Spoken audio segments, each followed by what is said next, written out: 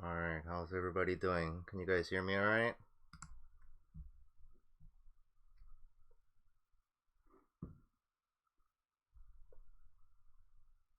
Alright.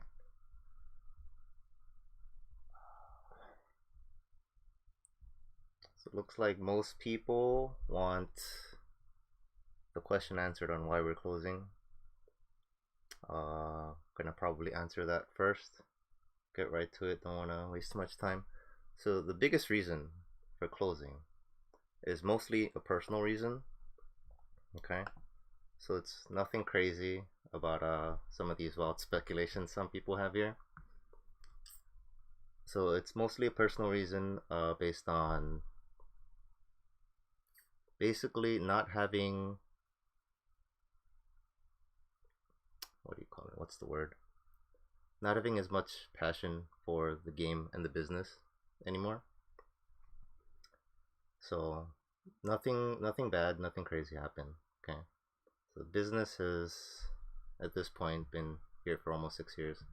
So mostly done what it needs to do. Alright. And there are reasons for the business operating the way it is and all that. So there are other factors, but the biggest reason, if you just wanted to know on why it was closing, it's just I'm done with the business. There's a lot of stress. It's just not fun as it used to be running the business. Yeah, it's not financial. There's no medical reason or anything like that. All right, so if that's all you wanted to know, that would be it. And then from here, we are going to answer questions that the community has for JKTCG, anything. Surprisingly, a few amount of questions being asked. I figured there would be more, but we'll see. Maybe people were waiting to ask in chat instead. Before we continue, I would like to preface the stream. I am most likely going to be mentioning either in full or in part some names of companies, groups, individuals, my former or current employees, right? So if I mention any of them for whatever reason you don't align with their viewpoints, etc., please do not solicit, attack, or harass any of them. If you're free to attack me as an individual if you want, or even talk bad about JKTCG if it doesn't align with your personal opinions, your values, etc. That's fine, but other people, please don't. And I'm going to try and make this stream as much as possible, although it's like basically impossible, less based on opinions or speculations, right? I know a lot of questions were about what I think is going to be about where English Wise is going and all that kind of stuff, but speculation, opinion, I'm going to try and minimize that stuff. And I also said the reasons for business existing in the first place is something that we're going to probably go over. I mentioned in chat earlier, if you had questions, submit it on Twitter, but if your account is protected or locked, I can't see it, so you might want to undo that or post on another Twitter account. And then we're also going to be going over some survey results, and then going over some negative criticism, or like any criticism in general about the business and the website. Alright, that being said, let's get to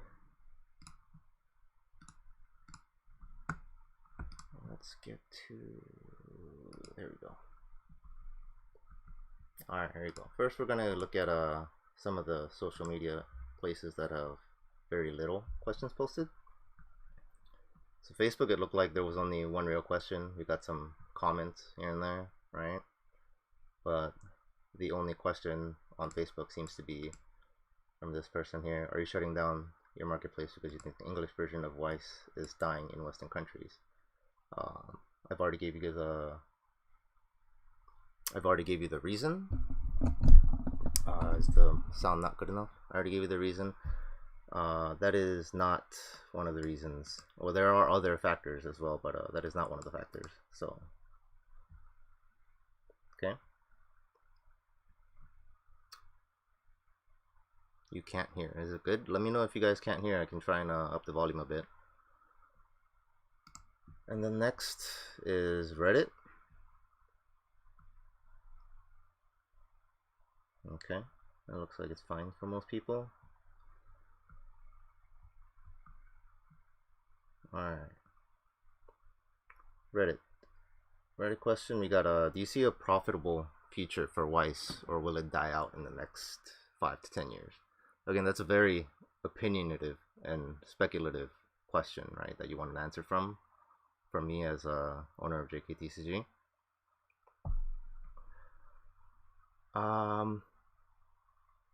Personally, I don't see it dying within the next 5 years. Past that, it's kind of hard to say for like any card game, you know. So who knows after that? But I think within the next 5 years, I think it'll be fine.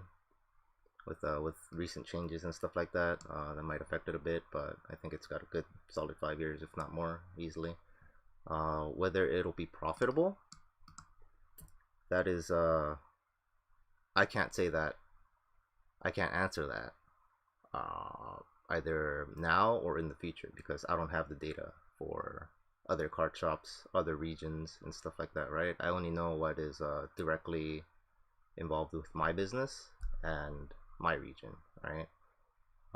In my region, there are a lot of problems in my region for Weiss to be profitable in this region as a card shop. So we'll see if we can get into that later.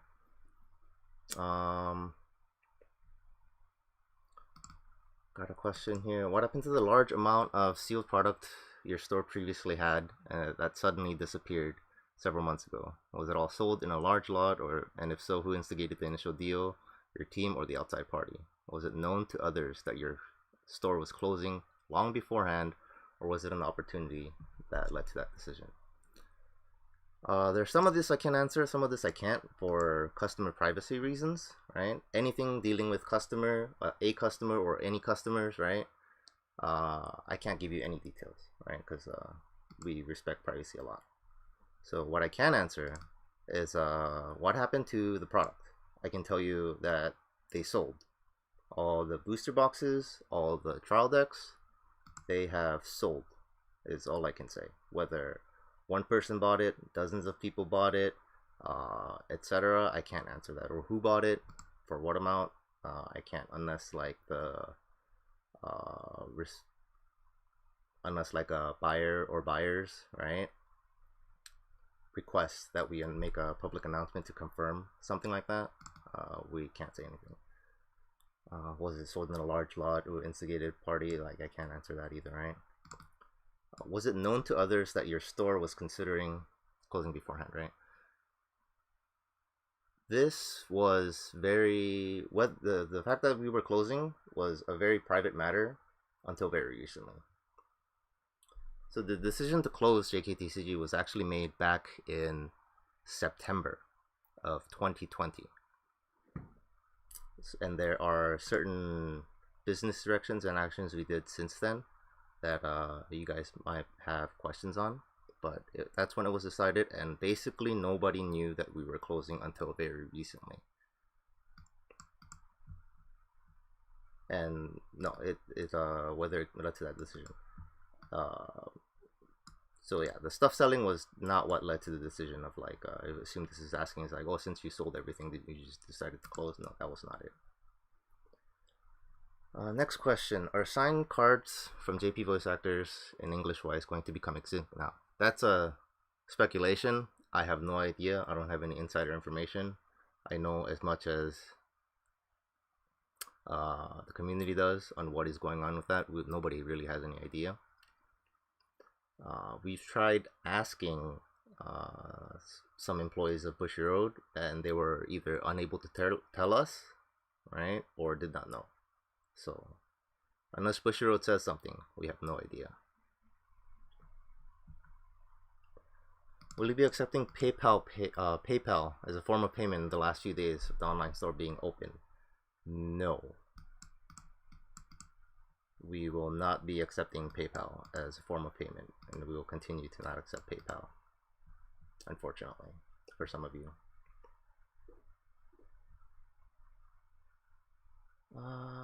Before we continue, because Twitter seems to be the social media that the most amount of questions were submitted to.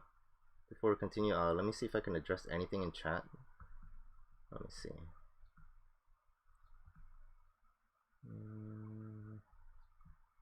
Before I lose all this, it looks like some of you are already asking questions.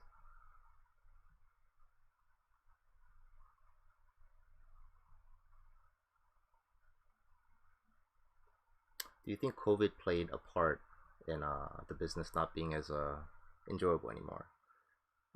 It definitely played some part in the enjoyment of the business, but as far as like strictly business aspect of it, not so much. Little to no effect in the business part of it, but because of social distancing guidelines,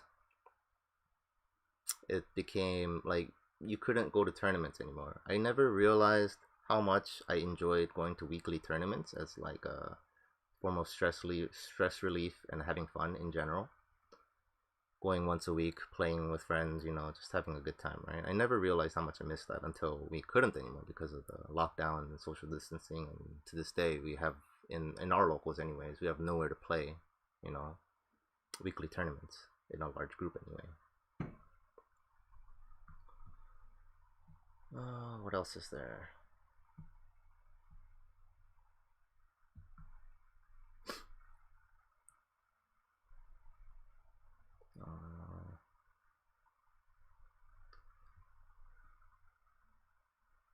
Regrets or things you would have liked to change while operating JKTCG. There are some things that would take some time to go over.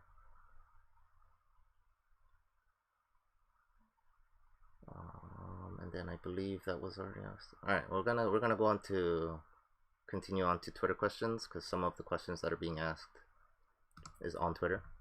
Okay, let me refresh this real quick.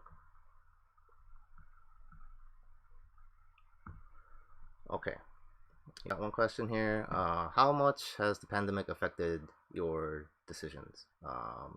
I've already answered that, I believe. It has not affected. It had very little to no effect on the decision to close. Most likely, if COVID didn't happen, we had a good chance of closing around the same time either way. There might have been a chance that we may have stayed open longer because business would be booming basically. So I might have stuck around with it a bit longer because it would generate more money, right? But either way, I highly doubt we would have went past 2021. Where do you think the greater TCG market is going to go? Do you think Weiss Schwarz and Weiss Schwarz as a whole, for that matter, has a place in the long run of things? The answer to this question is, again, opinionative, right?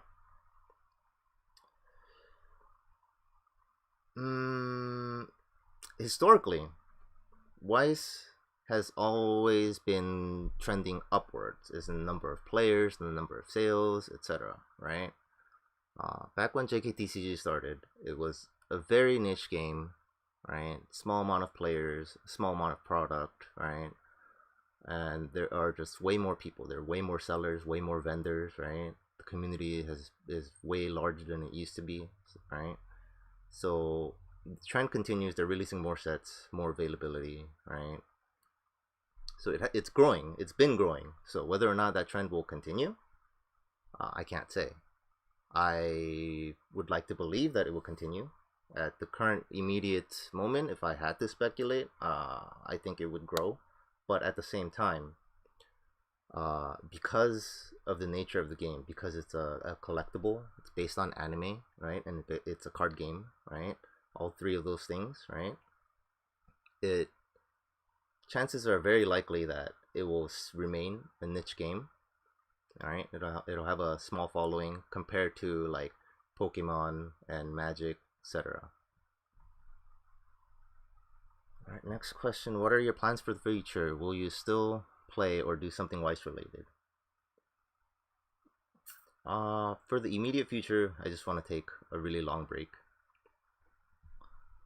take a couple months off, and just rest, because again, like I said, one of the biggest reasons was the amount of stress running a business has.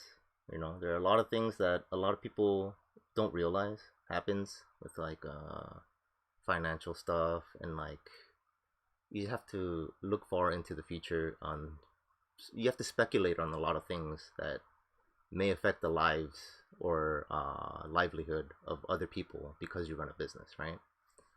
And that generates a lot of stress. But will I still play? Yes, I will still continue to play. Um, how much I play, I don't know, but I still do plan to play Wise Shorts. I want to hear an owner's thought on the state of English Wise Short scene. The way, like, I believe that kind of got answered back here. It is only been growing, and if the current trend continues, it should continue to expand, and have a bigger player base. No, I do not have pets. That's a question from chat. Next question is how did you get such high quality scans of cards? Really appreciate everything you've done for Wise. We just use a flatbed scanner. If you want to know which one you use, we use a V39. I forget what company it is, but if you search V39 scanner, you should get a result. It took a lot of time, more than I thought. It took a lot of hours, if not days, to get the settings just right so that it doesn't look either too dark or too bright, or washes things out on the image. So scanning is pretty annoying. So I do appreciate that a lot of the community seems to like that we had scans.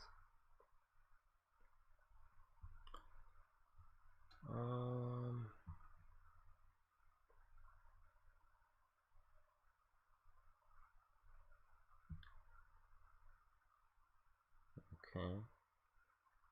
Chat's asking, do you ever see yourself coming back to selling? I might sell like on the personal level, as a player. I'm just gonna have things I buy and then I'm gonna want to sell eventually, so I'll sell on like a personal level. But as a full-on business venture again, I doubt it. Like, highly doubt it. Owning a business and running a business, especially with employees under you, is not something I really enjoy as much as I thought I would when I started the business, right? Because you have a lot of responsibilities. If you plan to take your business seriously and be responsible for your actions, etc., takes a lot of work. If you are a business owner that has employees, I think employees is the biggest thing. Has employees, and you are not very stressed out, like, ever. I'm gonna stop there. That's very, very opinionated, but yeah, it can cause a lot of stress.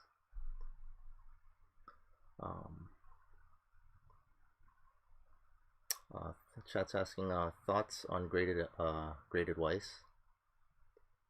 I think it's great that a lot more and more people are grading their Weiss cards. I think it gets more exposure to the game, and it retains some value, but that is also a double-edged sword, because those cards are essentially just being removed. Just been removed from circulation for the most part, right? You see time and time again people posting their graded cards on communities and stuff like that, and they generally get it because of the cost of grading is so high, especially now when after the pandemic. I believe it's 100 plus per card if you want it back in any reasonable time frame. If you do like the economy option, you're not gonna see that until end of 2021, maybe 2022, like, if you're lucky, right? So you have to do the expedited, and that costs 100 plus. Because of that, most people that get stuff graded plan to keep it forever. It's like one of those collections that they never sell, right? So overall, I think it's good, but there are demerits to it.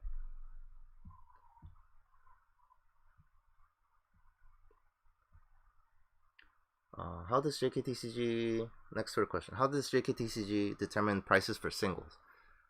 This I would need to go into a little detail, It's not something I can answer in like 2 to 3 sentences, right?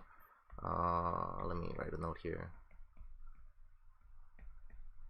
So write that note, and then we'll go over that in detail once we're done with Twitter questions, all right?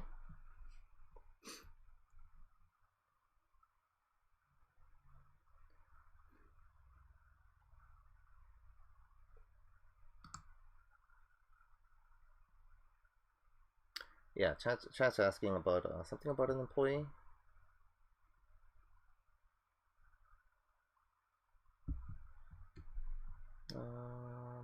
Something that seems to be tied up to anyone.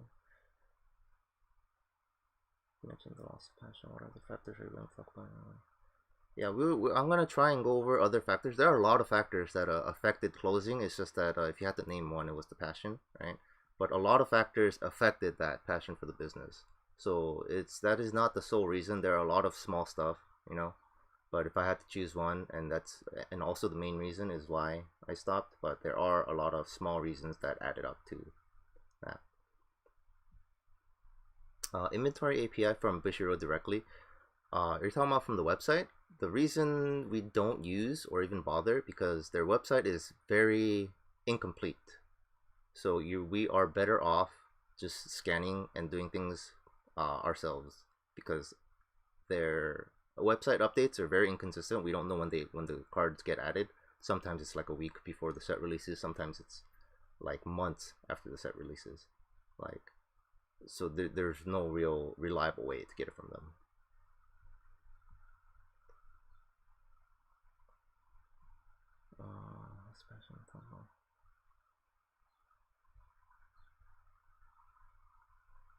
Yeah, it's just not my thing being a boss because the amount of responsibilities is the way I want to operate a business and a boss position. I feel employees should be treated, assuming they're pulling their own weight, obviously, right? Assuming an employee pulls their own weight and does what's asked of them, I believe they should be treated with the utmost respect because you are paying them for a service that they provide, just like how the customers give money to a business for a service that they provide, right? And I don't know about other regions of the world, but in my region, a lot of the laws are very favored towards the business owner. So there is, especially in my area, right, in Southern California, there's a lot of abuse on the employee. Like there are, with the current laws, there is technically a way for me to have an employee work 12 days straight, 8 hours a day, and not pay a cent of overtime, which is ridiculous, right? So stuff like that is not certain things I don't agree with. So you have to try and you have to keep your employees happy. I feel like I think that's a very important point in running a business, and sometimes it's just not possible, obviously, because certain employees are gonna have stuff they want to do, stuff they don't want to do, but certain things just need to get done because you need to run a business, right?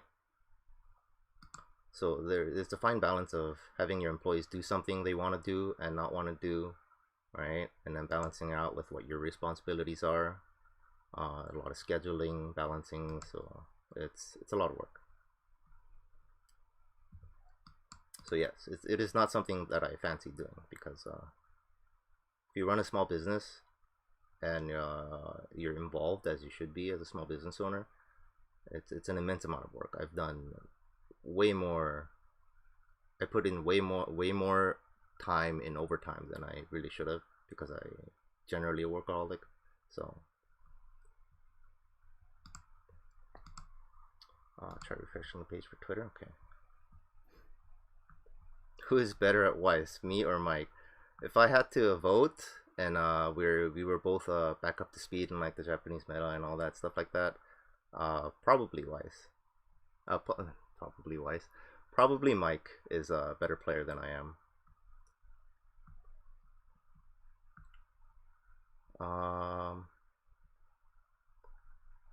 Okay, let me try and read some of the Twitter questions. Okay, we're getting sidetracked here with all the chat questions. Do you think Weiss is dying? Is this the reason for your closure? No, I don't think Weiss is dying. This is not the reason for the closure. Is the Bushiroad Southeast Asia office mishandling the English side of the game to claim? Uh, I believe there are a lot of issues with overseas Bushiroad, like basically anything not Bushiroad Japan, right? There's a lot of mishandling. There's no transparency. The recent announcement with we're turning all the signs or the signatures into hot stamps, and they said that is all. Thank you for your understanding. And the community, one of the comment responses was like, "Understand what? You haven't told us anything." That's generally the feeling that everybody gets when they make an announcement. They don't tell us anything. If they had said anything like remotely explaining why they did it, or if they even said we tried but we couldn't for reasons we can't say, that would have been much more than them just saying this is happening, thank you for your understanding. That doesn't tell us anything, because now people are saying, some people are speculating that this is for the money. It costs more to get the rights, the signature and stuff like that. So you're gonna have just wild allegations and accusations, right? Because they haven't said anything. So it could just be as simple as they tried but they couldn't for reasons out of their control. Otherwise, if it's a conscious decision because it saves them money, you know, that's what people are just gonna assume. What factors made JKTCG close down? Let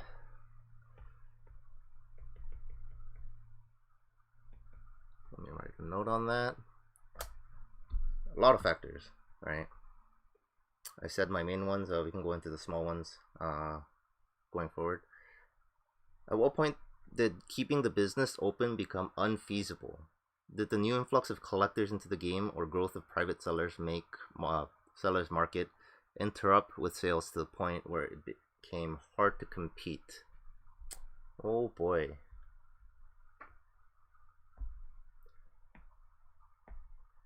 Alright, so this is another question that's going to be really long. Am I lagging?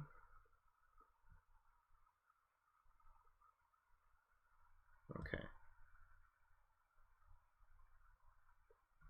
Alright, let's see if we can give it a bit of time. How's the audio? Is the audio still good? Is it just the video that's lagging?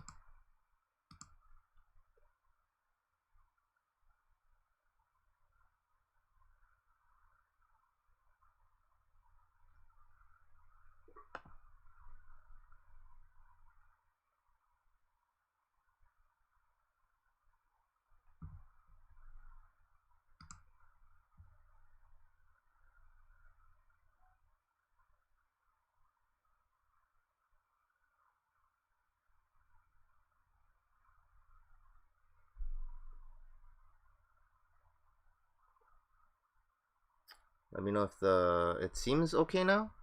Yeah, I think it's okay now. Can everybody hear me? Hear me all right? Okay.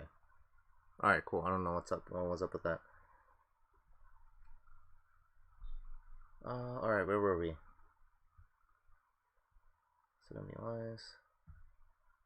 Do you feel as if, chat question, do you feel as if JKTCG became more of a community punching bag than it used to be? That's definitely a thing that has gotten a lot of attention in the community. There was even a post about people confused on why some people were mad and now they're sad that we're closing, etc. Yeah, definitely, because the community's grown, right? People have opinions.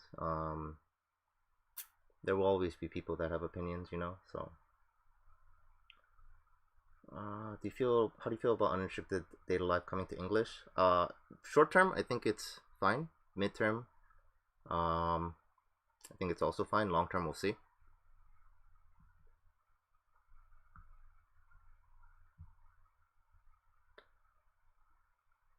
How has the partnership with Bushiroad been? I'm a bit more inland, and it seems difficult to work with Bushiroad even directly with them.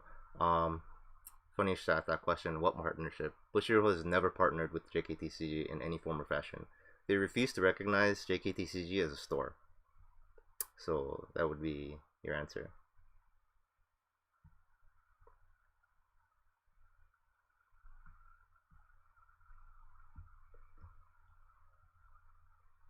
Where did you sell all the other boxes? That was already answered earlier on in the stream. It had all the sealed product has sold. That's all I can say. I can't give you details because of customer privacies. Okay, well, I'm gonna continue to some Twitter questions. I believe we were. This is where we were off. At what point did the keeping the business open become unfeasible? Again, financial reasons wasn't the reason for closing, so there was no. This question is not applicable basically. Did the new influx of customers into the game or growth private sellers interrupted sales to the point where it became hard to compete? It did increase competition. That is true, but not in a bad way. And then that's because one of the main reasons for JKTCG existing is for to grow the community, right? So the fact that there were more competitors was a good thing, not a bad thing for our business in particular.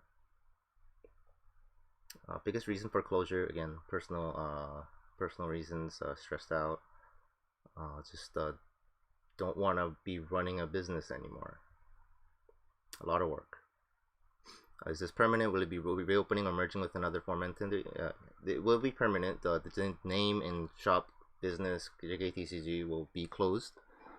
We will not be reopening or merging. It's anything of that sort. JKTCG will permanently be closed.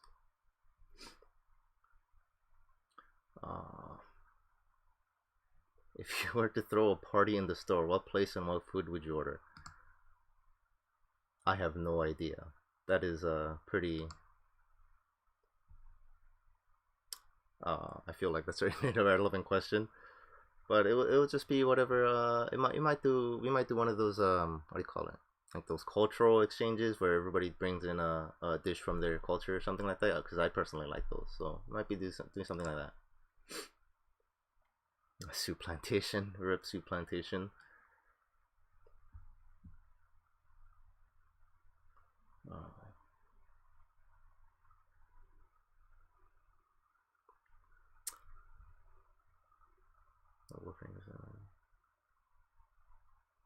Okay.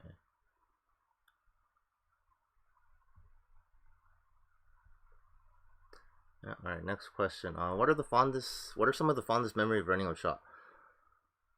The best part of running the shop and me personally enjoying running the shop was when we get a new player, right, or a new customer, just at our physical location mostly because it's the most amount of one-to-one interaction, right?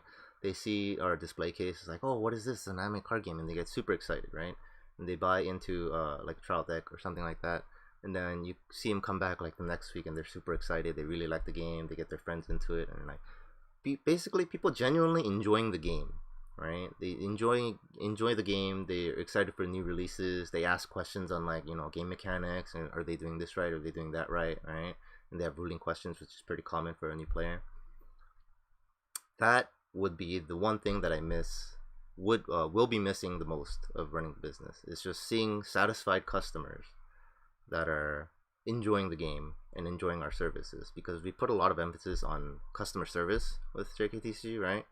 So again, I believe I said we're gonna go over the surveys, and you're gonna see a lot of service oriented positive feedback because we placed a lot of focus on customer service. What was the most successful set in terms of sales? I don't remember exactly, but there were certain notable sets that had way above normal pre-order levels. What set that started was Persona 5 had a ridiculous amount of pre-orders, and it continued to sell after it released, and it still continues to be very in demand, relatively speaking, to this day. So Persona 5 is really strong, but in terms of pre-orders, I believe Goblin Slayer took the most amount of pre-orders. I believe we sold something like 24 playsets. We had to open 16 cases of Goblin Slayer. So I think that takes the cake on the most amount of pre-orders.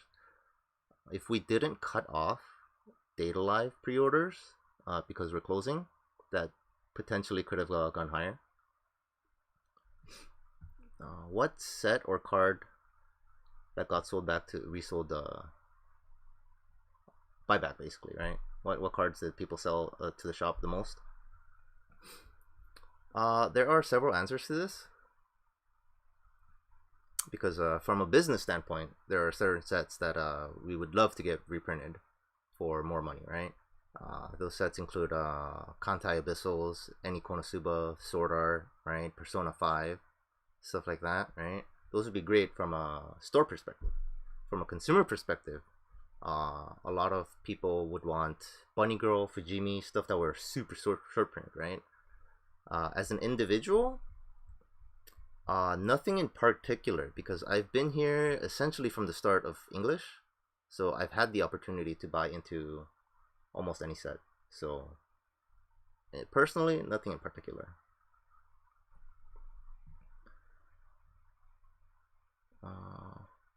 What was the one set you got yeah, oh, looks like I answered the wrong question. That was for what one set you wish you got reprinted, right?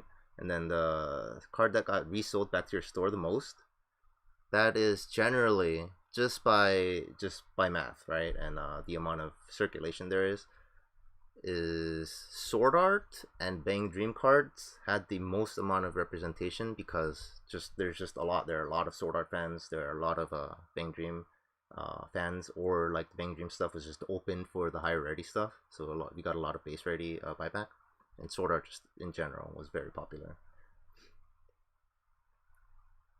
Will you continue to play YCS?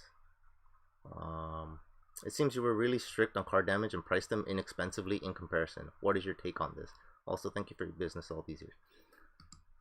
We are, for better or worse, and whether or not it's widely accepted, that we are very strict on card condition is a thing.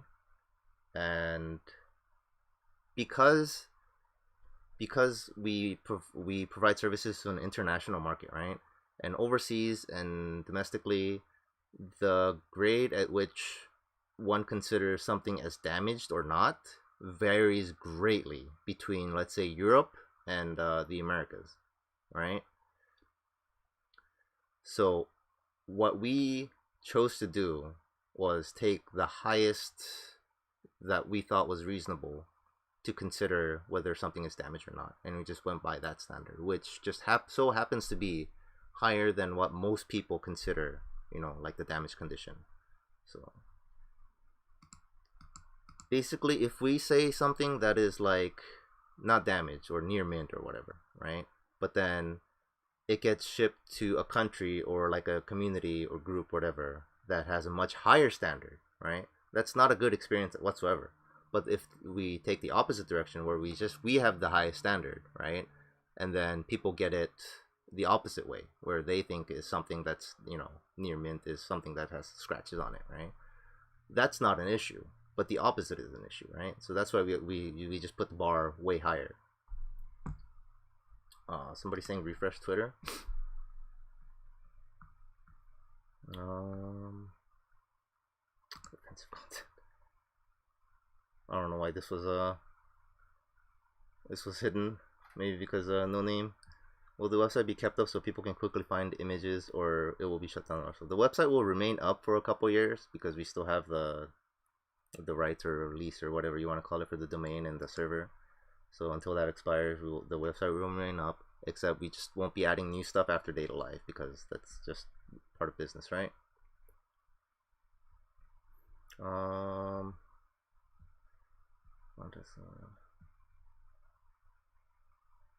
Okay, it looks like Cohen's questions is that what you guys were trying to have me refresh for? Before we get to that, what was your favorite Weiss set to play?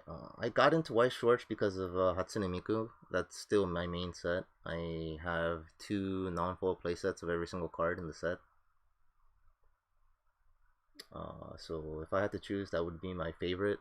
And then there are other sets that are fun. I like mechanics that are uh, like fun mechanics that are also competitive compared to just like straight up competitive. Those are the type of decks I enjoy the most, or series I enjoy the most.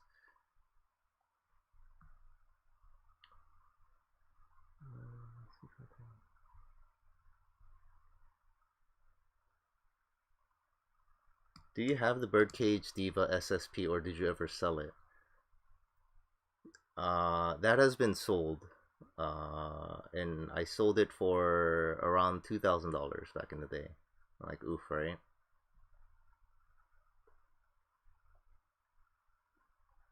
Do you think the wise? These are some chat questions, by the way, before we continue with because I believe some of this question is gonna take some time for on the Twitter.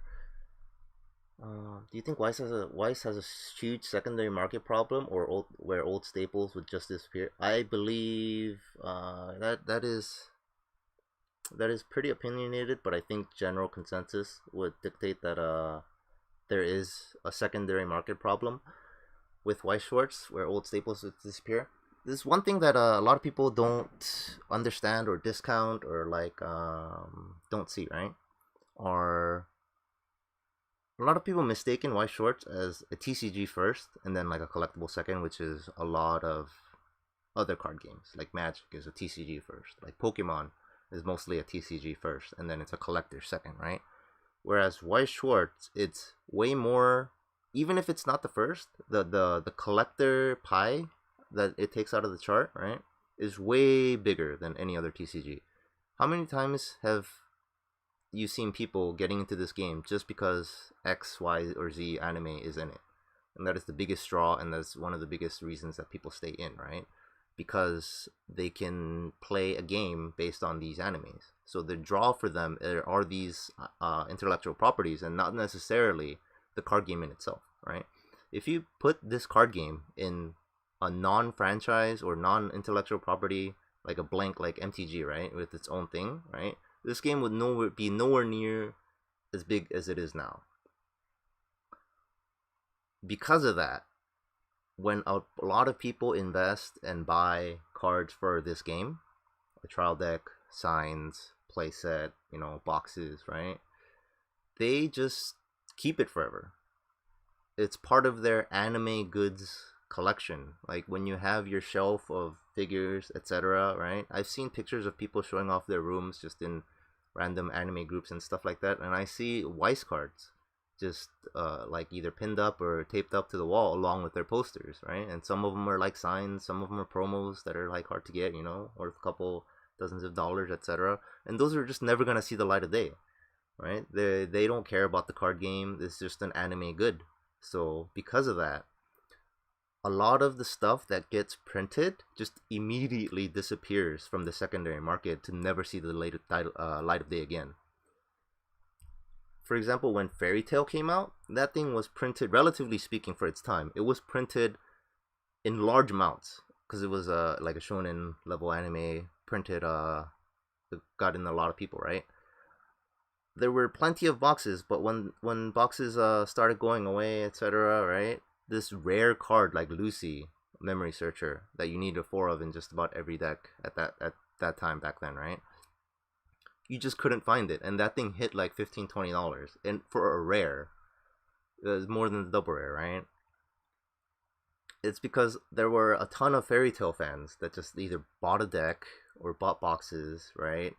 And then they just have like several copies of this Lucy that they don't care what it's worth. It's just like it's a cool Lucy card. They're just gonna keep it, right?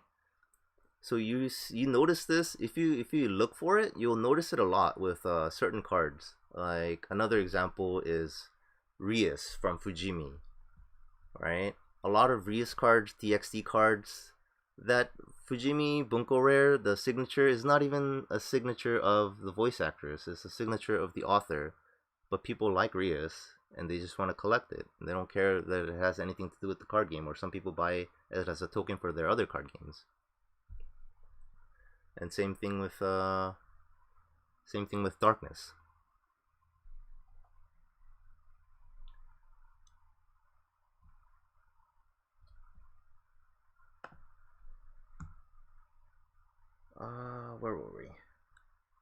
So yes, I believe there is an issue with the secondary market, and I believe Bushiroad can do better to address that issue. Because it's not a card game first for this game. Has 4 replies. Okay. All right. I guess these are the questions that you wanted me to address. Have you ever felt that the aspect of a price guide was decreasing in relevancy as the player base grew over time, and with white shorts being available on bigger platforms such as TCG Player and Card Market, etc.? Yes, this is objectively true, because back when we started, there was no price guide. There was like zero price guide. That is one of the reasons that the website was created. Back even before JKTCG, if you guys are old enough to remember, or not old enough, but have been following us longer than that. The problem when a new player comes into the game, right? And they like buy a trial deck or buy a booster box, and then they pull a foil or a sign, and they don't know what it's worth. They tried looking it up on the internet, and they don't find anything because the market was non-existent at the time, right? So they ask a community, they find the Facebook group or they find Reddit, and then they ask, hey, how much is this worth? And the community response is, I don't know. There were some listings on eBay. You can try checking there. Nobody knows. So that's one of the reasons we started the whole price reference thing, to give somebody a scope of an idea, right? And as time went on, TCG Player, you all, I believe everybody noticed when TCG Player first officially accepted White Schwartz as a card game in their platform, right? So that was a pretty big moment for the game.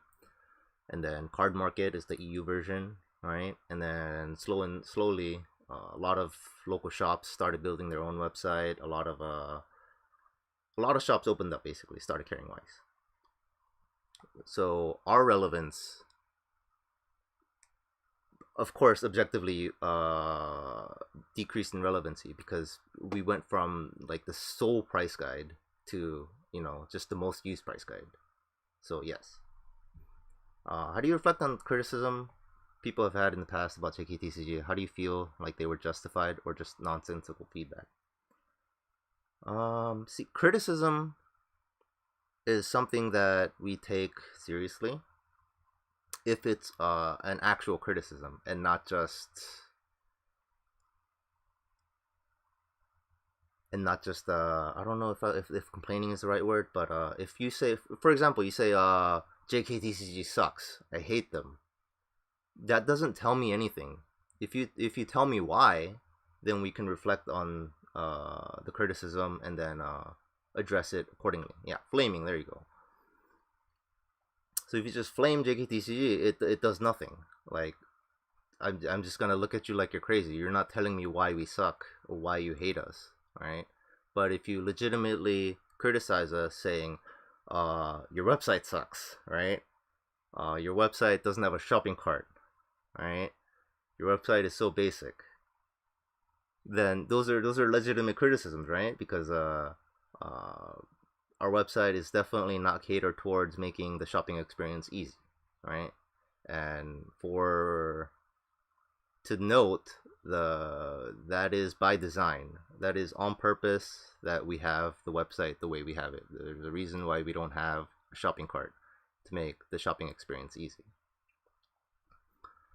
So some of them were justified with the criticism, right?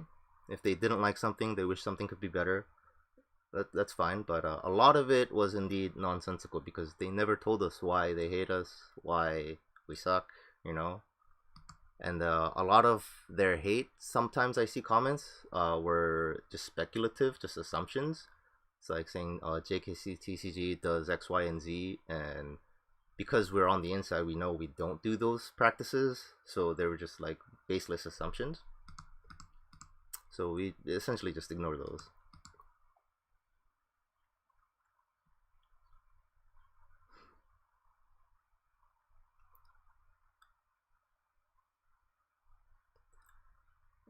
Chat question: in your opinion, how can Wise gain a bigger community? Wise can gain a bigger community by being, I guess, more accessible. One of the things that's happening recently is a lot of content creators are making YouTube videos, etc. Because early on in the day, even a couple years ago, people were asking, is like, oh, where do you go watch YouTube videos about, Weiss card games and stuff like that? Because a lot of other TCGs, there are a ton of content creators, right? Talking about set releases, price speculations, deck tech, and stuff like that. Weiss for the longest time didn't have any of those. That you had like one or two channels maybe that talked about it, infrequent updates and stuff like that. But more recently, more and more people, it's still pretty scattered as far as content releases. There's no one place that is like the go-to Weiss resource or anything like that. Not yet, but there are quite a few number of content creators nowadays. So I think that's one of the bigger ways to gain a Weiss community is have resources, a website. Another thing I really like is having one of I believe there are more than one of those blog websites that go over rulings and explain basic rulings, refresh point, and damages, backups, and stuff like that. Those are very useful for a newer player, right? Because those are questions that get asked constantly by a newer player because it's a legitimate question, right? Because it's a very unique aspect of the game, and you don't know how to resolve rules and stuff like that, right?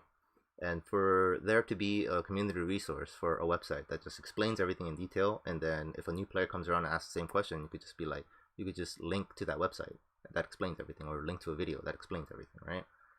So community content and community references, community resources, I think is one of the biggest ways that Weiss can grow as a community. And it's also one of the things that is still quite a bit lacking compared to other card games at the moment.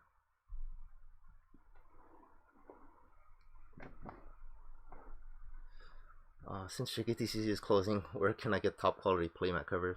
The playmat covers are sourced directly from Card Lab or C-Labo, Labo from Japan. So if you're able to get somebody from Japan to order them, or order them yourself from them, you can get them from there. So as you can see on our website, it's the label that we use is like straightly just their product label. So nothing to hide on where we get it from. Did JKTCG drop their Twitter questions again? Did JKTCG drop their pricing on playsets for Data Live, etc. to stimulate more playset sales equals more volume being sold, which is helpful to the community because it means it'd be easier to pick up Weiss in the future generation. Was this a decision to be helpful to the community? Oh boy, this might need a memo. $300 playsets. I might have to come back to that. The public finds it contradicting that JKTCG was a price guide while being a store at the same time. What is your opinion / perspective of this? This is a fairly easily I can easily answer this question, but at the same time it's very complex.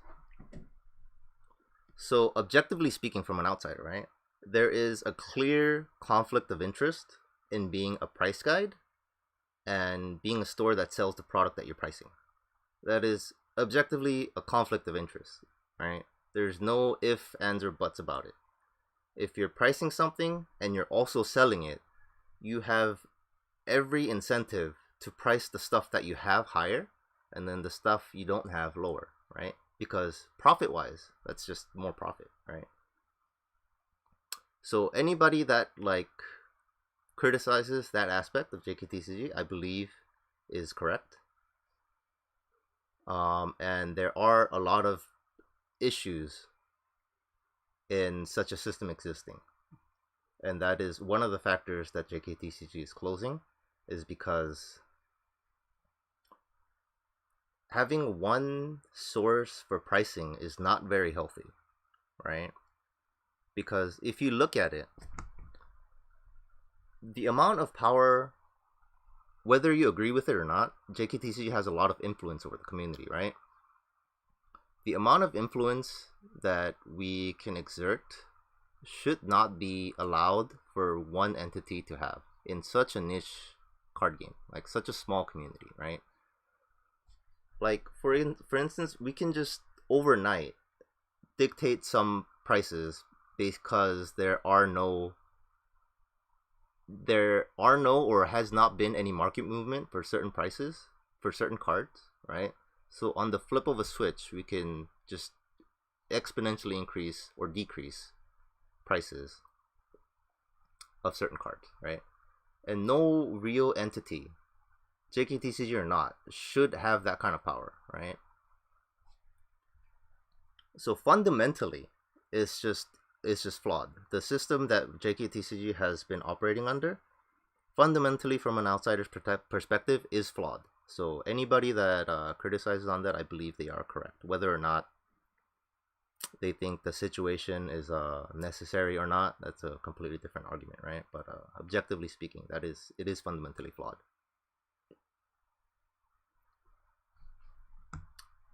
Okay, so I made some of these notes on the stuff that I said would take a long time to answer, right?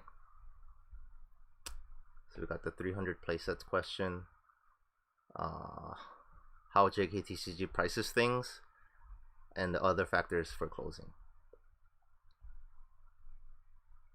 Alright, so I think we can go over factors for closing first.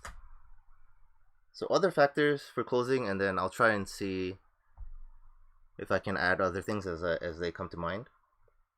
So the factors for closing is the community has grown enough at this point where I feel like JKTCG as a price guide isn't necessarily needed anymore.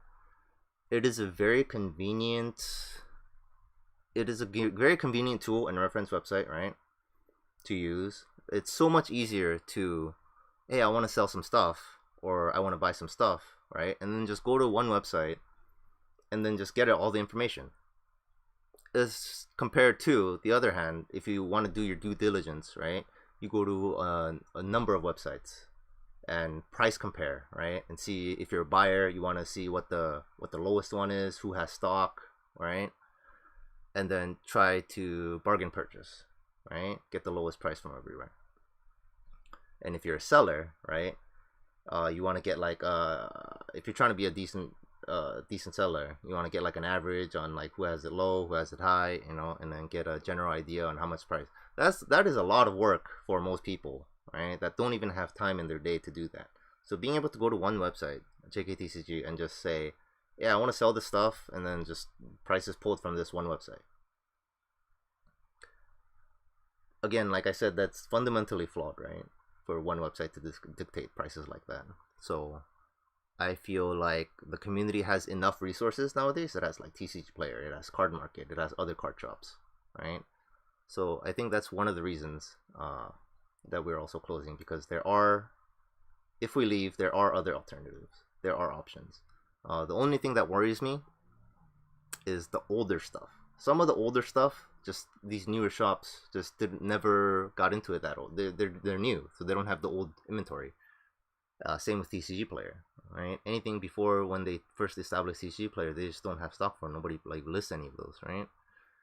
So pricing older stuff, older collectibles, older like decks is gonna be questionable, I feel like, but we'll see.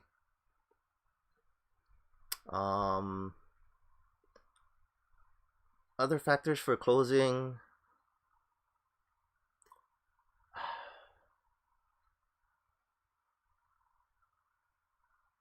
I feel like that has to go into on the purpose of JKTCG. So let's probably get into that. So this is going to be probably a long one. So the purpose of JKTCG, like I said earlier, was to establish a community resources for pricing, because there was no pricing guide back then, right? And first, to understand on why I decided to do that, you have to understand that I didn't start this business as a business. It's technically a business. We take money, we invest money, we get money back, and there is a gain on the said invested money. So it is a business. But for those of you that don't know me and that don't know me personally, right? I do not. I have no need to work because I'm a U.S. Army veteran, right? And I got out of the army on a medical discharge, so I get a disability check basically from the army every month, right? So my basic necessities are fulfilled, right? You know how like those retired 65 something year olds live from their social security or whatever. That's basically me. So me running a business is a hobby, if more than anything. I'm sure if you're local, you've heard me say this numerous times.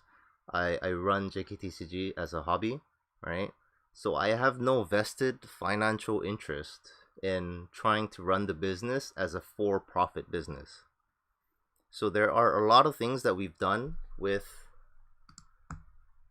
the business that doesn't make sense from most businesses, right? Because we're not for profit. And I know that's gonna be I don't know, head scratching to a lot of you.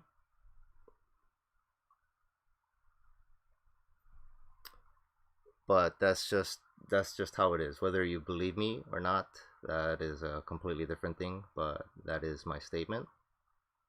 So we run the business as more towards a nonprofit business for whatever I believe, which is, subjective, right? Is a is a positive effect for White Schwartz and its players, right?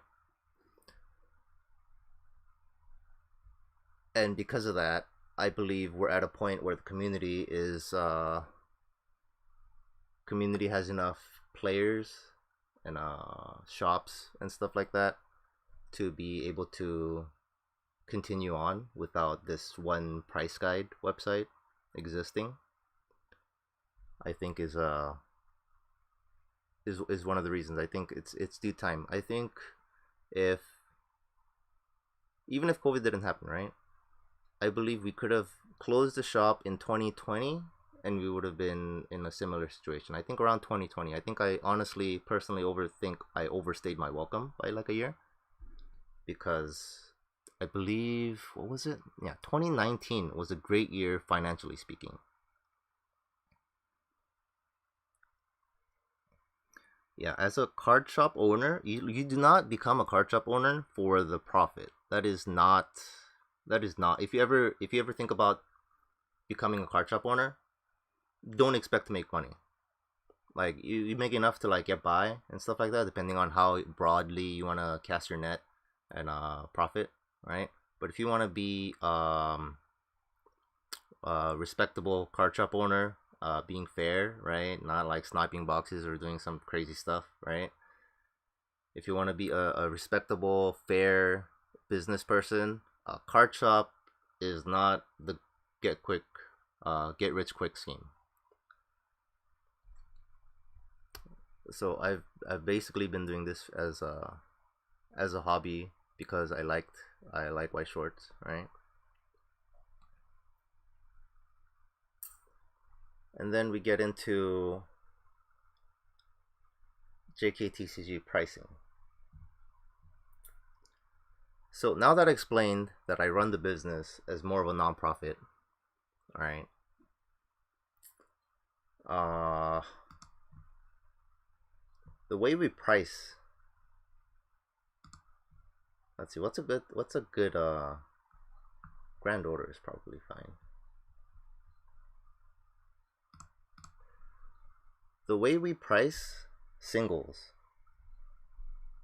right, is priced in a way that card shops have an incentive to open product, carry product, and sell white shorts. If that makes sense to you. So play sets have always been around like 350, right? And then cases have gotten around 300, two play sets in a case for most sets. Generalization, right? So two play sets in a case, and then you get foils and signs worth a case, right? Generally, it's something somewhere around like 3 signs for most sets, right? So the expected value when we price on release anyway, after release is just whatever the market dictates, right? On release, if you have noticed, or if people have been like following how we price our cards, on release, the double rares, or select useful double rares, not like the useless ones that we're never going to sell more copies than we have, stuff like that, right? There's useful double rares, useful rares, and then useful stuff like that. Those add up to around the $350 playset, right? So times that by 2, right? 700. And then same with foils. This number has changed greatly in the recent times in 2020 because of the pandemic, and collectors' sign prices have skyrocketed. But generally speaking, you make the double rares and rares worth $350 for a playset worth, and then you distribute around that amount between the double rares. So it's very rare for a set to have multiple like 20 something dollar double rares, right? Because the math just doesn't add up. So on release anyways, it's always going to be divisible by 350 roughly, because when we generally count just the expensive double rares and rares, and then add up to 350. And then signatures, back then, for several years ago, I think the signatures came out to around like $250 average. Recently it's been way higher than that because collectors are going crazy for signs. So we would initially price the cards on like roughly what we think a sign should be for this character, for that character, right? And then how many copies you run of this card. Is it necessary to play this set? So we do preliminary pricing, and then we average out how much expected value off of cases, right? And then go from there. And then if you feel like the expected average is way too high, we'll lower prices as necessary, here and there, and then adjust from that. Same with foils. Foils varies greatly for each set. So foils somewhere around anywhere from like $50 to $200, depending on how good the foils are or which ones we count. We count like the useful ones, right? We don't really count the small ones that are just going to be junk foils, right? So the pricing has always been priced so that shops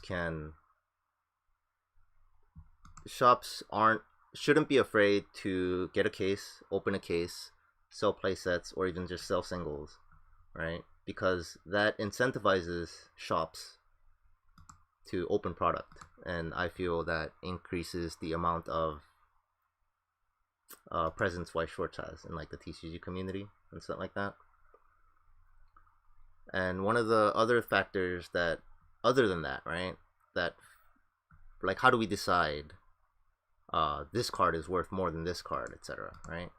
And for a lot of the higher ready stuff like signs and the foils, right, a lot of it has comes down to characters. Like certain characters are just way more popular than others, right? And sometimes there's a connection or a disconnection between whether a card is good, like playable competitively, or not. Sometimes if a card is good and it's competitive, then that's probably the most expensive card in the set, right? So most popular character, the best card, and you need 4 of it in the deck, that's probably the most expensive sign. So we will research which character out of a new set is the most popular in a franchise, right? For Fate, for example, right? Like Ishtar, Ereshkigal, and Mash are like by far the most popular characters, right? Compared to like Kingu. Right? Kingu is a very useful card, but it's, yes, waifu tax basically, right? And then Gilgamesh, also female cards sell way more than the male sign counterparts. But Gilgamesh is like one of the few exceptions. Gilgamesh and Kirito are probably one of the few exceptions where they can kind of hold their ground in terms of being able to hold a decent SP price. But for example, if like Subaru from ReZero, his signs are worth not that much. It doesn't help that the signs aren't on a good card. But you'll notice Kirito cards will hold great value. Even cards that are even cards that are not that great. Hold on, looks like there's some stream stuttering here. See if that's any better.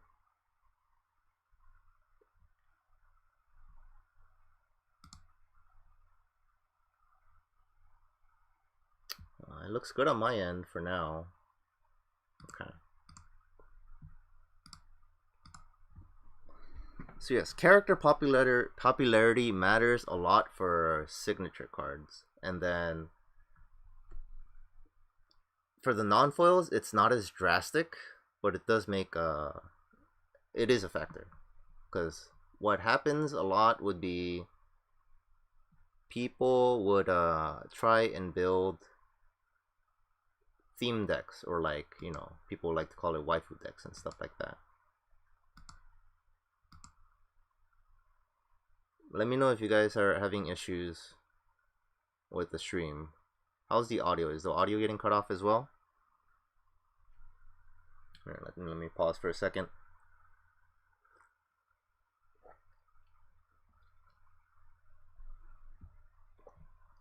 Okay, so it seems just certain people are having issues. Okay.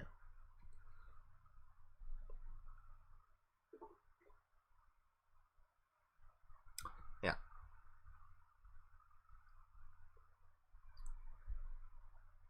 So that's one of the things. Character popularity matters a lot, and then also whether or not a card is strong or viewed as strong for certain certain decks. So a lot of it comes down to whether or not the prices make sense for a case distribution, right? So shops that sell it and have incentive to carry the product, right? So initially, the expected value, a lot of people have noticed on release, the expected value is good, always good on new releases, at least the way we price it. And then after that, for example, like Memory Snow, right? It just kind of tanked afterwards because there was no perceivable demand. It also didn't come out at a good time during the lockdown and stuff like that, right? That, and then character popularity, how good it is, how many copies you run in the deck, how many decks run it. If, for example, Goblin Slayer. Goblin Slayer, you play Goblin Slayer, right? If you're playing Goblin Slayer in any competitive form, you're just gonna run 4 copies of this, right? There's no ifs, ands, or buts about it, right? So this card always is gonna start $20+, like on release. Compare that to other sets where you have, oh, what do I run at level 1? You have multiple options, right? So that brings down your price for those cards, and it just kind of redistributes the amount, the dollar amount, to other cards.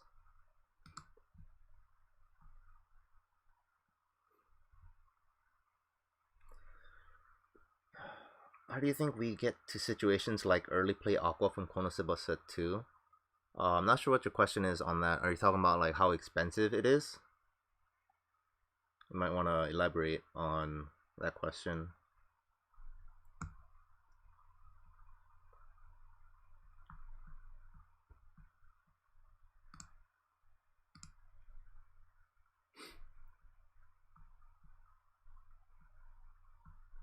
You're talking about this card, right?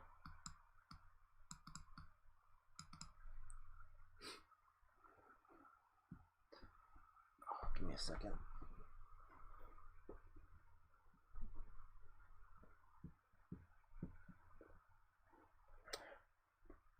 The thing with this card is when Konosuba first came out, Konosuba 2, when it first came out, the prices,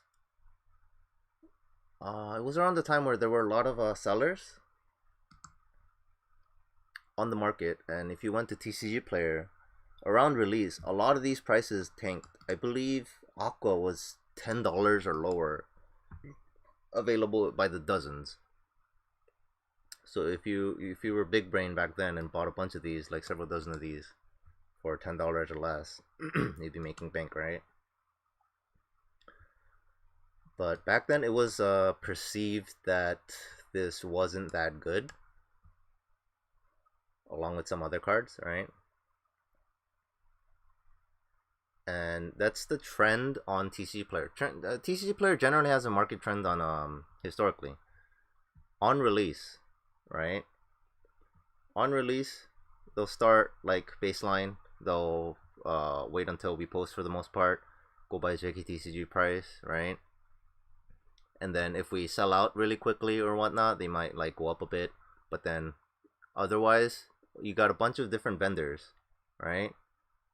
Just competing and trying to undercut each other. So you'll see a sharp decline. You'll see a sharp decline in pricing, and then it'll go down to a point where it's worth for an individual or some other parties to either build decks because it's so budget, or like buy it out for like a future investment, right? And then at that point, everybody that wanted it or had any interest in it will buy the cards out, right? And once the supply is gone on TCG Player, right, it's just gone.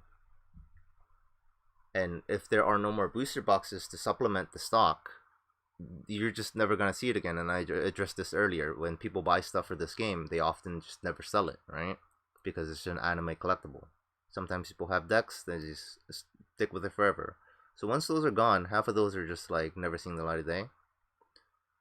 And then once there is a demand, when a new set for Konosuba comes out, or people realize Konosuba is a really good set, now there's demand for the competitive scene, right? And these competitive players can't get any copies, and the price just skyrockets. This is a very predictable and historical trend on TCG Player. If you guys ever follow like the recent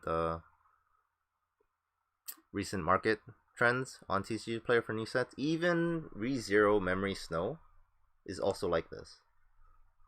At one point, even JKTCG sold playsets at 150, right, to get rid of it. But now it's way higher than that because the stock ran out. Nobody has it anymore, and it's just a thing. Can't say I can explain it any particular way better than that, or but that's it. And then as far as the other pricing, you'll have also noticed that JKTCG also prices cards generally slightly above, I would say, like market is what people a lot of times would say. The JKTCG overpriced and stuff like that.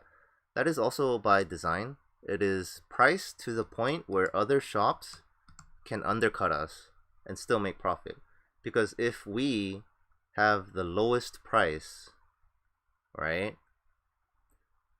other shops can't also open product and match or undercut us and still make a decent profit, right? So by pricing slightly above market or like at market, it gives other shops the option to undercut us so that they get traffic. Because we have the name JKTCG because people use this as a price guide, right? So our name is just out there. This is also another reason why we don't advertise ever, because by default people use us as a price guide, so our name just goes out there. So we don't want to be overbearing on the rest of the market, the rest of the card shops, right? Because if we try to overreach, basically, right, it only hinders card shops, other card shops. When if you're trying to grow the community, that is not a good thing. So a lot of the times we will have prices slightly above or at market so people can undercut us. And then stuff that we're sold out on, I think, is another thing that people are concerned about or questions about on why. Let's see, what's a card that was recently had this happen to, other than the Konosuba Aqua? Like for instance, yeah, let's just use Konosuba Aqua as a good example, because for the longest time, right? For the longest time we had this at what, $40-$45, and then the market was going for like 60 plus, right? One of the reasons we do that. A lot of people seem to have the impression with some of it is just legitimate impressions and concerns, right? Is that we price stuff that we're out of stock on lower so that we can like buy it in at a lower amount and then like increase the price as soon as we get it in or something like that, right? These are assumptions, right? But what actually happens is we get something in. Like let's say this was priced at $50 right now, right? And we pay, you know, X number of dollars at like let's say it's $50. We pay 35, 40 or whatever on it, right? And then we get it in, and then we will list it for. We will restock it and list it for that price. We will not change that price until it sells or somebody places an order, right? So, and then based on how quickly that sells, that gives us information on market data, right? Because sometimes if we're like so wrong about a card on its price, right, it'll sell A immediately, and B, we will get multiple orders on people wanting the same card. Like if we get like an SP, let's say, like Aqua, right? Let's say we have this at, I don't know, $150 something, like way below market value, right? And as soon as we get it in, right, for $150, people are gonna jump on it. We're gonna get 5 different orders or whatever immediately as soon as we post it on Twitter, right?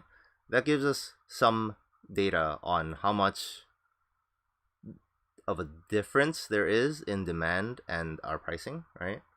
So as soon as that sells, right, we will adjust the price afterwards. So we don't make that extra money that people think we made, because from an outsider's perspective, right, unless you're the person that ordered that card and bought that card, paid for it, and got it shipped to them, right, you're not gonna see that it sold for the price that it was listed at when it was at 0. All you're gonna see is that you see that this card was at 0, it was at 150, right, and then you're gonna see our post saying Aqua SP restocked, right, and then it sells immediately, and then you're gonna go back to it, and then you're gonna see the updated price at price 400, and you're just gonna assume, oh, JKTCG bought it in at like a 150 listed price, and then it sold for $400, right? When in fact that is not the case.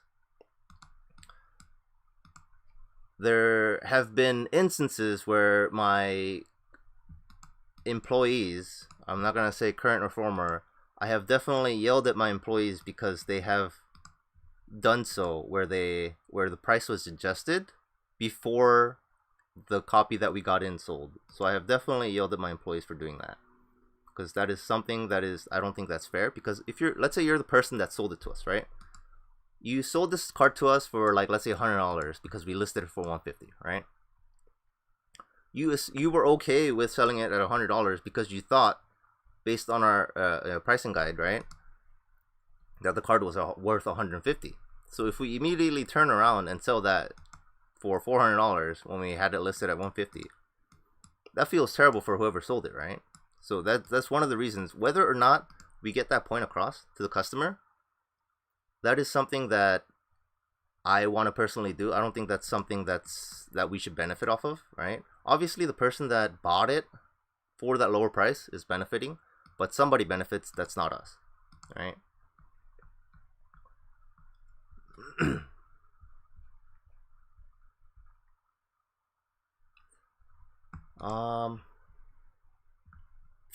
Yes, and then Darkness went up. Darkness is one of those other cards that are like, this card makes no sense, right? This is another card. Oh yeah, that is another thing for pricing that that affects pricing a lot. Stuff with different art. If you look at Konosuba Legend of Crimson, right? Like, look at the prices for these cards. Like this Union and this Megumin, right? Because the non-foil version looks nothing like that, and they're foil. So there is a big market on cards that look a bit different on the foil version. So there is a premium on those. Another example is I believe Fate, one of the more recent examples. Which one was it? Fate Heaven's Feel, I believe.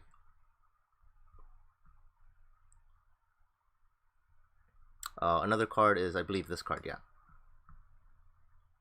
Yeah, the non-foil version looks nothing like the foil version, right? This 65 right here. and then this foil version right here. So that also has a premium. So art matters. If for, let's say, even signatures, right? If the art is significantly different and it's generally viewed as a better art, right? There is a premium on that price.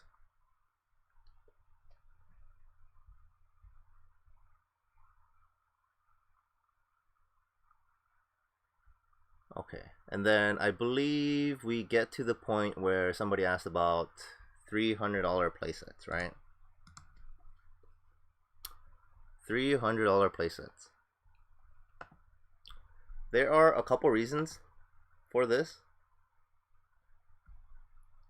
One of the reasons is, like I said in part earlier, the market for collectibles, just not even just twice, right? The market for collectibles has just skyrocketed during the pandemic with the lockdown. So again, I've told you on how we price things, right? So we price things based on case value, and we put that number somewhere around like $1,000-ish, right? Because a lot of consumers' case is worth around that, right? Not even to the shop, but for consumers, right? If they're trying to buy a case, it's worth around $1,000. So because the expected value of signatures are way up, like I said earlier, it's like 200 to 250 before, right? Years ago when we price out averages, right? Now it's at 300 plus easy for most sets that come out. So that number has to be shifted somewhere, right? So 350 plus 300 something plus all the foils plus any applicable promos, right? That just goes way above like the $1,000 limit, right? So the playsets had to go down because the demand for non-foil singles has dropped significantly during the pandemic because most people just don't have places to play, right? So because the demand is just not there, it just had to go down. Because when we were still selling at 350, even like good sets weren't selling that well at 350 because it's not value, right? Because at 350 you're almost paying full price, and chances are you're going to be able to pay that price in the future, right? So the playsets had to go down in response to the foils prices being way higher. That, and at the same time, it's it was a rather unfortunate decision. I don't know if unfortunate is the right word, but that's not good for shops, right? Like in general, as like I said before, like I wanted shops to be able to undercut us and still make profit, right? And when we price play sets at 300, it's hard for other shops to undercut us at that price point, right? Because if they do that, then they have to hinge really hard on their higher rarity stuff selling, right, at the higher prices. And there is an issue with us being able to sell certain signs at a higher prices than other shops. Like a small shop in the middle of nowhere is gonna have a harder time trying to sell, like, let's say, what do you call it? Like these cards at like 250, right? Small shop in the middle of nowhere with like maybe they have an online shop, right? If they open a case and pull a couple of these, it's gonna be harder for them to sell these cards at 250 than it is for us to sell these cards at 250, right? So it's rather unfortunate that we went with that. It's also at the same time, like I said, we decided on closing the shop in September, right? So there is a small factor in trying to see how much market share we can get, right? Because one of the things that people complain about JKTCG is that like we have a monopoly, right? When this just not the case. Where our business is run in the direct opposite mentality, anyways. To try and not have a monopoly, to try and incentivize other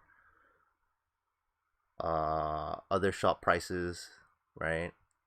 other shops to be able to sell, have new shops, open up or start carrying rice, right? So one of the reasons, right, of having 300 playsets was to see how many we can get of a market share near our closure, right? And that goes in line with our booster boxes, right? Like how many, like if we have any shop owners in the chat, right? How many of you like didn't like it basically when we lowered playsets to 300 and booster boxes to 55, right? Because my assumption is that that sucked a lot. Because there are certain shops, right, that get booster boxes for around 55, like from the distributor, right? Because there's shipping involved, right? There's maybe currency conversion involved, right? So if we sell it at 55, like that sucks a lot for the other shops, right? So it was in part to see how much market share we get, right? Which I would have to say, I'm like sorry for the shops, but it only lasted for what, 3-4 months, probably, yeah, less than 3 actually, yeah, less than 3. But that's one of the reasons for lowering the playsets. And for reference, we did get a lot more playset orders, a lot more booster box orders, a lot more trial deck orders, right?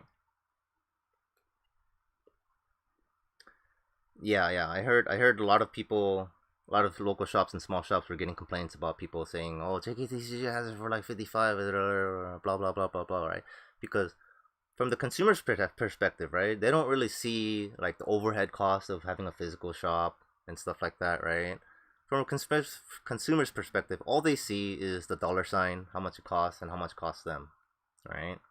Yeah, in some places, like $100 a box is just a regular thing, and it's just like, how do you compete with that, right? And also for reference, 55 a box is something that we could have always offered as JKTCG, and it would have been not much burden, if any. If anything, we would just get a bigger market share, right? But then that just like chokeholds the rest of the community's card shops. So, and going in line with previous statements on how we run this business, or how I run this business, right? We have the quote unquote like MSRP or whatever you want to call it, right? At 65. I wanted this number to be higher for the longest time. All right. I want this 65 to be 75, but I can't because of local, like the local economy for White Shorts product is very toxic in my area, right? Because we have a distributor that will sell to anybody for basically anything, right? So my competition aren't local card shops, because there aren't that many local card shops, right? My competition is literally the distributor. So like, what am I supposed to do? Like 65 is basically the highest I can put this. Like if I charge anything, people are basically paying like a $20+ premium off the distributor. So there's no way I can. I want to raise this to 75, right? So that other shops that need to sell it for 85, $90 won't have such a huge gap between their box prices and our box prices, right? So I've tried to wait at every opportunity to raise booster boxes for 75, and this opportunity just never came, because if we do, we just like wouldn't sell booster boxes, like, period, right? Because literally, like, the distributor shop next door, like 100 meters, not even, has boxes for less than us. So the 60 at 65, we still had customers that wanted to support our small shop, right? So the real champs that have supported JKTC for all these years are those customers that knew right? They clearly knew that they can go next door, pay like sometimes 55 bucks, pay like $10 less per box, right? Just next door, like less than 100 meters, just walk in the same building, right? And buy from somebody else. But they chose to pay the extra and buy from us, right? Because they understood that like small businesses suck, it's hard to maintain, right? And they wanted to support the business.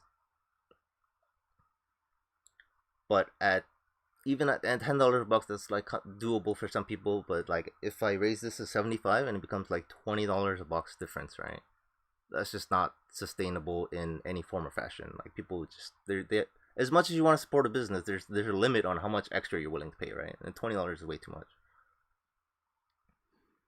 So at 65, I understand it's a 65 is lower. It should be higher, but I tried. I really tried, but I couldn't.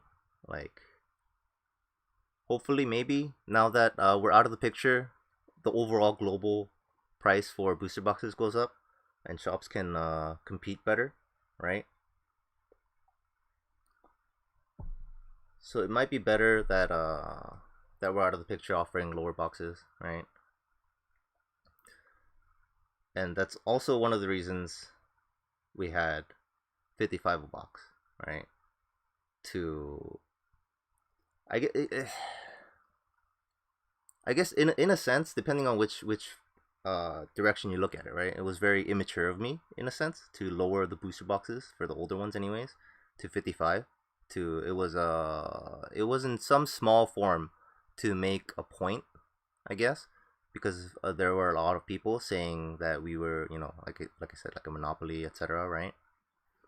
But like while we were operating in a way where we weren't competitive and did everything that we could for other shops to make money, right?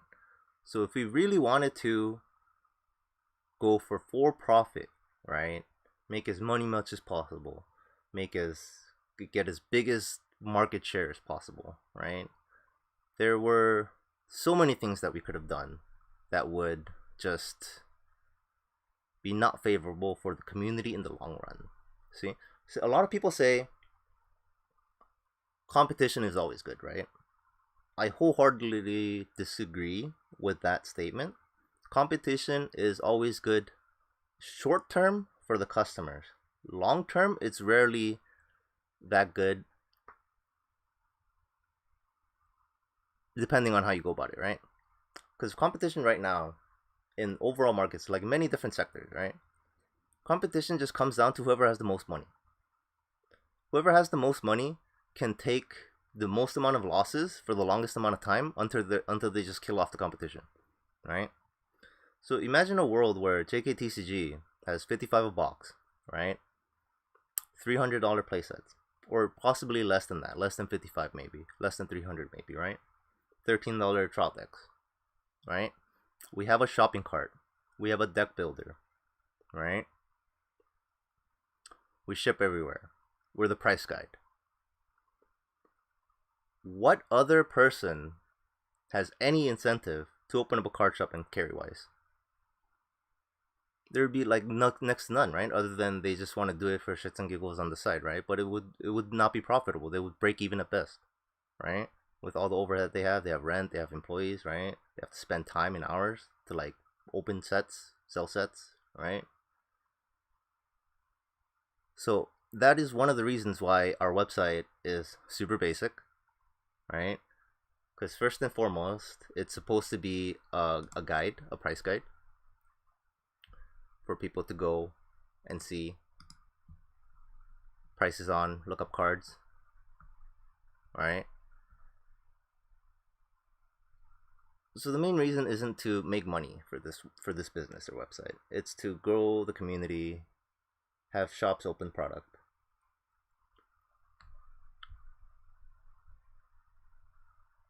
And then when shops profit, they have more incentives, like, hey, this is selling really well, maybe we should buy more of it, you know? And if they buy more of it, there's more product on the marketplace, player base grows, you know?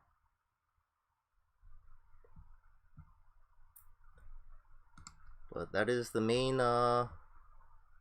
reasons for the existence of JKTCG. I think it got a little long-winded there, but I believe I addressed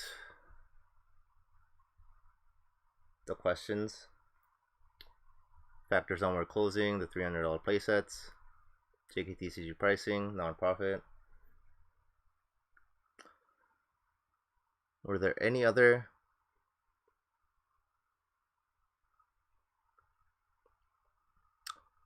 questions? Thoughts about World's promo prices? Aren't they quite low compared to some SPs? Yeah, there's a reason why we're not pricing the World's promos, is because there's a very small finite number of them, right? And because assuming a good number of them is just gonna be held and never exchange hands, right? So the number of copies that are on the actual marketplace is very little, and when the supply is that little, pricing on that is so, what do you call it? So fickle.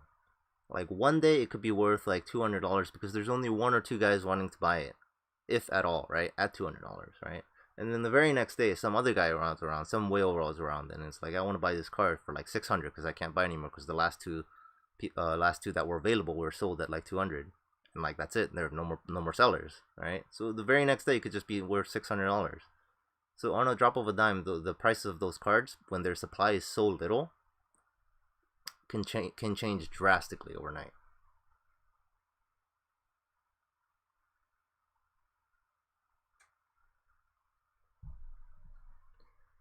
Why is Mob Psycho so cheap? Mob Psycho was not a good set. Not necessarily like competitive wise, right? I think competitive wise it's fine, right? It has its pros, it has its cons, right? It has its strengths and weaknesses, right? But the intellectual property Mob Psycho apparently is not that great. That's about all I can say on that. It's just not that great, the intellectual property.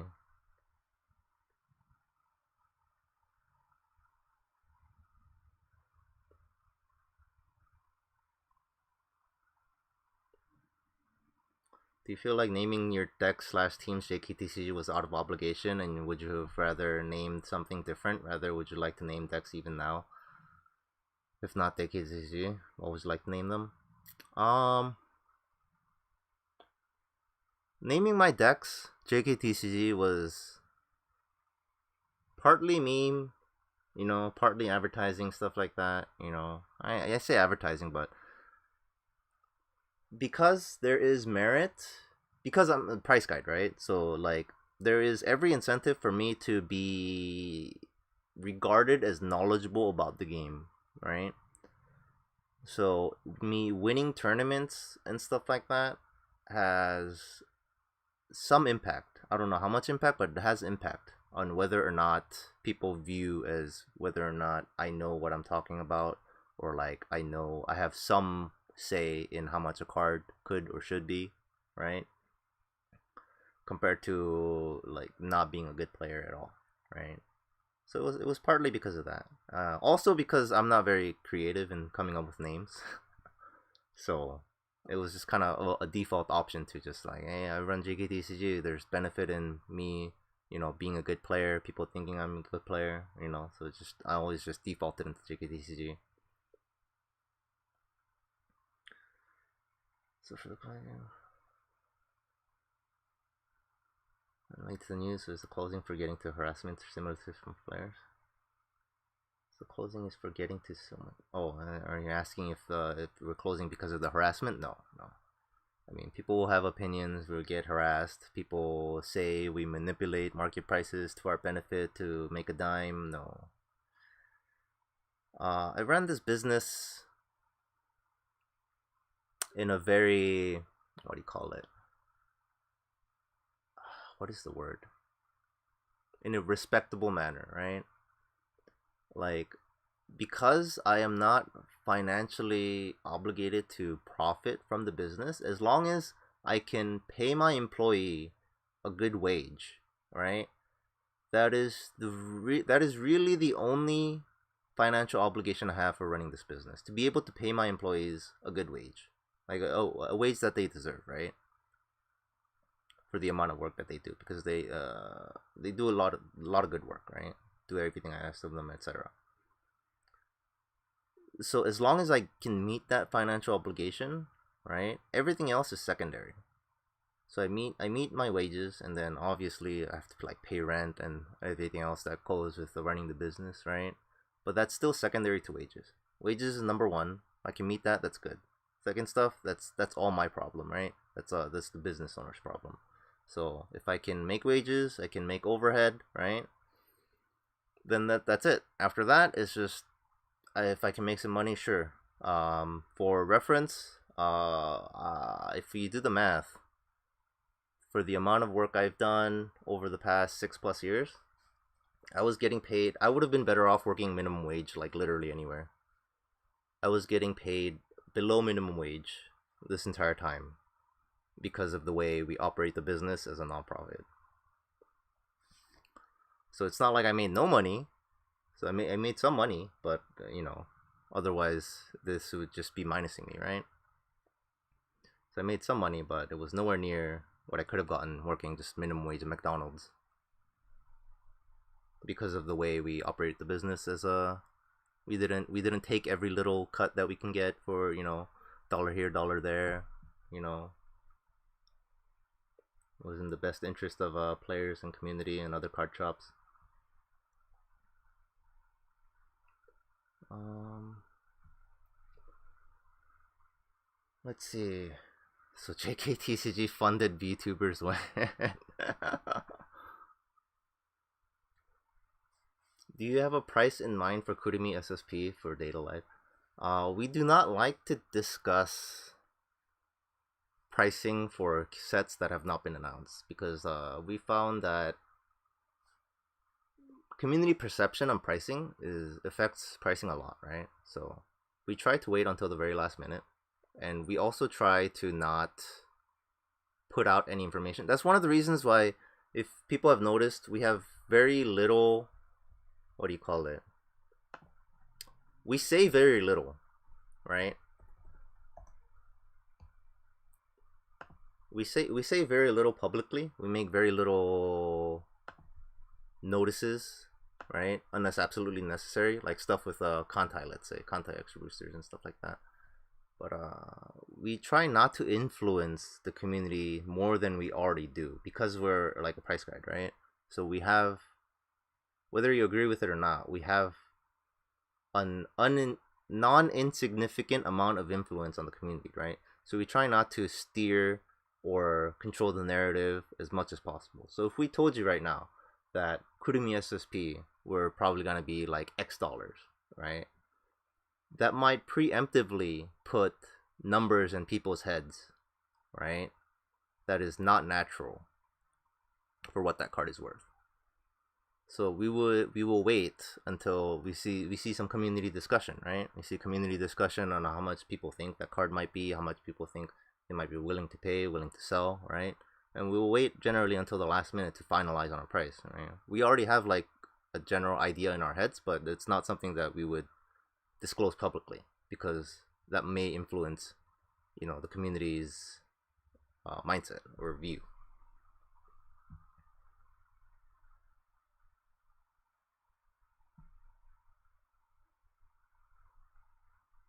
Thank you. Just reading some more chat stuff. Thank you for all these here. Thank you for the positive comments.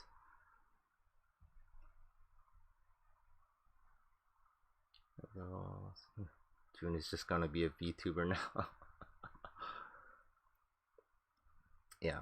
Am I gonna go default back to JKTCG name for decks and teams even after closing?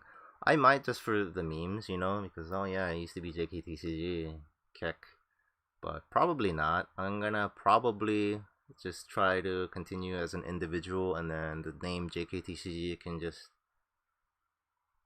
be, remove myself from the name JKTCG, because a lot of people just have this like association with their business and themselves, right?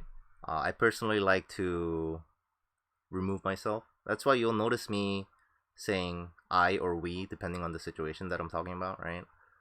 Um, Joon as the individual is the owner of JKTCG, right? And the things that Joon does may or may not be the same as the things that JKTCG does, right? So there's a clear separation in what we do, and all our announcements and posts and stuff like that. Sometimes you'll see stuff signed by Joon, right? Personal statements. So Joon said this. Even this stream, it says Joon owner, right? And this is also on my personal channel, and not the JKTCG YouTube channel, right? Because this is a lot of people want to know like my personal views and stuff like that, right? So this is a more personal thing than a blanket JKTCG statement. If this was on the JKTCG channel, right, the statements and reasons and stuff like that, this would be a much shorter stream, right? It'd be just answer yes or no questions, why are we closing, June's personal reasons, and like end of story, right? But because this is on my personal channel, you can hear my personal opinions, speculations, etc., right? Some people like to like have their personal life and then their business life, and a lot of them, like especially on Facebook, just kind of intermingle. They'll post as their personal stuff and say PM me, just message me on Facebook or whatever, and then they'll just use their personal social media stuff as their business, right?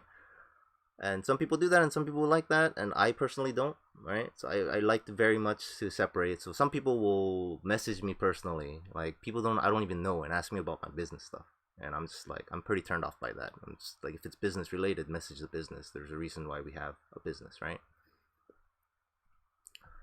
So if you want any tips, I would recommend you try to keep, if you're gonna message a business, message the business, right? If the person that owns the business is okay with you messaging them personally, then that's a different story, right?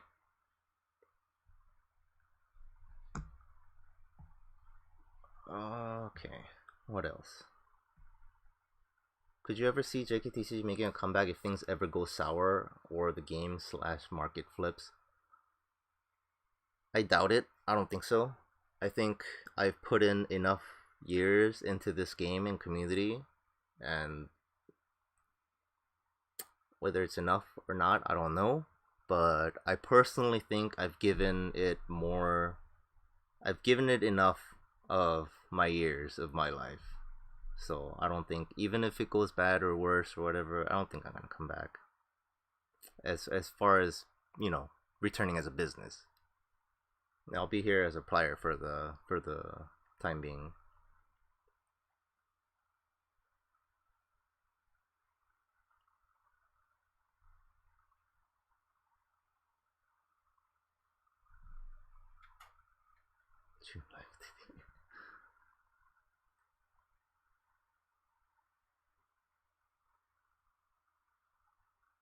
Okay. Yeah. Okay. So what's next? What is needed to keep going? Because my tiny shop is barely making 400 profit, but the Latin America minimum wage is kind of. Yeah. I mean, it's not hard. It's not hard. It's not easy to run a card shop. You definitely have to run. You have to sell more things. You need to have product. Selling Weiss by itself is just not enough. You need to sell either other card games, or you need to sell other more accessories. Sell more exclusive like comic kit accessories and stuff like that. That's one of the reasons we stopped selling supplies, right? It's because the market was so saturated. There was so much competition, right? And it's not something that added to the artist Weiss short community in particular. So we just stopped carrying it. Would you consider moving the business to someone else you trust? That has been considered, whether or not like I sell the name JKTCG or like entrust to somebody else. That has been thrown around a lot, but the final thing that happened is that JKTCG will just basically die with me, and that's it. It's closed, and that's it. And then, all right, let me refresh some of these pages one final time before I get into some of the survey stuff.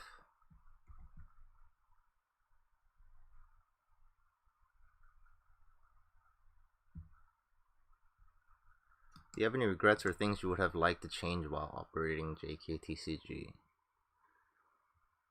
Regrets? Some purchase decisions sucked. Like if you guys saw the amount of Attack on Titan trial decks that we had in stock, and then we got rid of like during Black Friday, right? That was way more than I needed ever. So that purchase sucked. Would have liked to change. There's not a whole lot that I would have liked to change. Yeah. I think the business did what it was set out to do. It served its purpose. It grew the community. It gave people a temporary one stop check your prices, right? I think it did what it set out to do.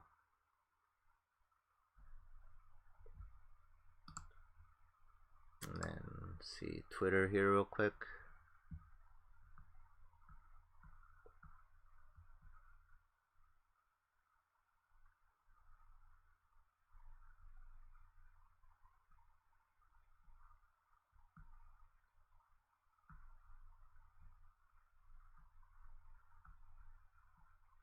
Oh, I don't know. Coin's questions finally showed up.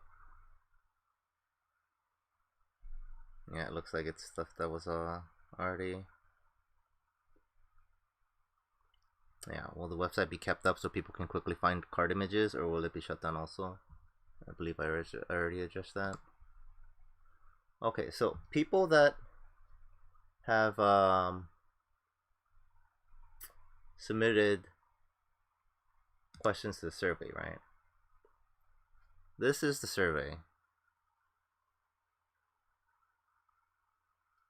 Surprisingly, way more responses than we were expecting.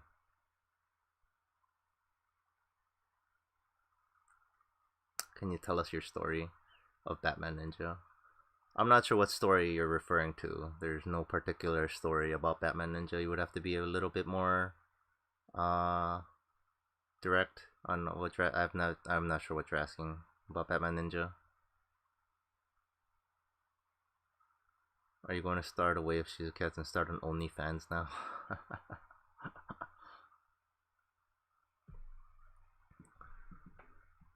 All right, so these are the community responses for the ones that decided to fill it out anyways, and surprisingly, more than half of you decided to write something, which is great. Yeah, if you're asking about why I play a Batman Ninja, I like playing underappreciated sets, or yeah, that's basically it. I have one of the joys I have of playing card games or Weiss in general is seeing a deck that I see is good to serviceable and people just say it's like terrible. It's one of the reasons I won with Railgun like 2 years in a row for nationals, right? Because people see the deck list and they can't figure out why it wins, but like if you math it out, right? If you math out like the board presence and the board control and then like the amount of souls that exchange back and forth between the two different players in the current meta, right? Mathematically, the railgun just at the time, anyways. Right now, it's not that great. At the time, the railgun just had a really high percentage chance to win, right? Sometimes you just have brick games, but that's just math, right? But if you math it out, the railgun just had a much higher percentage chance to win at that meta. So, and that's why I won 2 years in a row. Will the singles be left on site available until end of March? The singles will be there. If you're talking about whether or not you can order it, it will be there until we get an offer on, because like I mentioned, there are our singles are for sale in its entirety, including the bulk and stuff like that. So email us if you're interested. We're just for the price we're taking offers. I know we got a lot of emails asking like how much it is, but for the price we're taking offers. So if you email us, we can tell you how much we have of bulk. Mostly it's just stuff on the website plus bulk. So if you're interested and have an idea and ready to make an offer, just email us and we can tell you what you have. And if if we get a good offer before like our closure and stuff like that, or depending on when they want it, etc. So there's a small chance that all the singles disappear overnight if it sells, right? So until it sells, it'll be there until we close. And then that's why we said we're closing sometime in April, because we have to still do Data Life release, right? So we're still gonna have singles for that. We have to sell the initial sales of singles, foils, etc. Right, and whatever product we have left over, we have to sell that. Go sometime into April, and then depending on other card shops that buy our singles, sometime in April. But we are closing definitely, even if nobody buys it, whatever. We are 100% closing at the end of April, at the very latest.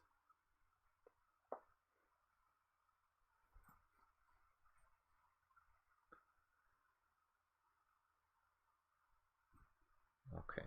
All right. So regarding the surveys, right? Uh, very overwhelmingly positive, which is not expected. We were expecting numbers way below this, right? Based on what people talk about JKTCG and stuff like that on the community forums and whatnot, right? There are a lot of gripes and complaints, but based on this, it seems to imply that it is a vocal minority and a silent majority, right? It seems a lot of people appreciated what we've been doing for the past couple years. Very few people seem to understand like how we were running the business, like big brain plays, all that. But overwhelmingly positive. There are some criticisms in here that I would like to go over if you guys are interested. But by overwhelmingly positive, necessarily good, necessarily neutral, right? And then there were only a handful of unnecessary / evil, right? Which I feel like a lot of people that with negative views just didn't bother to fill out the survey or write anything, right? Because there's no way that only 11 people think or have negative opinions about JKTCG, right? There's just no way, right? So best I can assume is just the people that hate us just don't want to have anything to do with us and didn't fill out the survey, right? For the vast majority. So this number might not be, as accurate, right? So definitely lower this pie chart or chunk, right, for the positive by a bit, and then probably increase some of these negative ones a bit. What do I think JKTCG was? JKTCG was first and foremost a community resource. And it was technically a business. Hope that answers your question.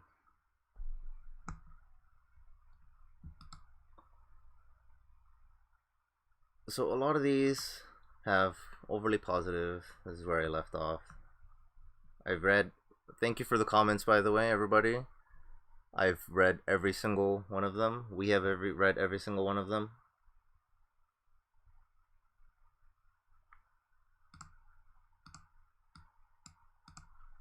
What is my favorite anime? If I had to choose one, I don't know. I just like anime, but if I had to choose one, it would probably be Code Geass. Sure, I guess. It's referring to the survey. Where did you see yourself in? What do you think JKTCG? Oh, what do I think JKTCG was? And if I filled the survey out myself, right?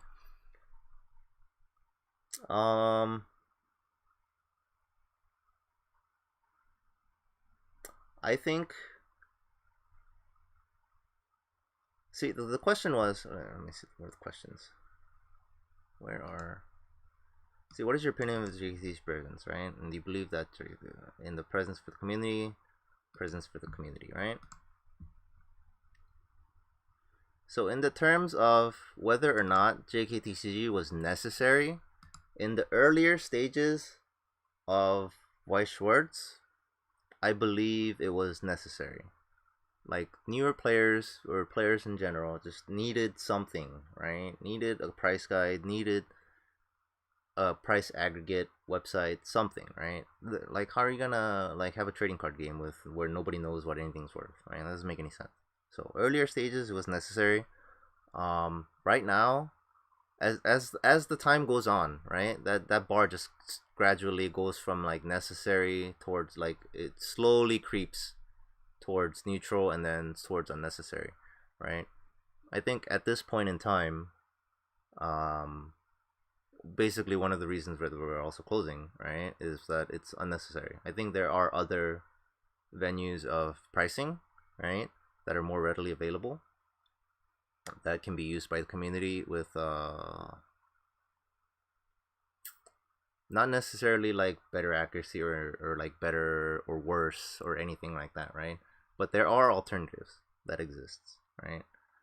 And for the people that are trying to replace us, I am not sure they understand how much work and time it takes to have a comprehensive price guide that we do at the moment. Like originally, there weren't that many sites. There were like a couple dozen, and that was it. And like, it was very easy initially to like price stuff, right? There was very little demand. The community wasn't that big, so it was very easy to like maintain prices, right? But that is getting progressively and progressively harder. I think at the current moment, I think we are spending something like 20 plus hours a week, right? Just on pricing, and that's not enough. So like if anybody is like actually trying to do be a price aggregate website or something like that, and if it's not automated by pulling prices from other places, right? You're looking at like a full-time job, right? Like a 40 plus hour work week, right? Just on pricing cards over like literally thousands and thousands of cards, right? It's just not feasible in from anything like who is gonna pay you to do that, have like a full-time job and all you do is nothing but price cards. What do you think the biggest difference between JP and English Weiss market? The biggest difference between the JP and English Weiss market is, I don't know if it's availability or demand, but it's one of those two because the market is completely different. One of the things that people don't understand between the difference between JP and English market, right? The economy between the two is completely different. There are worlds apart, right? Because Japan, the majority of the market is just like in Japan, right? And the Japan is the size of like California, right? It's relatively tiny compared to the rest of the world, right? So when you print something for the Japanese market, and the prices are generally pretty consistent because shipping is a non-factor, right? You print something in like Southeast Asia, ship it to Japan, right? This is a short little hop over the sea, or like you print it in Japan even, right? And it's just the cost of shipping is non-existent compared to when you have English, right? And you have to ship it literally worldwide, right? And the prices can vary drastically based on taxes, shipping, right? And overhead costs, additional licensing, right? Translations, right? So inherently, something that's translated is just going to cost more, right? So like the market is just completely different. There's just you are almost looking at two completely different games, but they share the name, they share franchises. Something is just straight up translated, so people are just inclined to see them as the same thing when they are in fact two completely different sets of economies and markets.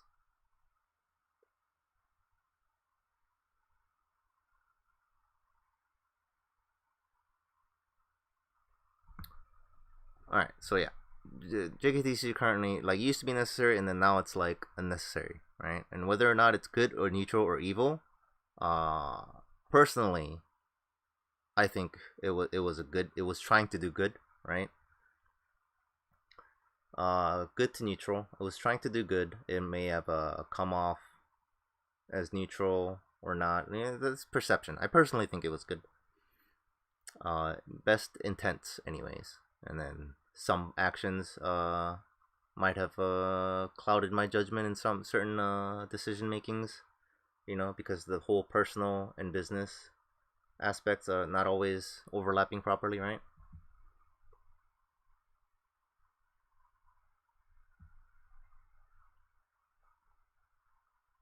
Have you ever played Yu-Gi-Oh? I played Yu-Gi-Oh when it first came out in like the States, and that's about it. And I haven't really played since. And that was in what, like 2000s, early 2000, 2000 something is when I tried Yu-Gi-Oh a little bit when I was a kid.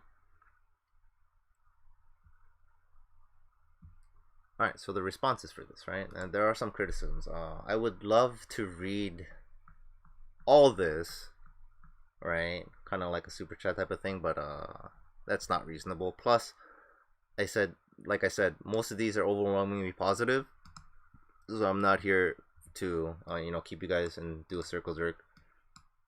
That's not a great thing. So we're gonna look for stuff that criticizes JKTCG for whatever reason, right? And then see if those are valid criticisms or not. I'm gonna look at those. Uh, did COVID have any effect in your decision in closing the store? Little to none.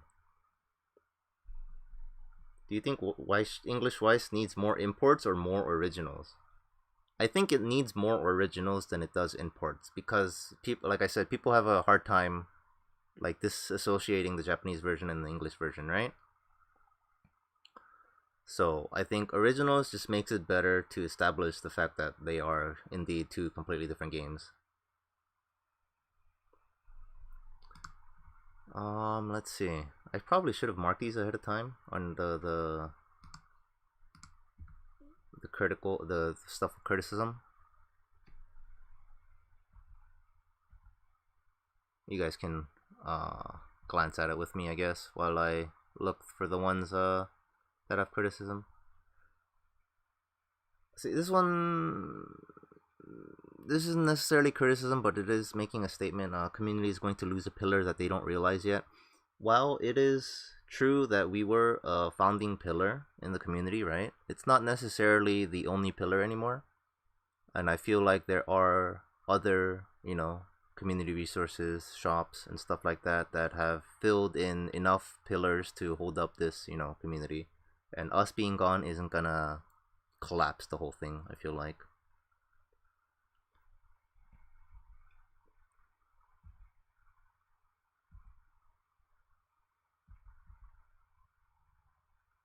Alright, here's one. Neutral good. So, not necessarily needed or not needed, right? And they thought that we had a positive impact on the community. High quality images and good prices at site's launch. I was always discouraged from purchasing though because of how poorly done the ordering system was. Again, that was like by design, right? There are a lot of things. Oh, I feel like I'm repeating myself at this point, but a lot of the things that we've done as JKTCG was basically handicapping ourselves so that people don't immediately just come to us for everything more than they already do, right? Because they already come to our website for pricing and stuff like that, and they might be just inclined, like, oh, I'm already here, might as well just buy stuff, click, click, click, and then order, right? So it was an intentional hurdle the way we took orders. Like, we also have a mindset of we want customers to be happy, right? When you have like a click, click, click, easy, like one click ordering like Amazon, right? There's a lot of buyer's remorse, right? So by having an ordering system where you have to like type out everything, right? And then make a list, type out your address and stuff like that, and send an email or Facebook, right? It was a very conscious decision a customer was making in purchasing those cards, right? So that puts up an initial wall on somebody like wants something. If they want something, they'll go through that hassle to order it, right? Or like sometimes, unfortunately, like we're the only ones that haven't. They like begrudgingly do so, right? But the point is, they if they're doing it because they want it, and it's not just some impulse buy that they just regret. We do still get like impulse buys, right? Some people will like go to the trouble, make this list, submit it to us, and then just like asking for a canceled order, right? It happens, but we put up an initial wall, and then because our ordering system is it's harder to order from us, right? That gives more incentive for community and customers to look at other options, right? You're probably gonna see some comments in here in the survey, if my memory serves me correctly, right? That they always ordered from like another store because our ordering system sucked because we didn't have a cart share, right? And that's by design, and that's fine.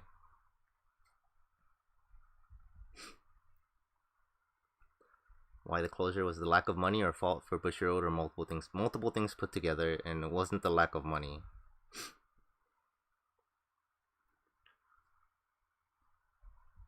What kind of question is that? Yeah, I guess this doesn't really make any sense unless you kind of understand what's going on, right?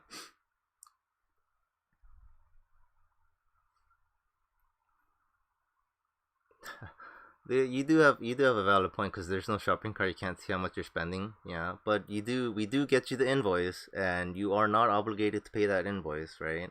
But we do appreciate if you would tell us that you're no longer interested, because sometimes that invoice be open for like several days, and we're just like, is this guy gonna pay or not?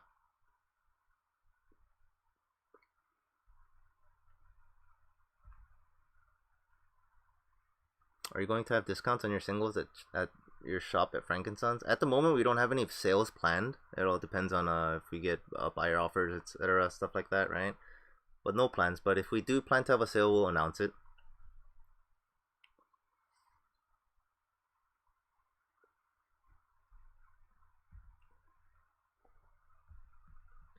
Pricing was essential. All right. Another thing that I forgot to mention about, right? This price chart, right? About this overwhelmingly positive responses for JKTCG, right? This is objectively not a good thing, right? Because people have this concept of like, we need this price guide, right? But the problem is, like I said, it's fundamentally flawed having like one entity having so much power over the price of the entire community, because they can in such a small community, right? So when this was very alarming for us to see, honestly, with this much necessary like votes, right? That is very alarming. That means the community is not like trying to look at our existence from an objective point of view, right, on pricing and stuff like that. They're just kind of, hey, it works, why, if it ain't broke don't fix it type of thing, right? But they don't realize the underlying problem, that no one entity should have this much influence and reach and power in such a small community, especially. So like comments like this was that saying pricing was essential is kind of alarming at this point in the game with the community, because there are so many other options, right? Price neutral good, price glad it existed. Yeah, it did provide a clear baseline, right? But hopefully there are better options.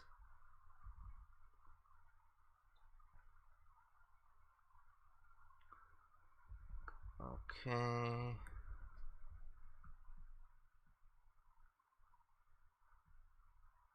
When stock was available, yeah.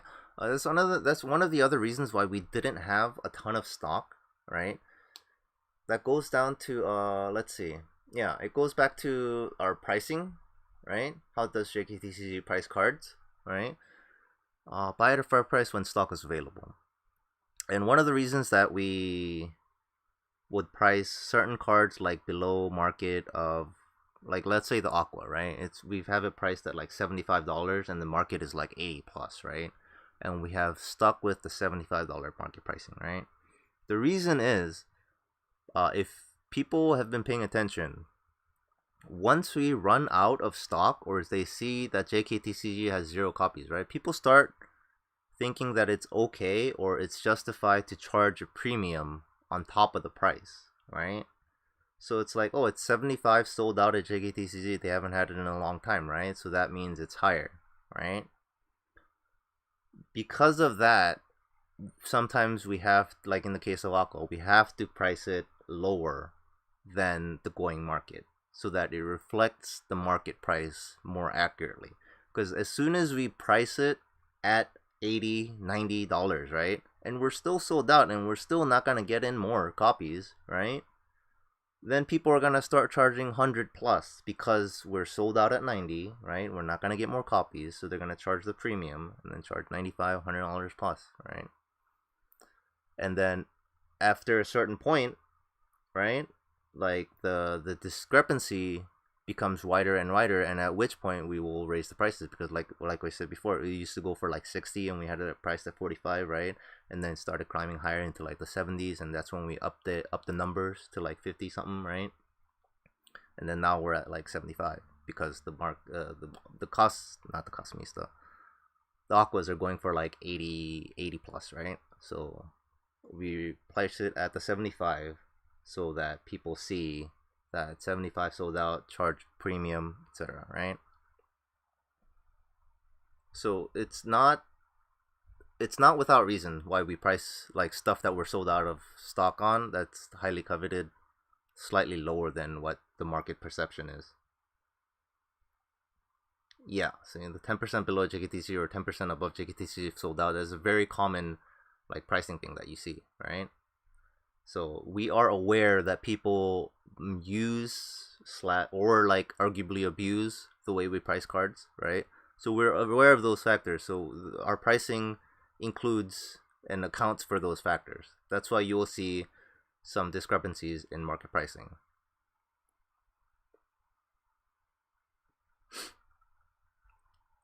Why are you closing? Address that.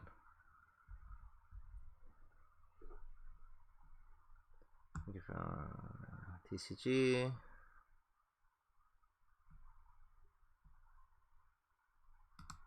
Go to resource for investigates. Yeah, that's another reason why our website is very basic, is because it's one of the easiest ways to just like lay out all the cards in a set, right?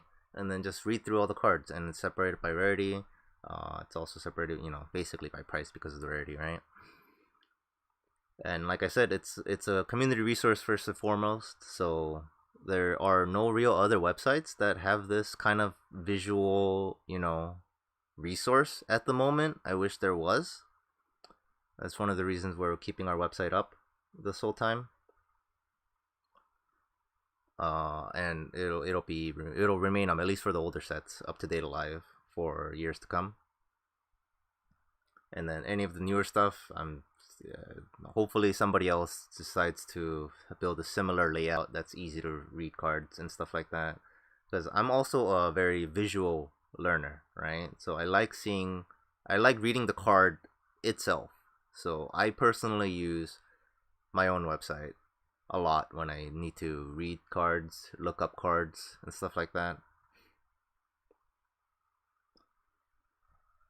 But there are criticisms of the website the way it's laid out, because if you're not a Wise player, right, and you're used to other card games that you just search by name all the time, right, don't care what page they're on, right, it can be very confusing. So for a new player, it can be very confusing. So, but I personally believe that if once you become an established Wise player, this layout is generally better. Generally, I mean, obviously, it would have been better if we had like a search engine, right? But yeah, I never got around to that because because the website is manually coded in text by HTML. Like I wrote out everything, right? So it doesn't have any like elements that you can like move around or query for. So can't really have a search engine that'll pop out and bring out elements. Yeah.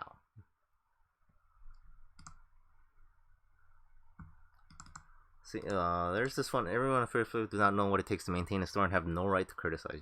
I disagree in the no rights to criticize. I think everybody has a right to criticize something, right? It's just whether or not they are making a valid criticism or a well informed criticism is a completely different story, right? Because a lot of criticism and negative comments that we get are stuff that would easily be addressed if they knew,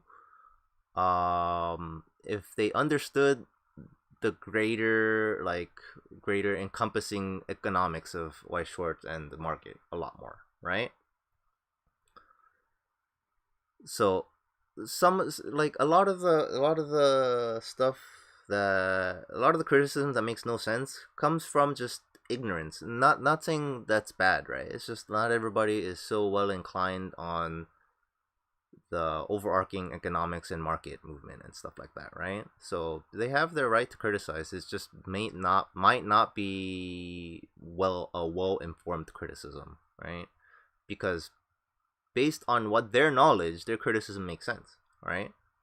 From what they understand, what they know, what they're exposed to, right? Even if they are exposed to like the economics of their local region, right?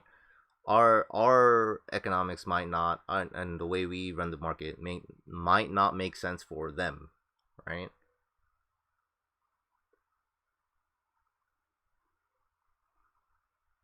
Yeah, Control F does not find abilities. Yeah, I have thought about putting card effects on the website somehow so that it's searchable like that as well with the Control F, but yeah, again, that's another thing that's way up top, and feel like the official website is good enough for that at that point. Literally the best web. This is like a very biased view, right?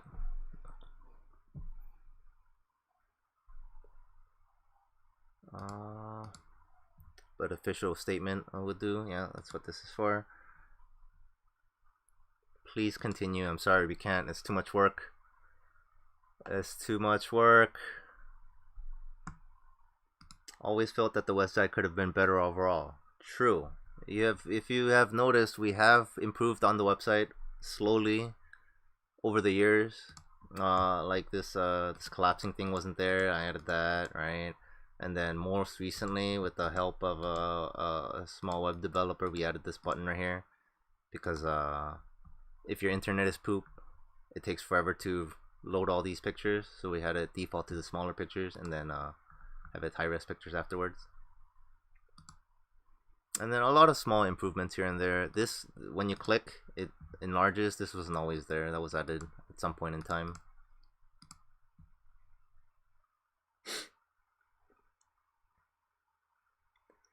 Yeah, UT has a similar layout. Nobody's gonna complain about an ability. They can't search in Japanese as well, right?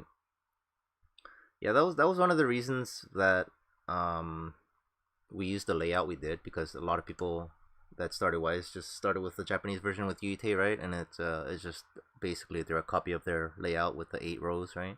Or 8 columns in a row. And when you're navigating, it's all in Japanese and nobody searches for the names and stuff anyway. So if you're used to the UT layout, you're used to this. So that's why I felt like if you're a Wise player or established Wise player, this is generally better because now you have both the Japanese and English version in like the same layout.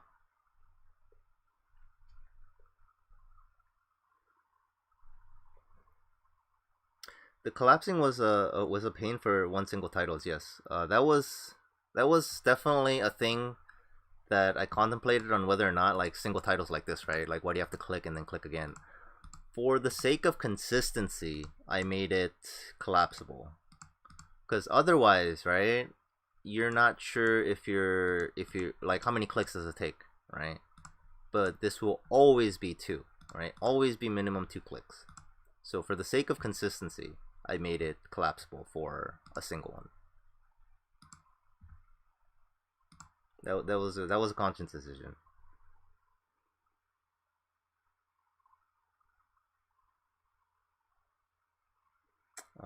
People right after that store wasn't a store in the middle sense, but more of a community. I think most of the criticism would fall off if people knew right off the bat that the store wasn't a store, but in a literal sense, but more for the community thing and as resources.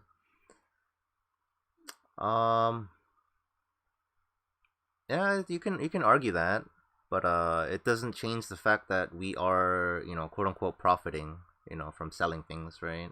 And then again, there is a conflict of interest in selling the stuff that you're pricing for the community, right?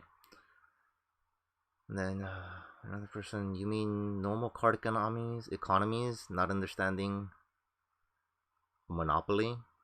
See, that's another criticism. Like, I'm not sure what your question is or comment. Again, because of how the business is ran, we are not like you could argue that we are a monopoly, right? Because of how much influence and like quote unquote market share, which the market share, by the way, is not that high. We have a very small market share compared for the number of sales, right? There are other shops that get far more sales than we do for Wise, right? But the perception of what we influence and how much we sell, right, is very I believe by the vast majority seemed high, right? People believe that we sell the most amount of Weiss, right? The most amount of like pre-orders and stuff like that, right? But if even if you don't know, right? But if you pay attention to like how many cases we open, how many singles we have on release and stuff like that, you can easily figure out that like we don't sell that much compared to like as far as market share. So the only sense of monopoly that we would have is the amount of control we have or influence that we have over the community, right? And in that sense, it would be, you could argue that we have monopoly, right? But then its only saving grace is that we are operating on a non-profit basis, right? So the problem becomes like I said, it's a objectively fundamentally flawed, right, conflict of interest, right? So if we ran for profit, this would be horrible. This, we have every reason to fix prices to make us more money, you know, buy it in low, so like immediately raise the price after we buy it and then sell it at the new price, right? Make more money, right? Undercut literally the entire Weiss market, right? How can people compete against our prices if, you know, if we're selling it at or below their distributor prices, right?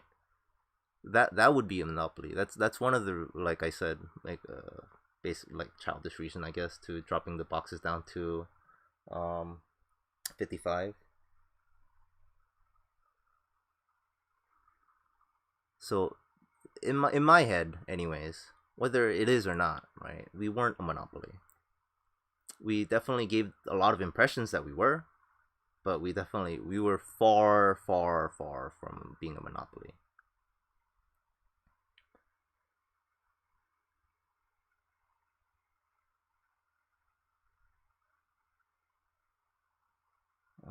Can we stand for English for anything similar layout? Take the contact cases.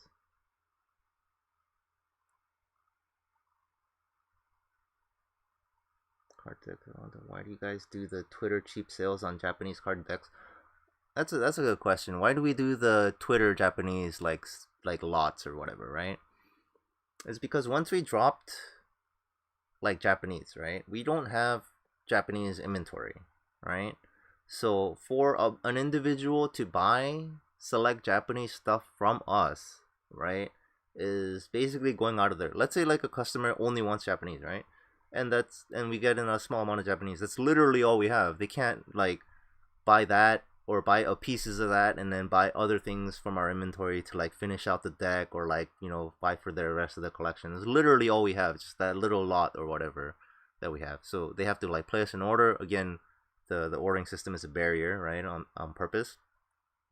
So the only way that people would be interested in buying the Japanese stuff on an English based business, right, like business as in like we only sell English, right, is for it to be at a significant discount for them to bother even placing an order, right?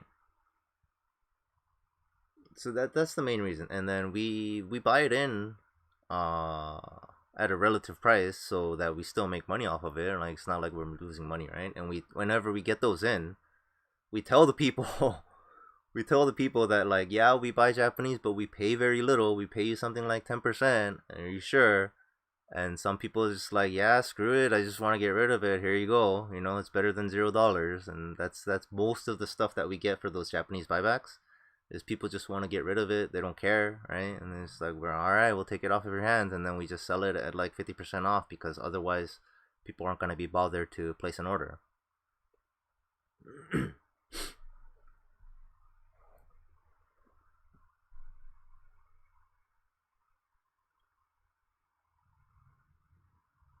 If the price is just here, why is it a bad thing? See, it's not necessarily a bad thing if we were a price guide with like no financial incentive to adjust prices in our favor, right?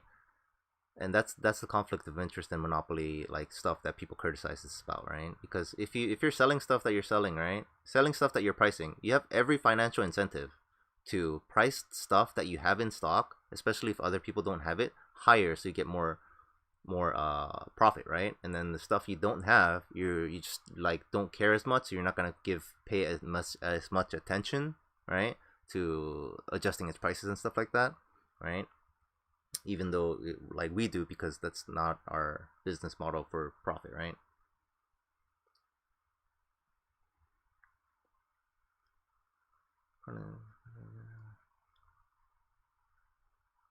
What do you think would help the game be pushed into the mainstream game popularity? This I've already addressed this a little bit. What do you think the game? What do you think would help the game be pushed into mainstream or game popularity? Right.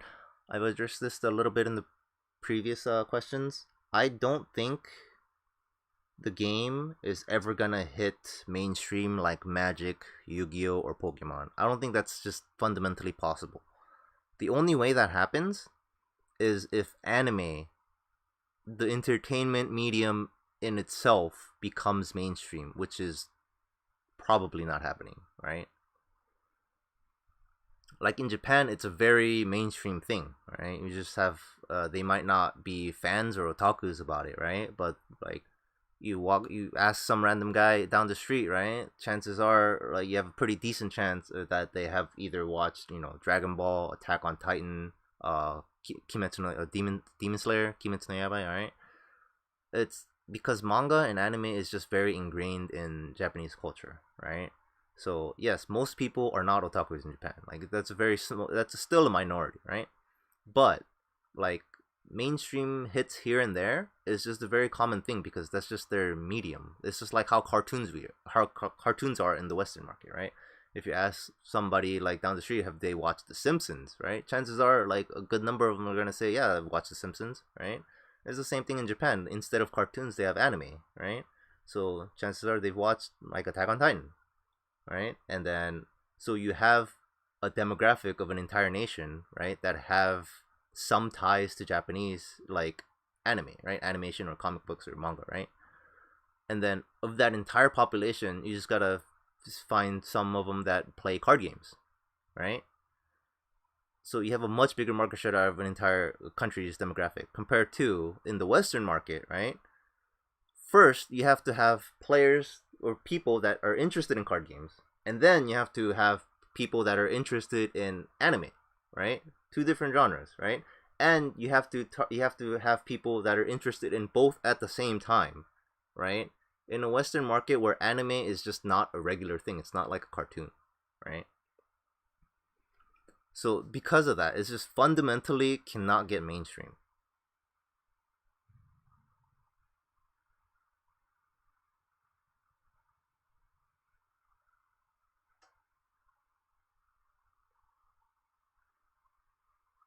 That's it. All right, hope that answers your question. Yeah. All right, back to some of these.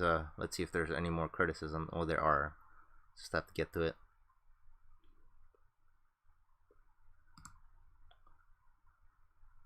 Let's see. Only a lot of comments like this as well. Only place that reliably prices their stock compared to others that always ask for too much for single. A lot of it is what do you call it? It's either bias or just limited view scope, right? Because if you do actual like market research on our prices and the market prices and availability over like the worldwide audience and then like the North America audience and stuff like that, right? Um, the prices is like it's kind of all over the place depending on what you're looking for, when you're looking for, and stuff like that, right? So it's we're definitely not the only reliable place that like prices stuff because there are other markets now. Maybe we were back in the day, because we were like the only one, but nowadays not so much. Um, Definitely required for peaking for active individuals. Reasonable price guide while TCG player gets out of hand. Yeah, TCG player can get out of hand, right? Because anybody can list anything, right? But at the same time, if TCG player is good if there is enough stuff on the market, like especially for newer series, right? When there are enough supply, when there is enough supply on the market, there are the prices kind of fix themselves because sellers are trying to like undercut each other, match each other, etc. Right? But at the same time, because But TCG Player has its pros and cons, basically, right?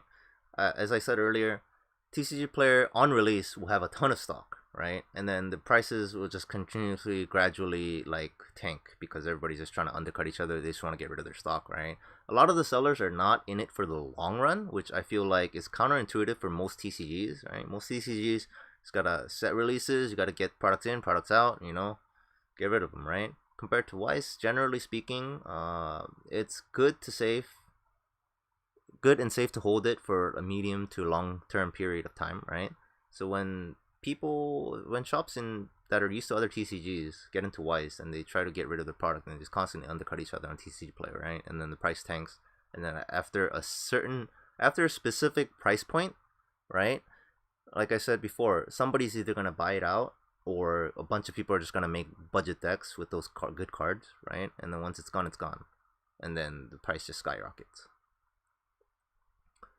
So that's one of the things that JKTCG tries to do, right? So you'll see, like in that process where TCG Player tanks all the prices, we will lag behind significantly because we know that price tank is temporary, right?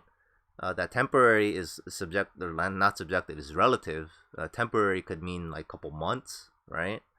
But it is temporary, right? So oftentimes you'll see people with legitimate complaints on, hey, JKTCG is like double the price of TCG Player, right? Because we have made an active decision on pricing it as such, right? Because we understand that is not a sustainable price, right? This is one of the biggest things, how we price things. We try to price things as sustainable price as much as possible.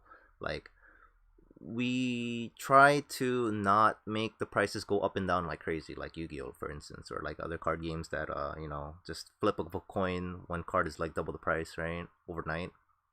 We try not to do that.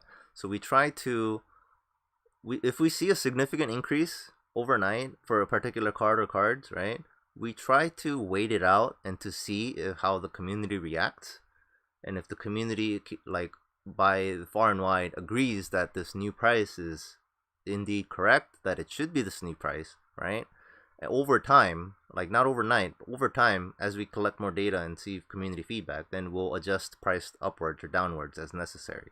So we definitely try not to pull the trigger as much as possible because we appreciate the consistency, or like the curve, the pricing curve. We want that to be as consistent as much as possible and not like all jagged, right? Basically, you want like a smooth curve as much as possible. That's basically why you'll see a lot of our prices not move as quickly or as often as some people might want it to be in the regular marketplace. Did you study Japanese? And after studying it, improves your enjoying anime immensely. Produces a lot of work. Yes, I did study Japanese, and it does increase my enjoyment of Japanese immensely.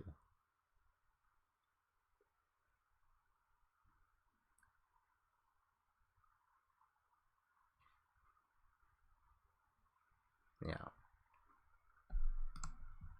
It's forgotten by, yeah. See, this comment also addresses the thing I said earlier about especially the older ones.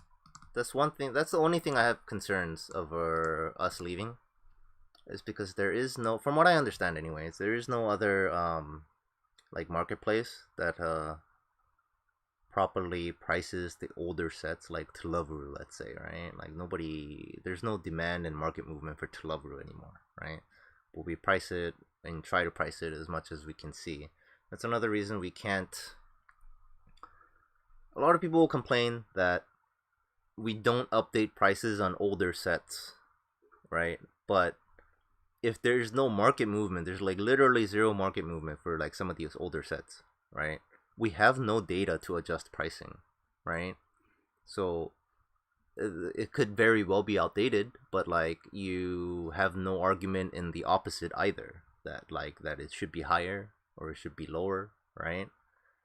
Because we haven't seen market movement. Sometimes we can extrapolate data saying, like for example, like recently, right?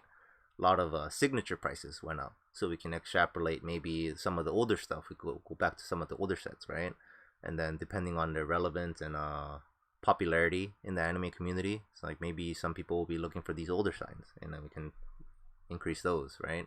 But as far as like competitive like non-foil stuff, right, if it has no market movement, we have no data to change that price up or down because there's just no data.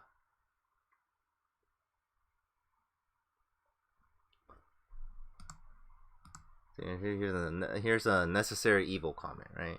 JKTCG was a site that overpriced cards, but it was the only reference site of cards. But we're not priced like they were and get more cards since it was always out of stock. You could have had more customers rely on it. For Yen, it was the only site for reference because people and caused people to overprice the cards. Yeah. See, that's again, yeah. I've already explained that we try to keep minimal stock, right? Keep minimal stock, and our prices generally are slightly above market or at market, right? So that other people can sell their cards. And our website is a website and business is a reference first and foremost. So if you like don't understand that, like you just see us as a pure business, this makes sense, right? Again, with your perception and like understanding, just this is a valid criticism because we've never really said that we operate on a non-profit basis, right? We've never publicly stated that. So from their point of view, we are a for-profit business and we charge more than most of the market, right? And we hardly have any stock, right? So from that point of view, that sucks, right? And it's valid criticism.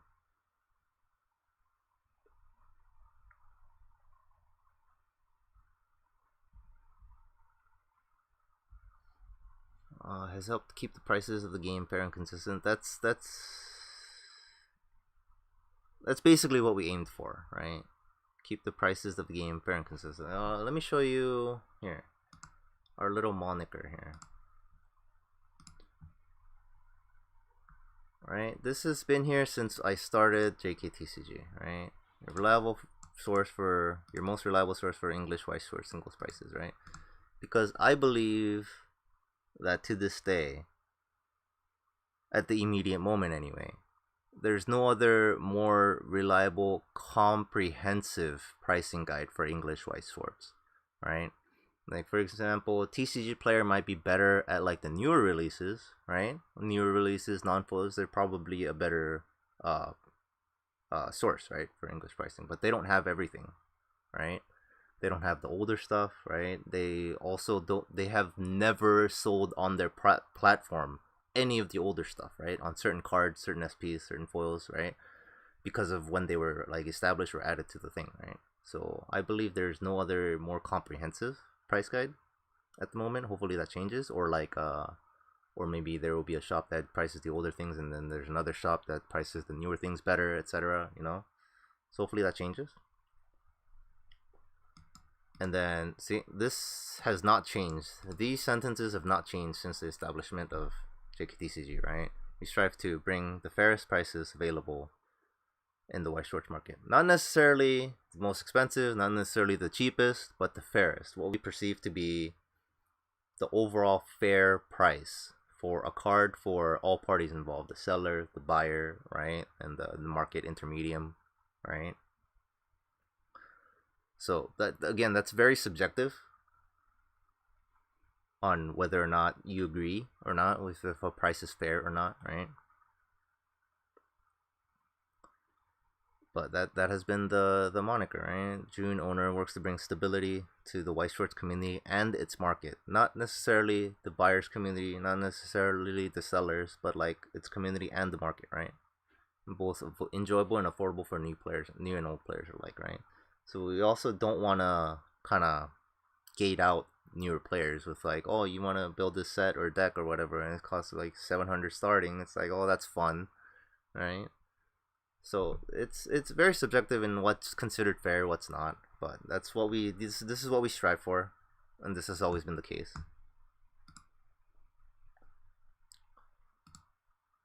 Batman Ninja. again, I don't want to discount the fact that so many of you have put in all these comments in positive light. We really appreciate all these positive comments, and it definitely feels like the past 6 years wasn't just a waste of time. So we do feel appreciated and thank you. It's just I can't literally read all of these, but we have read them offline. Yeah, ordering process was still a bit archaic, yes. Again, by design. All right, I have to call out Mike. So when I put this survey up, right? All this, it was like overwhelmingly good. We're just like, oh no, right? I'm just like, where are all the negative comments?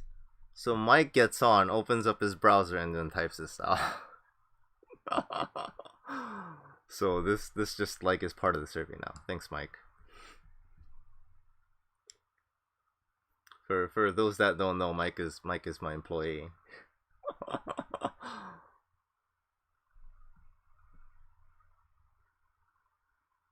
Yeah, I'm like, where are all the negative comments? Where are all the angst? And he's like, I got you. And so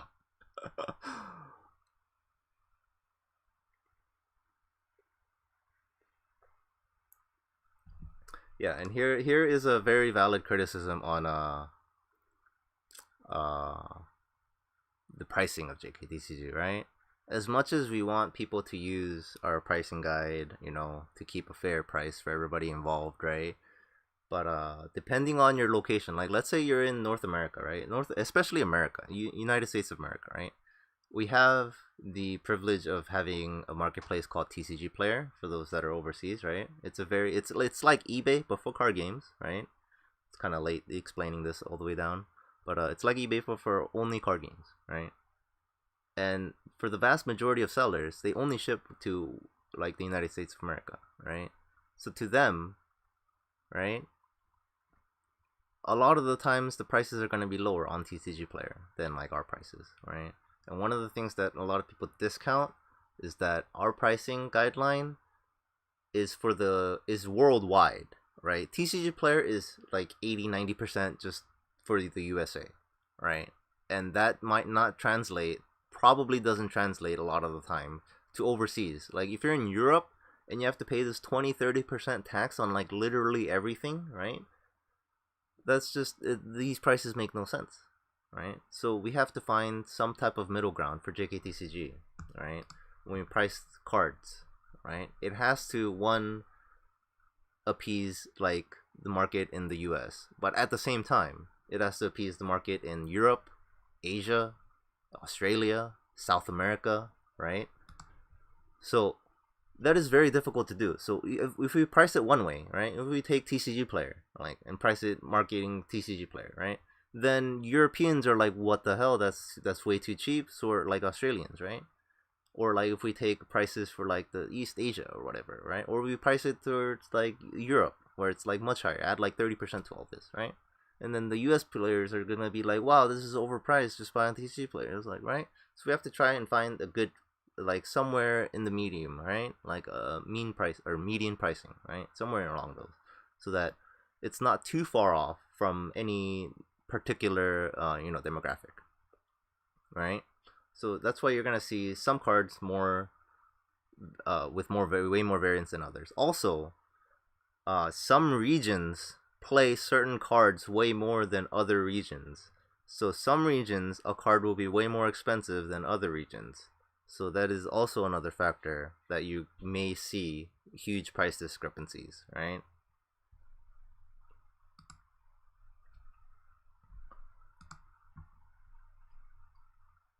Okay.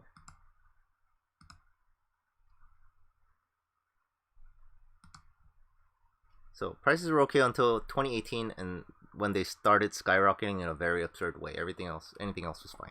Okay, so this has to do with, it's another factor of us pricing and like never not being able to please everybody, right?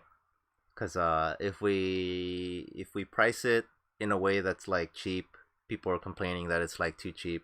If we price it in a way that's expensive, people are complaining that it's expensive, right?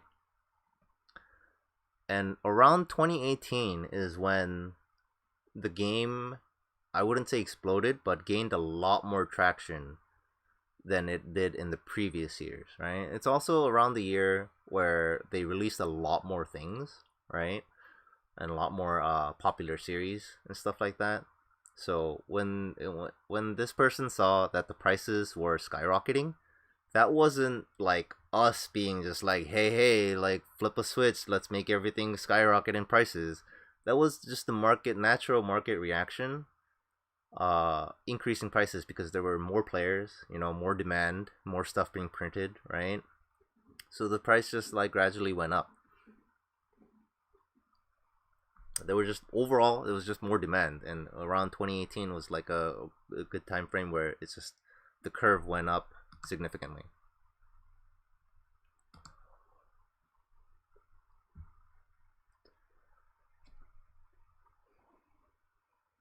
Yeah. Uh.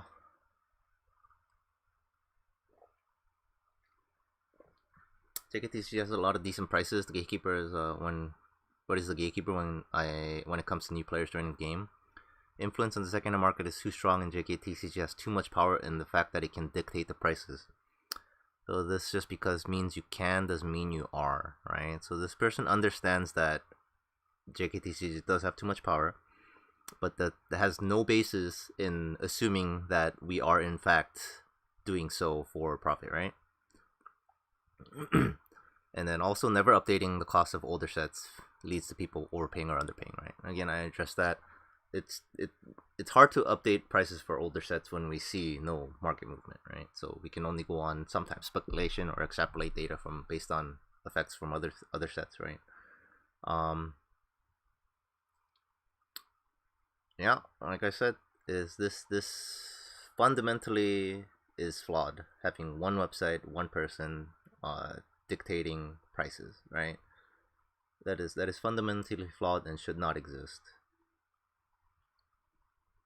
And then yeah, like I said, this person understands doesn't mean that we are. So yeah, which we weren't. So they were partially correct in their assumptions.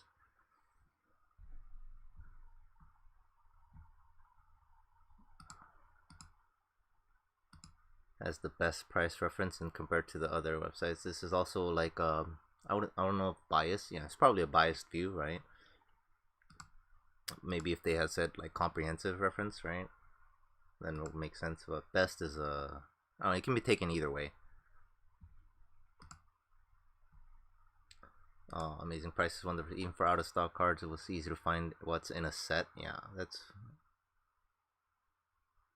one of the reasons we have the website.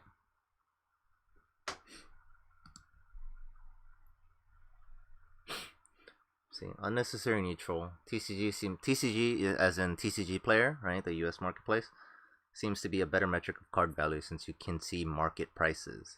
Still, most people use JKTCG though. Yeah, like I said, TCG player is better on certain aspects, and is better if there is a prevalent like supply and demand of particular cards or sets. Then it's just objectively better, right? Because you can see what people are selling it for. It has a market price. It only becomes a problem when there isn't enough supply and or demand for a particular set, right? And then it just comes to a screeching halt because that's all TCG's player likes depends on is the natural market movement, right? And if that halts, there is nobody to dictate how much a card should be other than the people that have copies, right? Always feel attacked as a Chilean, only had to use the page as a reference since we couldn't order from the page.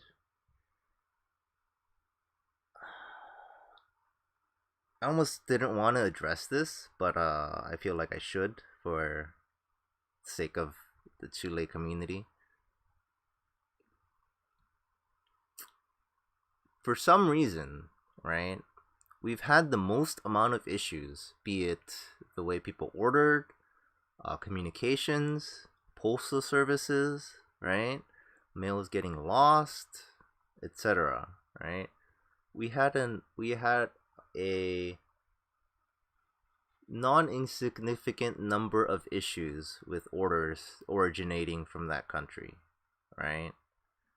So after a certain point, we just had to like say no more and then cut it off, right? There were also like scams and stuff like that. Like, well, I don't know if scam is the right word, but like, chargebacks and stuff like that from Chile. So the risk wasn't worth it from like a financial standpoint, right? We were like losing. I won't say how much, but we were losing money, right? And there were more problems than it was worth. So unfortunately, that affected the rest of the Chilean community, which I do apologize for. That is, I don't know what other solution I could have made other than what we did do. The people that never had issues that order from us that were from Chile, they can continue to order from us. They have been able to continue order from us, right? Um, at one point we just didn't allow any new customers from Chile, right? But then we laxed up over a bit more in the recent times. So like we clearly know that they're ordering from Chile for from a variety of reasons, right? But if they use the proxy mailing address, right?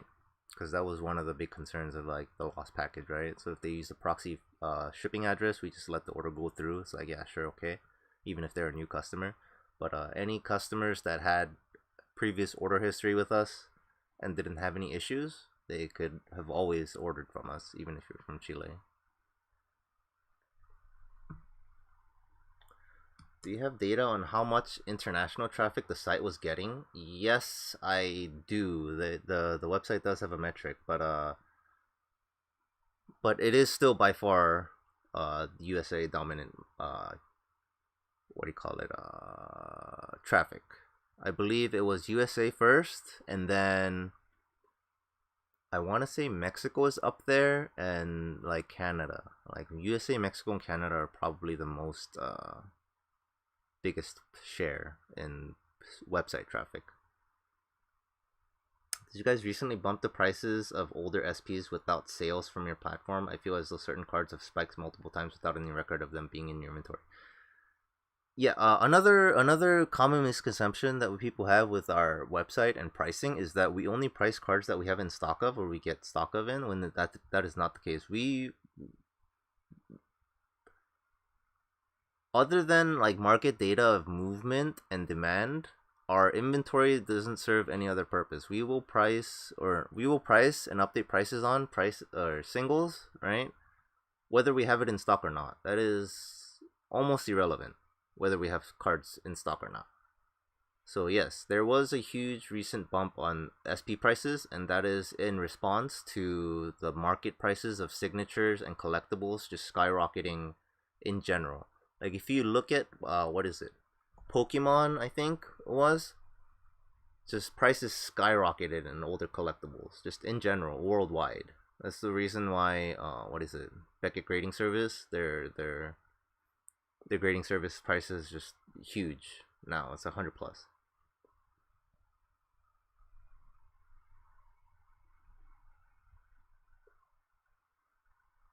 Mm, is June getting married or returning to Korea for mandatory military service? No.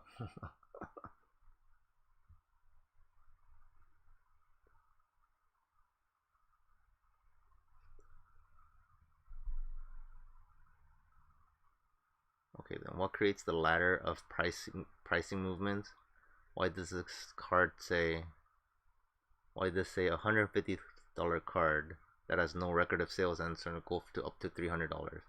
I think I'm just trying to understand the money increment jumps. What are thrown out? What are they just thrown out of a hat at that point? Yeah, so you're asking like stuff went up, right? But we increased prices based on like no necessary market data movement, right? So some of it does come down to speculation because that's just like sometimes you just run out of data, right? And sometimes you just have to speculate. It's like kind of like how when you first price things on release, right? On release pricing is just like 99% speculative, right? Because you don't know how the market's gonna react, so you have to kind of price something as a that seems very reasonable, and then you gotta like extrapolate data based on how other stuff are selling, right? So if we had a card that it was priced at $150, right, and then we saw no market movement, right? It could potentially be because at $150, nobody is willing to sell at that price, right? So one of the reasons of increasing a price significantly is it may potentially stimulate the market to for the people that have these cards but have not sold it because they don't think it's worth selling, right? But if it goes up significantly, it may incentivize people to sell these cards that they've held on to for years, right? If you've noticed, there was a very specific time frame where we increased like SP prices, like skyrocket or whatever, what have you, right? And then shortly thereafter, after we raised a bunch of SP prices, shortly thereafter, there were a lot of people in the community trying to sell their SPs and their higher rarity stuff. Like all of a sudden, like within the span of a week, there were a ton of people just trying to sell their signs. So in that sense, we feel like it made reasonable sense, or it was justified in doing so. But again, as for the exact number, like why did it go from $150 to 300, like in your instance, right? You just extrapolated data based on other cards that have went up in similar percentages, etc., right? Stuff that we do have data for, like certain cards, like we see that has doubled value, right? And we have to extrapolate on what character is this, how popular is this franchise, right? And how popular is this character, how many people are like looking for like these sets or these cards, right? Or possibly like in rare cases the voice actors, right? So yes, a lot of it is speculation and extrapolated data. Sometimes it's like playing Sudoku sometimes, right? Like this column is missing a 1 in a 5, right? And then you're pretty sure it's 1 in a 5 based on the rest of the data that you have, right? And you just kind of have to fill in the blanks sometimes. It's not, because of the game is so small, it's impossible to base prices, at least the way we do it, completely based on data, because the data is non-existent a lot of the time.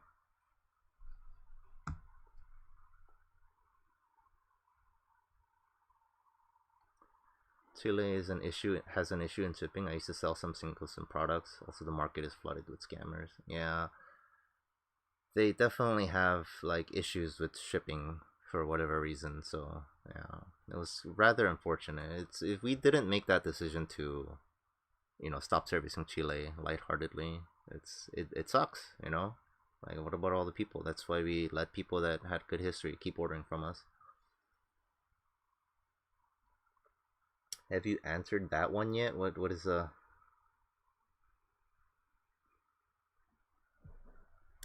not sure which one you're referring to. Yeah. My own neutral good. My only complaint is that you rarely ever have stock, but given the nature of the game, it's understandable. Yes.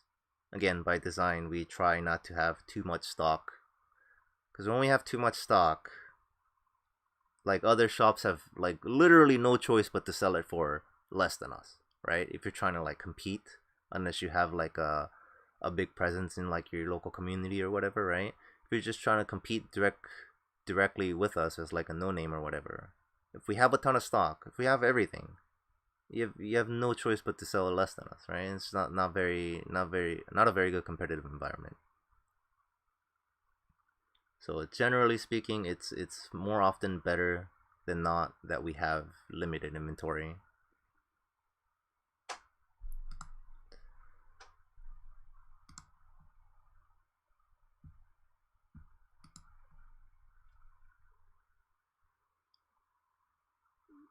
Yeah, help new players not get taken advantage of reliable plays and not have consistent prices for their cards. Yeah, that's one of the things we try to do as much as possible.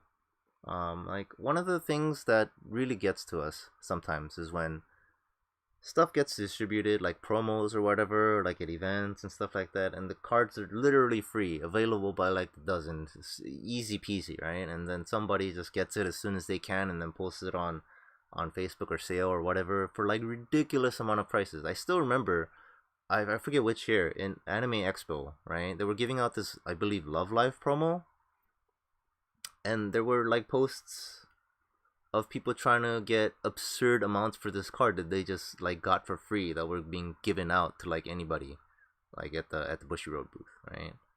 So I specifically remember this because we had to create a separate page just for this card because that set wasn't out yet.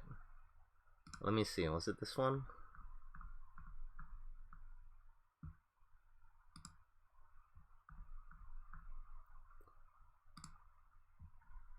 It was, yeah, it was this card. Like, look how many we have in stock. It's just like, right? And the only reason it's $3 is like a quote unquote event exclusive, but it's very easily accessible, right? And people were like, as soon as they got it, they want to be the first sellers, and they were selling it for like, I don't know, something ridiculous, like 20 or like anywhere 10, 20, 30 or something crazy, right? So we like had to, I don't know, quote unquote put a stop on it by like making this page, right? This page which had literally nothing but promo, this one card, and then we priced it at $3 so that like people don't get just, you know, robbed blind.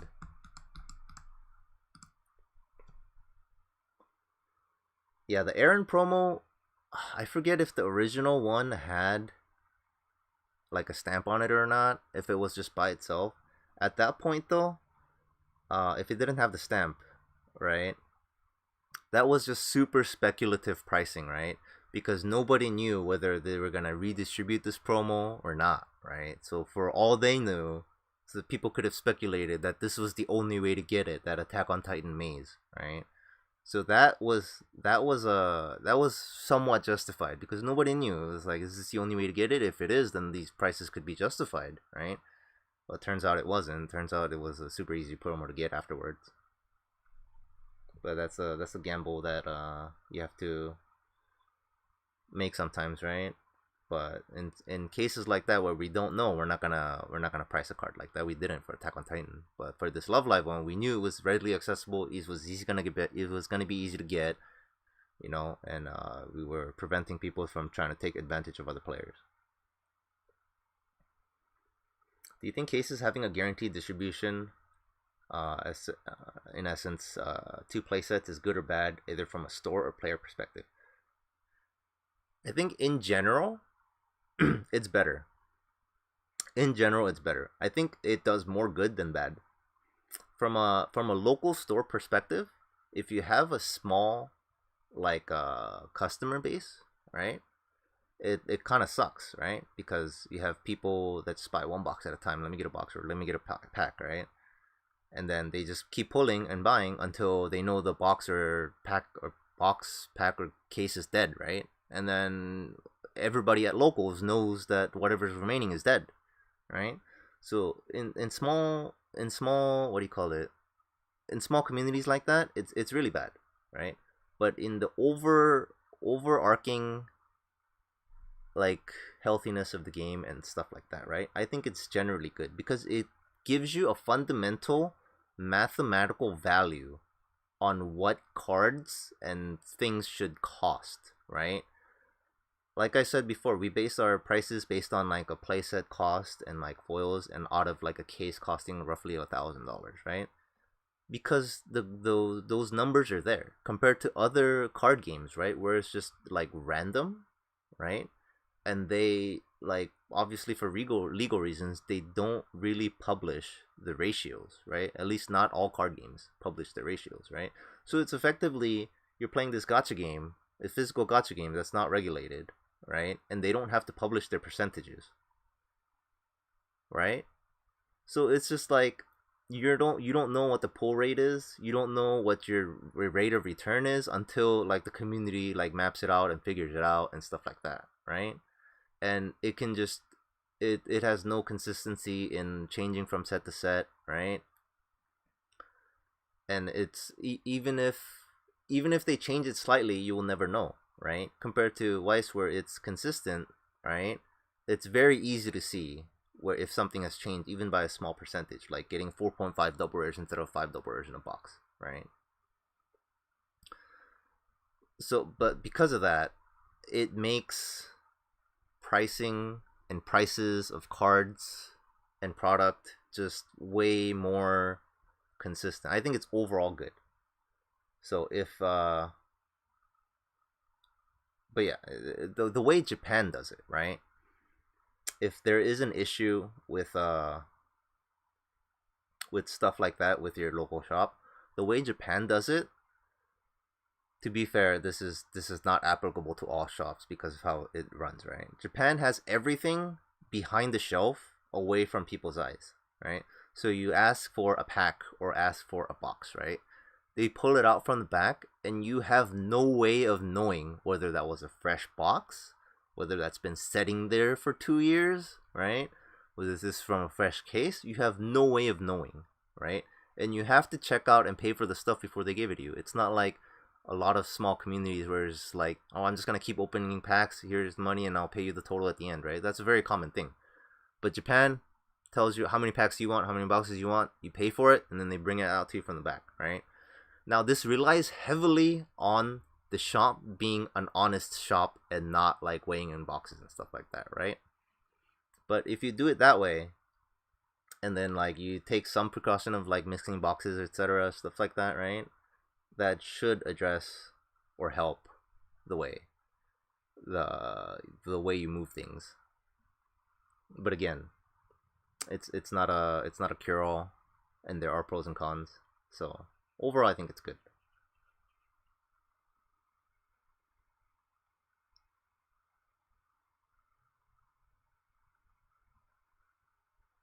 Was there every point in last year you guys thought? Was there ever a point in within the last year where you guys thought of / did markup foil signs to combat being bought out from surplus stimulus / money? Again, because the business is like not for profit, we never go along the lines of it's like, hey, if we do this, we can, if we just like willy-nilly raise prices, we can make more money, right? So we don't do it like that. So if we see that the market isn't necessarily, you know, demanding of that price increase or justifying a price increase, we're just not going to raise it, even though we as a shop can like easily make more money if we do things certain ways. Like if we want it to be for profit, right? It's like, hey, stimulus check is coming, raise prices on everything, easy peasy, free money, right? But we don't do that.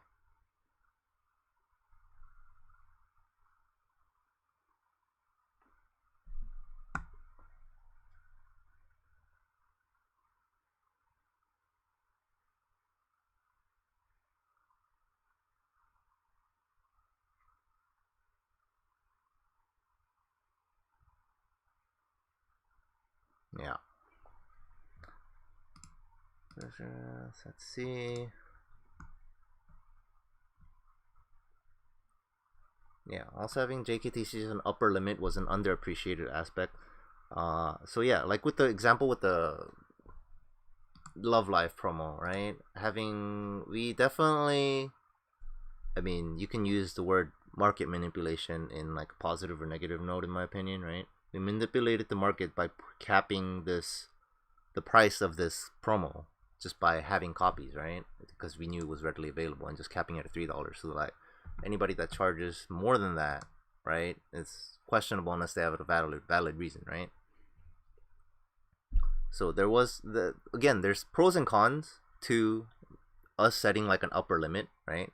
Because let's say our prices don't necessarily align with, let's say, the European market, which they have to charge more, right? And they have to sell more, and that just looks bad on them, just on the face value, because consumers don't really account for all of the overhead and stuff like that, right? So there are pros and cons of this, the upper limit, setting an official price and then people following it, right? Sometimes it's good, sometimes it's bad, you know. It's not always one way or the other. Unnecessary neutral. Why are you a marketplace if there is nothing in your market? Yes, again, by design, we try to have very limited supply so that our competitors have better sales, better market share, higher market share, sell more things. Community grows.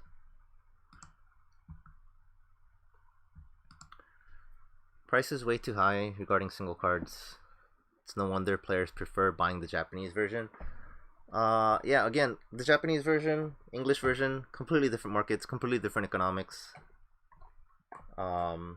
If you believe playing the Japanese version is better because XYZ reason. Okay, you know, the but some people just want the cards to be in English and translated, right? Can we please have a part 2 or weekly stream from you leading up to JKTC? That's asking for a lot. I may do some other streams on my viewpoints on other things in the future, but at the current time, I don't have anything else planned. Main source. I wish the UI was cleaner and the prices were updated more. Again, right? Let me hide this real quick.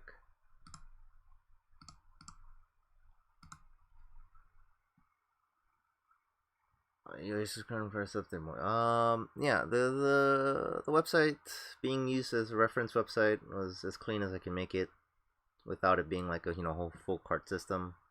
And the price is updated more. I've already said it takes a lot of time. It's only increasingly taking more and more time to update all the prices. Another reason why we decided to close is just 20 plus hours a week just sitting there, right, in front of a computer looking at other markets and trying to extrapolate data, because some markets are non-existent on certain cards, and you just got to kind of connect the dots and never being sure on if this is the correct price, right? There's a lot of time, a lot of stress.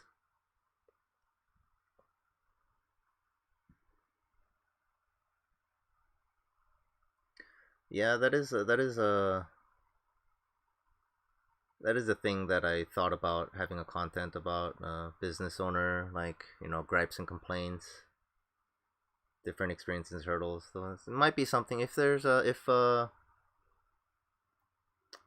I'll make a tweet on my personal thing, and then you guys can respond if there's enough demand. I'll do something, maybe like a Q&A part 2, you know what I mean, and not just regarding JKTC's Closure and stuff like that. If there are no questions, I might do another stream. You're safe in friend. I live in Europe.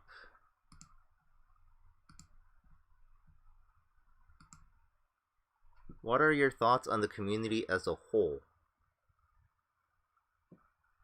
Both English and Japanese if possible. Of all the different communities that I've been in for card games, been a bit of Yu-Gi-Oh, Pokemon, right, and then a couple of the other anime card games. I think because of how the game is structured, like I said, more of an anime fan game than it is a TCG, right? I think the community is generally way more positive than other TCGs, because other TCG communities is TCG first. Like, market and competition is the number one thing for TCGs, because that's the definition of a TCG, right? And then like the art, like Yu-Gi-Oh, Pokemon, and then the fandom comes second, right? Compared to this, where it's like the other way around. So all you have is just a bunch of like anime fans and otakus just getting together, and they just happen to be playing the same game, right? So in that sense, if you are an anime fan or otaku, it's just a way more wholesome community, in my opinion. And then for English, the difference between English and Japanese, that's just, I'm not sure what you're asking there. So I think they just have their own little differences. Like, English people just like wanting to be able to read their cards. Japanese people like wanting to play the most amount of available titles, because Japanese objectively has more titles to play, right, and has more releases. I feel like it's kind of like watching sub or dub, they have their pros and cons. Could you stream the closing ceremony? There's not gonna be a closing ceremony for JKTCG.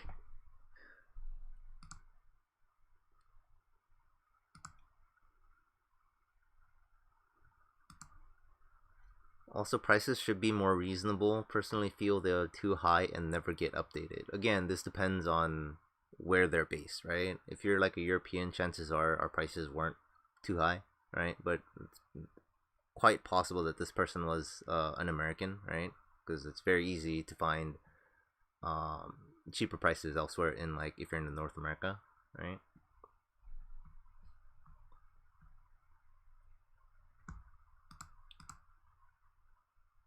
Yeah, a lot of this English is gone. Rip English. A lot of people seem to be scared on whether or not English is just gonna die. I don't think so. I think it's here to stay for a while. There are other, shops.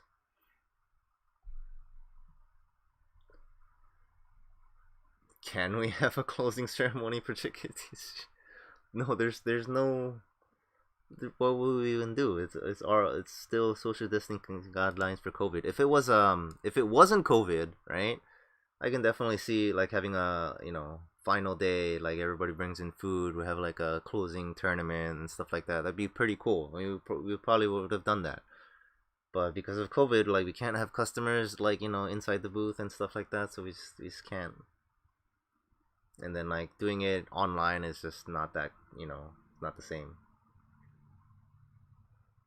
Easy 10K cash money match tournament.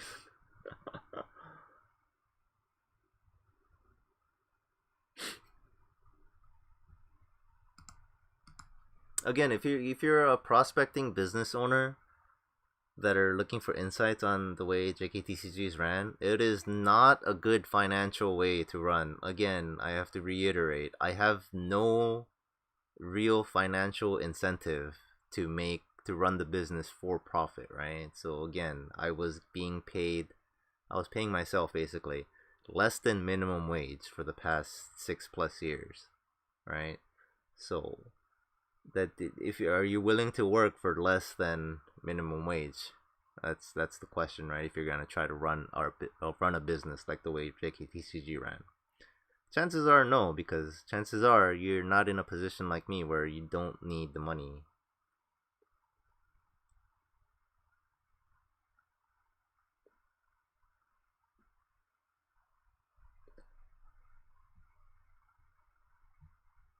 Yeah, marketplaces ballooned up on eBay and stuff like that. Yeah. See, and then there's the whole no one I know criticizes your judgment for price preferences. So it's like you have little clicks and whatnot. Also, if you're a JKTCG hater, or if you know your friend's a JKTCG hater, and they have their 2 cents they want to say about JKTCG, the survey is still open. I would love to see what they hate about JKTCG, because what we collected so far is by far, I feel like, not enough. Because I've heard like a lot of backlash and whatnot, and I just feel like this is nowhere near enough as what it seemed. Again, vocal minority is most likely the case, but I feel like it should still be higher than what we got here.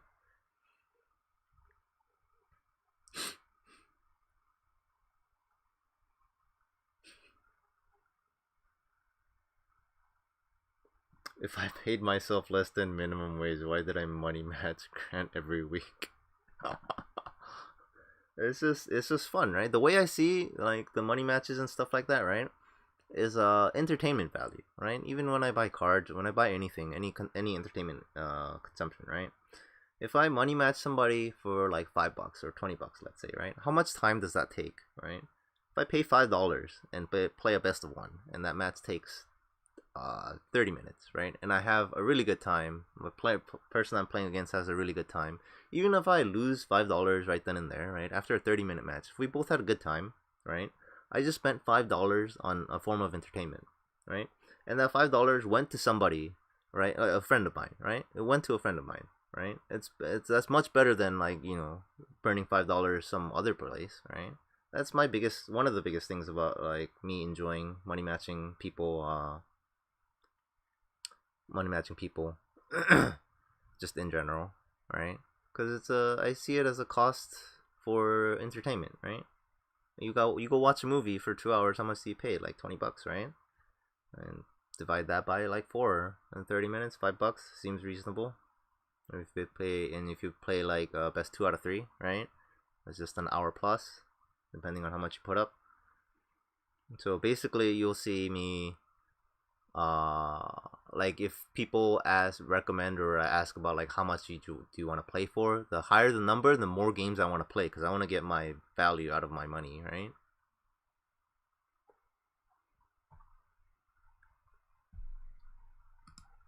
Yeah, I wish the shipping for smaller amounts of singles was a bit better, and how to order system was more simple for right. Okay, Yeah, this is another thing for the shipping, right? Our shipping for like a small amount of singles is ridiculous. It's $4, right? It's $4. Like nobody else charges $4 for like to buy like a small number of singles, right? That's another reason. Like this can easily be like $3. Like we can make this $3, but there was a gap. There was an increase, and I believe in 2019, 2020, right? Whenever we raised it to $4, right?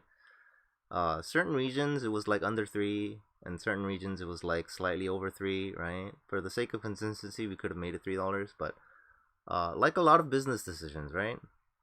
We decided to just bump it up to four. Worst case, like people were kind of turned off by it, go to another shop, right? That's fine. And that's another reason why we don't accept PayPal either, right? Where's the no PayPal part? Yeah, we do not accept PayPal because PayPal is we've had like so many issues with PayPal, right? Um, they would PayPal just treats vendors, right? It's super good for consumers. Consumers, they're like protected by the PayPal stuff like that, right? And they get the easy chargeback money, whatever, right? Don't get scammed. Super good for consumers. For on the other side, like the vendors, right? It's super bad. It's terrible. Their policies, right? Like in effect, is they you are guilty before unless proven innocent. So if they see a suspicious activity, right, they'll lock your account so you can't withdraw any funds until you prove that like their random list of transactions are legitimate, right? So like at one point, right, I had to pay my distributor, right? And then PayPal just like the day before locked my account and I couldn't take any money out. So I was like super screwed, right? And another like that was one of the biggest reasons that like we stopped using PayPal. And then another reason is well, we quote unquote screwed, but like I had the money, but like it's super inconvenient, right? And also imagine another company, another what do you call it? Another shop owner that like that's all the money that they have, and they have no other ways to get the money, right? Then like what the heck? What are they supposed to do, right? And then you have to wait several days until they accept your evidence or whatever that it's not money laundering or something crazy for them to unlock your account, take your money out, and pay somebody that was due 3 days ago, right? And like one of the things that drove me crazy is like one of those lists. This has been multiple times, by the way, and like I'm not the only one because I was like maybe I'm doing something wrong. Like, am I crazy? So I looked up online, and this is a regular thing with PayPal. And one of the things that like final straw, I guess, right? And on the list of stuff that they told me to like, hey, prove these are like legitimate purchases, right? Was a card swipe transaction at the booth, and they asked for the tracking number. I like flipped my lid, right? So that's one of the reasons we don't use PayPal. And like obviously if this was a for-profit business, right, we would take PayPal, but like that's another reason for people to not shop from us. So like again, it's fine. It's not like we lost that much of a I mean we did definitely lost, market share when we stopped accepting PayPal, but it wasn't enough for us to be like not sustainable. If we were operating for profit, then we would definitely just accept PayPal again. But like we have no real reason to or need to, and that goes along with the $4 thing, right? But at the same time, to justify the $4 thing, like people that have ordered from us, like at least especially small amounts of singles, understand that we ship our cards in a clear protective case, right? I don't know if I have one. I should have brought one here. But yeah, in one of those clear protective cases that holds like 25 cards, we ship our cards in those. We don't ship them in anything else. You order a 10-cent card, you pay $4 for shipping, you're getting that clear protector in a bubble envelope with first class shipping. That's what you're paying $4 for.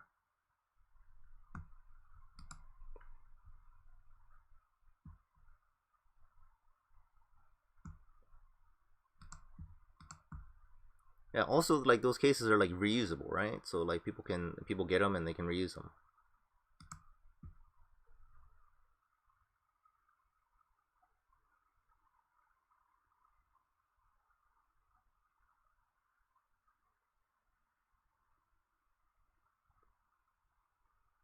PayPal, yeah.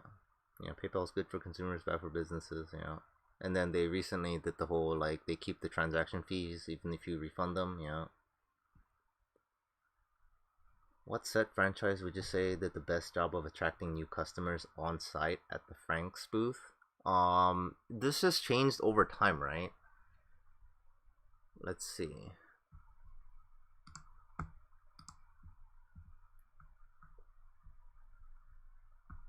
Yeah, at one point, like Sword Art, right? Back in the day, Sword Art, Sword Art, Sword Art. People are like, whoa, Sword Art has a card game, right? And then time went on, and then we got like some Fate, right? And then it's just a continuously changing thing. And then Persona had like a huge run on like, whoa, Persona has a card game, and then we got a ton of people. And then now it's Konosuba, and then every now and then we get like JoJo here and there from like people that aren't into anime too much, but they like JoJo, you know, like mainstream anime. But yeah, right now the biggest thing, overall biggest thing, is Konosuba. Konosuba, we would argue, at least from our perspective, right? Konosuba is like bigger attention grabber than Sword Art at the moment.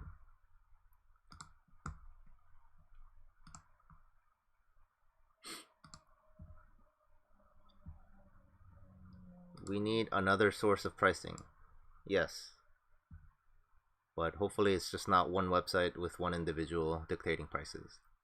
Hopefully it's either an aggregate website that prices, you know, that pulls prices from everywhere else,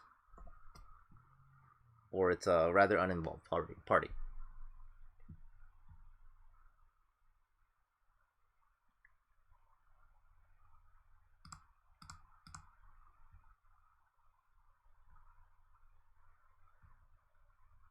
Again, can't say enough. All the positive feedback, I really appreciate it.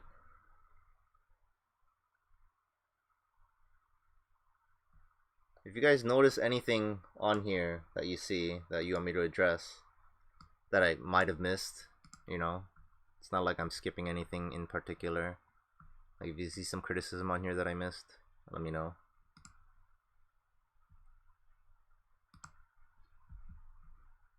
Yeah, TCG Players, Wild West postings. Yeah, they can go either way, like I said.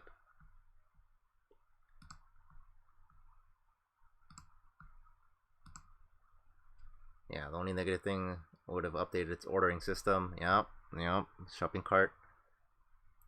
Pretty old, allows you to click on. Otherwise, yeah.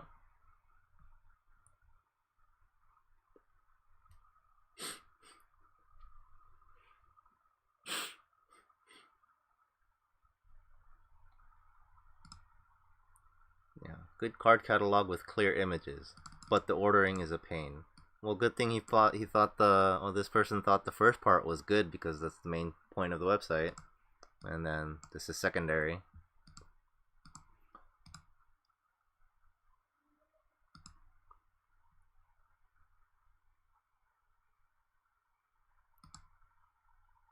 Okay, I'm not gonna comment on that. Yeah, I don't really understand this one. It says neutral evil. So JKTCG is not needed or unneeded, but we are not good. But then he commented, either die a hero, live long enough to become the villain. But we're like closing, so we're dying, but we're the villain because we're evil. I don't know. This just whole thing seems contradictory. I'm not sure what they're trying to say. Bestsellers.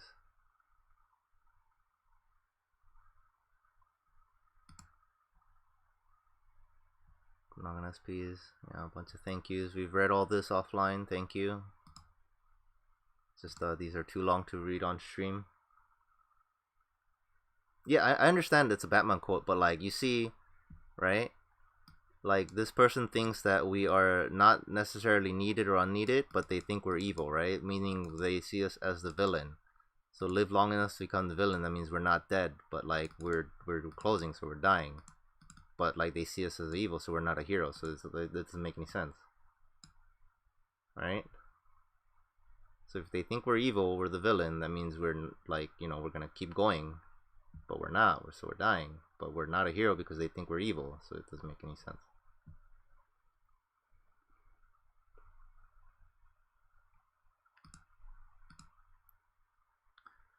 Solid place for price references. Personally, do not agree with the values of some cards. Having a starting point of reference is not a bad thing. See, that's good. Accomplished what was the point of the website?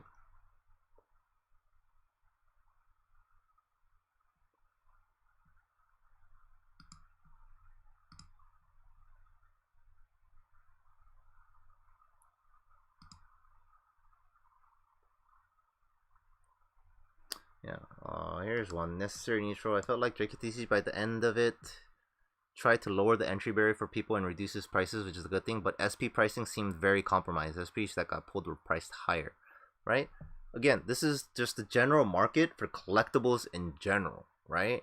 Like Pokemon card prices, like any collectible cards, anything collectible, just skyrocketed in prices. So it's not us just being like willy nilly, haha, like let's increase the prices of everything. That was just in response to the overall market, like the global market, right? People just I can speculate that because lockdown, people can't go out, partying and clubbing every weekend. So they just have a bunch of extra money laying around from their usual people that are well off, anyways. Obviously, people that are are struggling, but people that are well off are generally the ones that are into collectibles, right? So they have all this extra money from not going out every weekend and like partying and whatnot. So since they're collectible collectors, they're willing to pay more money or like buy more collectibles. That's my speculation, anyway. Prices have always been high for foils. Don't necessarily like agree too much with that because we try to definitely keep the foil prices down in a sense. I guess I don't. Yeah, I'm not. There's not enough relevance in high for foils is in what, like high compared to non foils, high compared to other people. I don't know. I guess I can't really comment on this too much, but we try to keep the prices for foils and signs reasonable. Yeah, see, and then there's a lot of people in the community like this where they've never bought stuff from us, right? But they use the website as a reference point, which is good.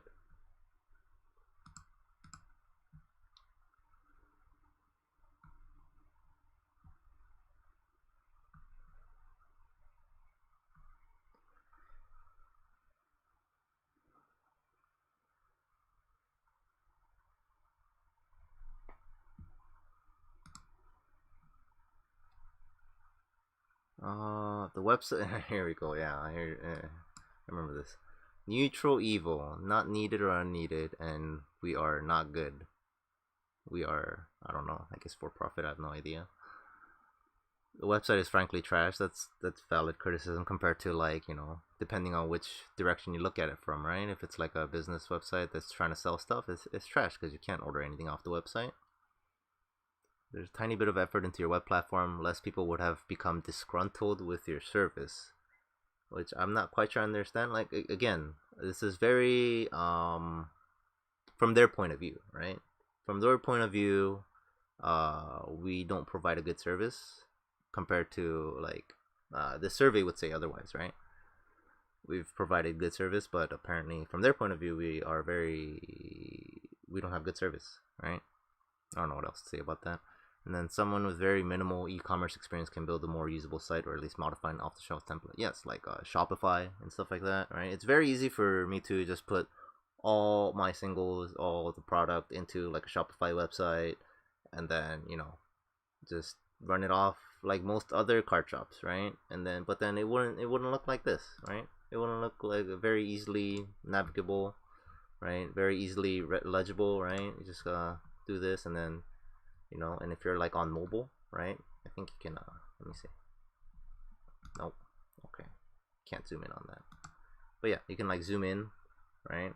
On mobile, and then you don't have to click anything to just browse all the cards.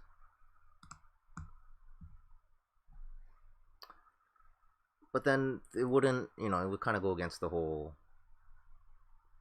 first part of being a community resource first.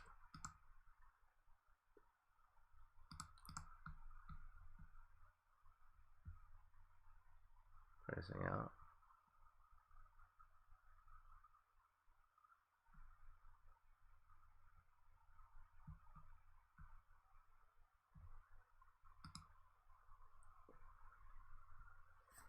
So yeah, I mean, most of it is just a lot of repeat complaints and stuff like that. If you guys have any other questions, we're probably gonna wrap up the stream in a bit. First question is highly unnecessary for giving accurate feedback. Yeah, depends on what's being asked, right?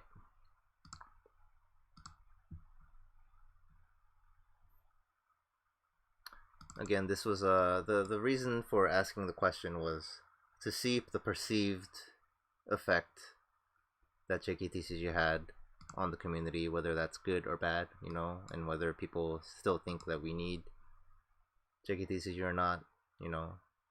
And people seem to generally think that they still need it, but you know, feel like our time is done. Yeah, this was one of the things. Like, if you're new, right, our website looks super shady. If you have no context, and you go to our website and your website is like, oh, just give us your shipping information and email us, and that's like super shady, right? If you have no other context, so that is a thing. So we kind of relied on our customers having some knowledge about, you know, our existence and effect on the community. And just out of a random Google search, is probably unlikely that we would get a customer from that way. Any advice for a small LGS?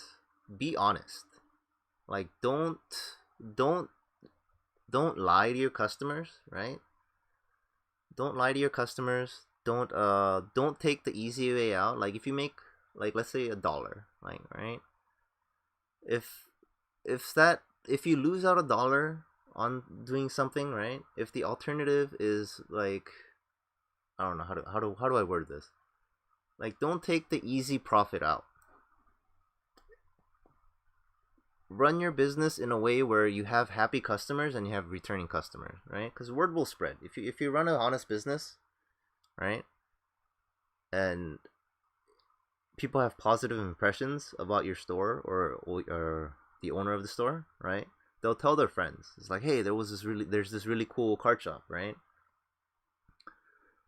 And then they're gonna tell their friends. Their friends are gonna come to your store, and then they're gonna get used to it, and they're gonna tell their friends, right? So run an honest shop. It's not worth lying for the small short term gain, and then get dinged with like the long term, you know, negative aspects, right? The rumors and stuff like that, right? And then also, obviously you're not running the business like I am, so you can be more transparent, right? Run a social media account, right? Communicate with your customers, right? Have like a Twitter, have a Facebook, right? And then communicate with your customers like, hey, tournaments are at this time, you know, or like this and this happened, right? Or like, if somebody leaves something behind, you know, make a post, or like even on Facebook, have like a Facebook group, right?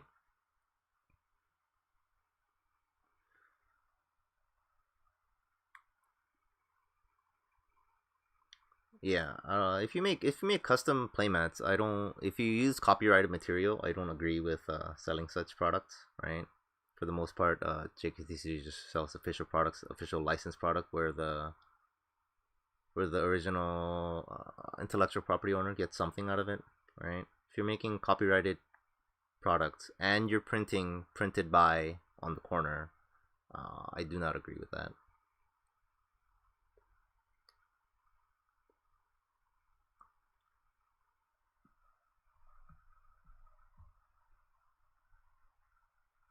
Yeah. See, you're a trusted seller in the seller community. No box filter, and had some other bases. I started very recently. But yeah, we were well known for being fair, right? And we tell people about, like, that's another thing, right? When talking about like weighing boxes and stuff like that, right? When people ask, when I say don't lie to people, right? If you know the boxes are dead, or if you know the case is dead, right?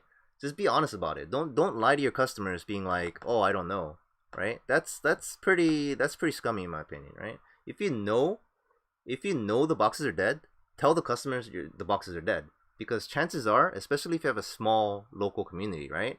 Like, somebody saw that the boxes were dead and you were there, they know that you know, right? And if you tell somebody else that I don't know, right? Then like you're eventually, you do this enough and you're eventually gonna get caught, right? So if the boxes are dead, the boxes are dead, right? And we've had situations at our location, right? Like, we tell people it's like, yeah, it's dead, but like sometimes they just need the double rares, they don't care, right? What's dead meaning, like in Weiss, right? You have a mapped pull, right? And like, let's say if FGO, you get 3 signs in a case, right? Guaranteed 3 signs in a case, right? So if a person opens a fresh case, right, goes one box by one box, and the first three boxes has all signs in it, right? So that you know, as a shop owner, that the rest of the boxes, rest of the 13 boxes, right, have no signs in it, right? So if customer A just finishes, all right, I'm done, I'm not gonna buy more boxes, and then customer B comes around and it's like, hey, do you know if there are any signs left? Like, don't tell them like you don't know when you clearly know, right?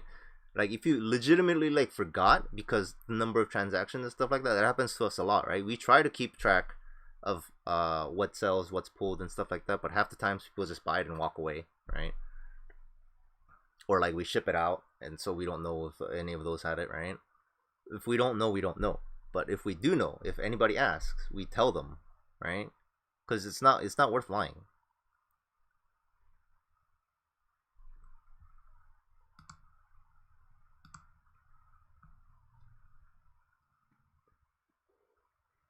Yeah, some people are just gonna be, gonna always ask. Some people are always gonna ask. Some people just don't care. Some people just buy either way. And then if you have enough of a presence, like especially online, right? And then you just sell boxes here, online, there, and stuff like that, right? As long as you just as long as you're able to sell enough, which is, to be fair, very difficult to do for like a small local shop, right? Because their only market is like their local customer base, right? So this is much harder to do because once your entire local base knows that like the case is dead, right? You're just like never gonna sell any because nobody's ever gonna buy any, right? But if you have an online presence, right, and you sell here and sell there, like, or let's say you sell like two boxes out of a case, like out of a fresh case, you sell two online, right? Now you literally don't know whether how many SPs are in that case, right? So whether they be local or not, you just don't know. So that like in terms of the favor for the store owner, generally that's favorable, right?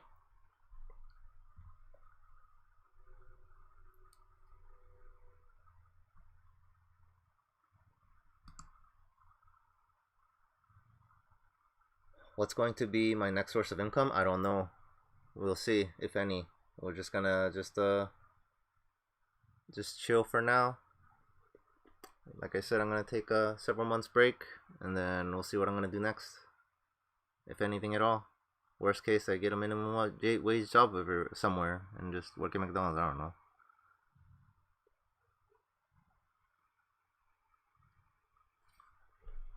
Uh,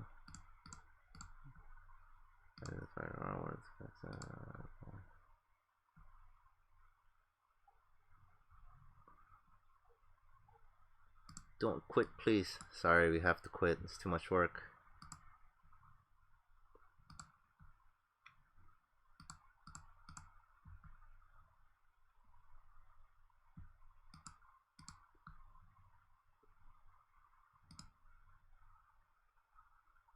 Please don't leave.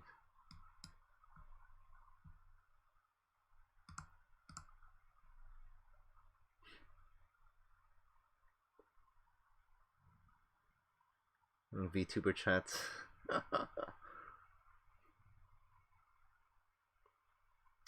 You're late to the stream. Main reason for closing. Main reason for closing is just personal reasons of too much work.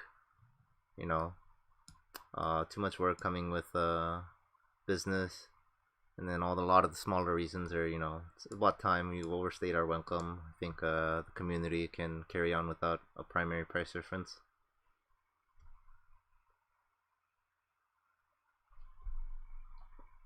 See, this is another thing that I'm not sure how it's gonna play out, right? Every other website mirrors their prices after JKTCG, because like even on TCG Player, right? Most sellers just wait until we post and then they base our prices, sometimes exact or up or down based on what we post, right? So on new releases after Data Live, I'm not sure where that's gonna go. We'll have to see.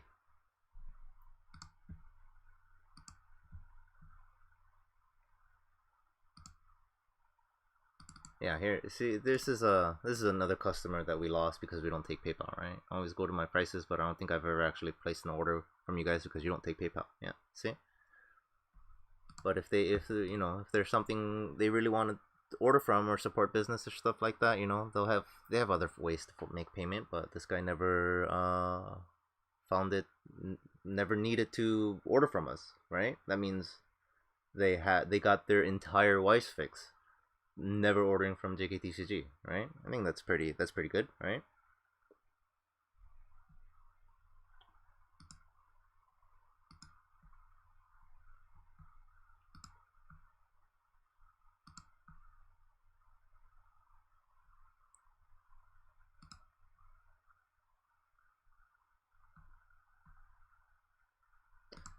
See, maybe more variety of accessories like playmats and sleeves. Yeah, we used to have accessories and stuff like that, and playmats and stuff like exclusive stuff. And then at one point, I forget which year, like the accessories market exploded with like the comic kit stuff, right? And we're at a point where like the sleeves and accessories there are more available than anybody can possibly use. Like a person can sleeve their every single deck, and they have dozens of decks, right? And they just have more than they can use. So the market, it was very lucrative at one point for like the older accessories, the character sleeves, because they were very limited, right? And now we're at a point where it's super saturated. Like every comic kit, there's like dozens and dozens of new sleeves, playmats, and stuff like that. There more exists in accessories now than anybody can possibly use. So that's one of the reasons that we stopped carrying it. Like even one of the vendors that used to specialize in accessories and playmats, right? Once that happened with like the comic kit and stuff like that, they just closed down because it wasn't worth it. Because the demand was just not there anymore. I mean, well, the demand is there, but the amount of demand is like about the same, right? Except the supply went up drastically, exponentially went up, right? So the amount you sell, especially for like the retail stuff, is just nowhere near as enough to sustain a business. Especially that one booth where all they did was sell these accessories.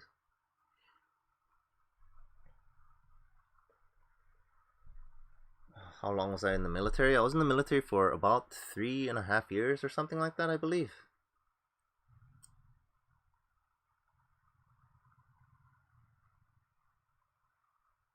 So what happens to the rest of your inventory? Our singles inventory is up for sale. We're taking offers at the moment. And then sealed product, they're all gone already. All sold. Please don't close. Please don't shut down.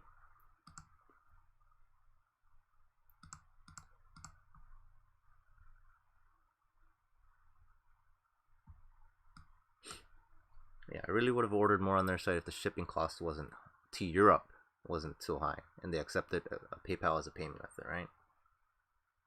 So yeah, this is good because so this person is from Europe, right? So and they only use PayPal, so their options. It's better because you want people in their region to order from their region as much as possible, right? Because it supports like local and regional growth, right? If all the people in Europe just keep ordering off of JKTCG or like North America or anywhere else, right? It's just like how is the European region supposed to grow, right? So our shipping prices being high and not accepting PayPal, like in turn helped this person not order from us, and they most likely ordered from like another local, hopefully a European region like a store, right? And hopefully made their local region grow.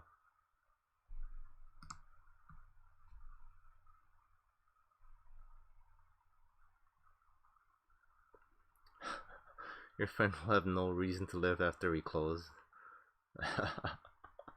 Your friend needs a better reason to live, man.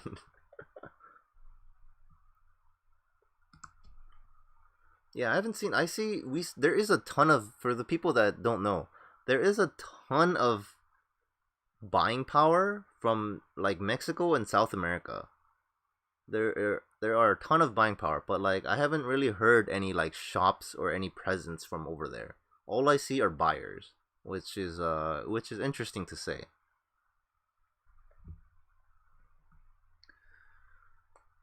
Do you ever get to the point where you had so much uncommon and common bulk you contemplated throwing out most of it away? Yes. Yes. In fact, I think every single one of my employees have said this is too much room. We should just throw it away. In some form or fashion. Not exactly those words or anything like that. In some form or fashion, they have questioned whether or not we should keep all this bulk. Like for example, like Sword Art, right? There's so like Sword Art Volume 1. I have like, I don't know, like 5 cases worth of like commons or something like that, right? And it's just those are never gonna sell. But I definitely decided early on that we just keep everything, right? Just in case, right? We just keep everything, and it won't do any good for the game if I just like throw these out and just remove more things out of the circulation. Like look at the Re011 events, right? We had a ton of those, right? Now they're $4. Those used to be a quarter, right? If you don't know what I'm talking about, here, let me pull up the like this card right here, right? We have 40 copies left, right? 40 copies, that's like 2 cases worth, right? Imagine if we threw away a bunch of these uncommons and commons, because this is was worthless back then, right? It was like a quarter card, right? We would have easily double digits less of this card available on the market, and it would just be in the trash bin, right? And this card could easily be worth like, you know, $6+, right? But for reasons like this, for the sole sake of not removing more product in an already niche card game with limited availability, for the sole reason of not removing more stuff from the market, we decided to keep everything, even though it objectively costed me more money in the storage boxes that I contain all these in and the shelving that I needed to keep all this in, right? I definitely like minused on that. I went negative on keeping all this bulk because the boxes cost money, the shelves cost money, the square footage, the amount of space it takes up takes money, right?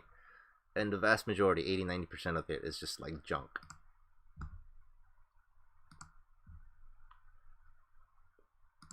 But it is what it is.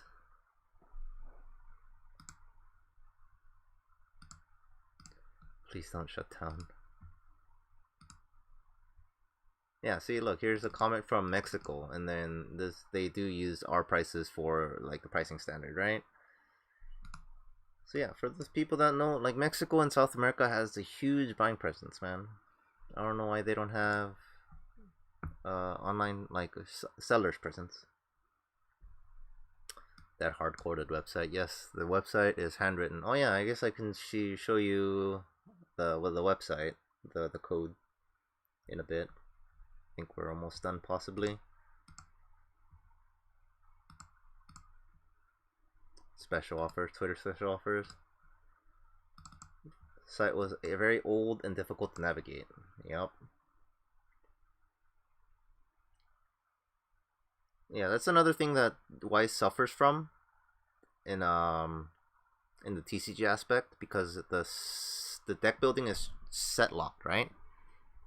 So a lot of the bulk is essentially useless because it can only be used in that set, compared to other card games where like if it's useless for like this set or release or whatever, right? You can mix them all together and make like a budget deck or something like that, right?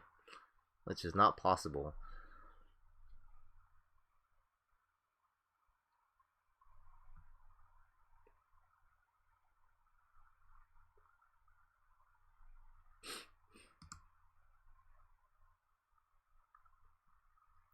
Yeah.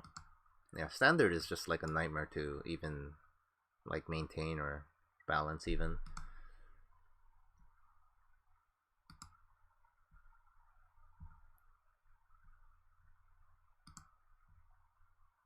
Yeah, really help valuing marketing the price without it becoming so out of control. That's what we tried to do.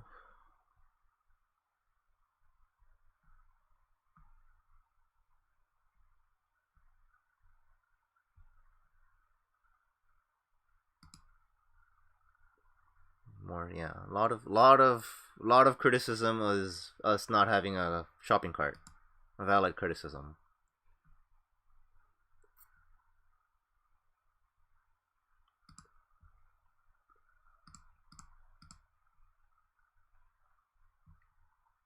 Yeah, price fairly and even raise prices on inventory you didn't have. Yeah.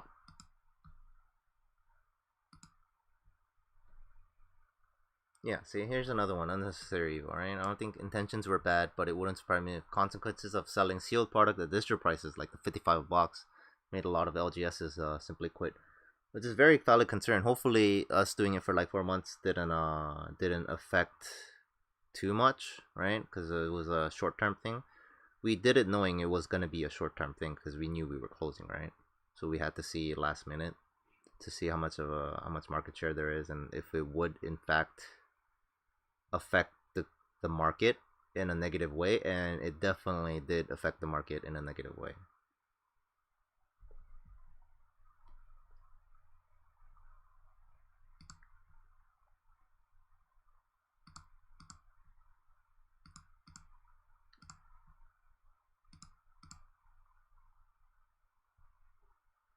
Yeah, see, look. Neutral good. Site was nice as a reference, but I usually order from UA as dealing in USD can be a pain for Canadians, right? So that's good. If like I said, regions should try and keep to their regions because one, it's like more convenient. Domestic shipping is a lot less painful for both parties, right? Like the seller having to ship it internationally, the buyer having to pay extra for shipping, right? So if this person thought it'd be better to just order from Canadians because they're Canadian, then all the better, right?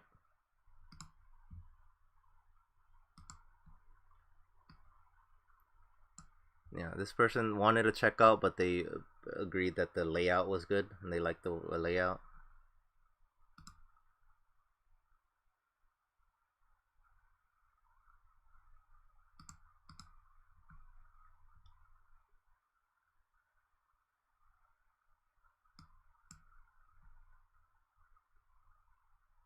Yeah, this person's saying I don't mind tipping to keep the website up and running or take ownership of the website. Again, we don't have any intention of transferring or selling the JKTCG website or its ownership, but it will be up for a couple more years for the pictures and stuff like that, and hopefully by the time the website like dies in several years, there's another resource that has similar scans or something like that that's easily accessible.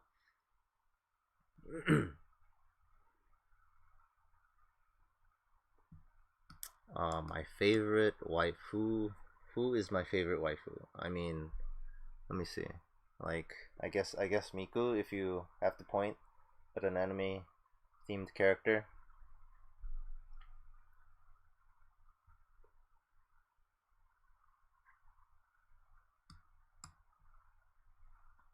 Yeah, or SpongeBob. SpongeBob pretty cool, chilling back there.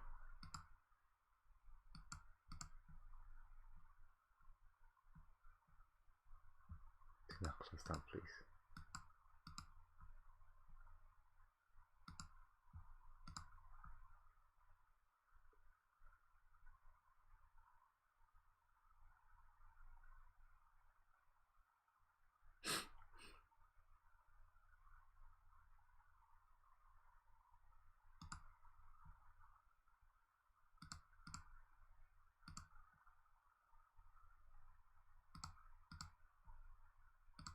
Alright, I think that's it.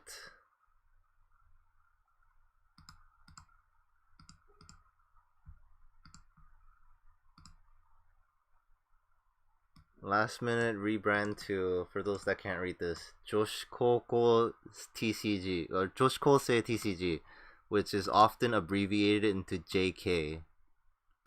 So yeah, there are a lot of jokes about what does JK stand for, and Joshikokose is one of the things that people like to meme about. Leaving a negative till Joon sees this. Also, sort filter comment.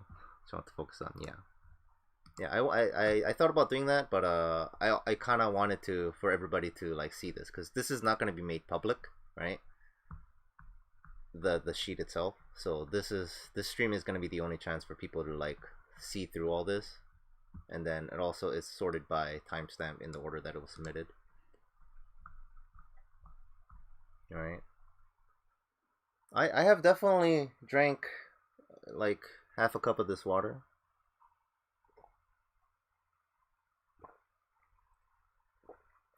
I think it's enough. If there's a hole, there's a way.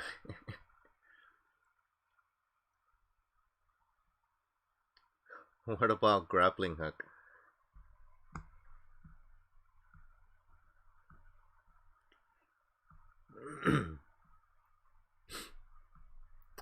Yeah, that's it for the feedback. If you guys have any other questions, we're gonna be wrapping up here.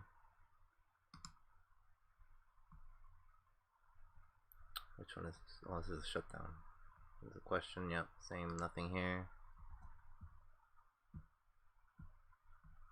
4 hours of continuous talking. Okay, I guess. Yeah, my throat is starting to itch a little bit now.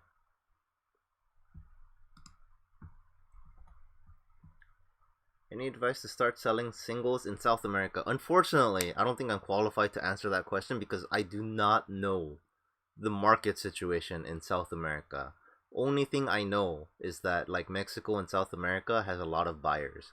But as far as like how your local shop would work, how your import taxes would work, you know, how your distribution works, I can't say. I don't know if you can get products at a decent amount or not.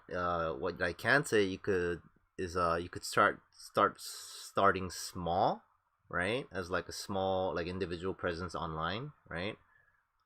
And then try to get your name out there. I think that's one of the biggest things. Try to build a brand, have people's trust, and try to grow a small community. As you can see, like it can be done. JKTCG was just an individual, and it has become known by thousands of people to be a trusted source, even though it is an individual that started small in a small, tiny, what is it, like 10 by 8, 10 by 4 booth, a tiny.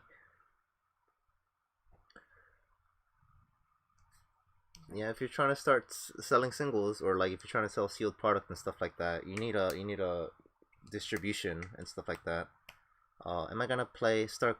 Am I still going to actively play the game casually? Yes, I am still going to be a casual player. Whether or not if I'm gonna go like full competitive tournament stuff anymore as hard as back then, because I definitely tried a lot harder because you know the reputation of the shop was kind of on the line, right? The better player I am, the better reputation for my 2 cents on how much card should be mattered a lot more. So I might dial back on that a little bit more, but I'm definitely gonna continue playing. But yeah, if you're in South America, you have to find first you have to see if your region even has a distributor. That's like the biggest thing. So find that out, right? So if your region has a distributor, you gotta start like seeing how much they sell it for, what rates you can get it for, and you gotta start doing math. You have to do a lot of math on whether or not it can be a viable financial decision. And also remember, like I said, like selling cards, owning a card shop, it's not too profitable. You are most likely better off getting a regular day job, right? So you would have to be very into the game, right? Love for the community, stuff like that. Or you make it a business and you have to carry a lot of a lot of different card games, right? If you're gonna carry Weiss, like Weiss alone isn't gonna carry you. Like it's just numbers don't add up, right?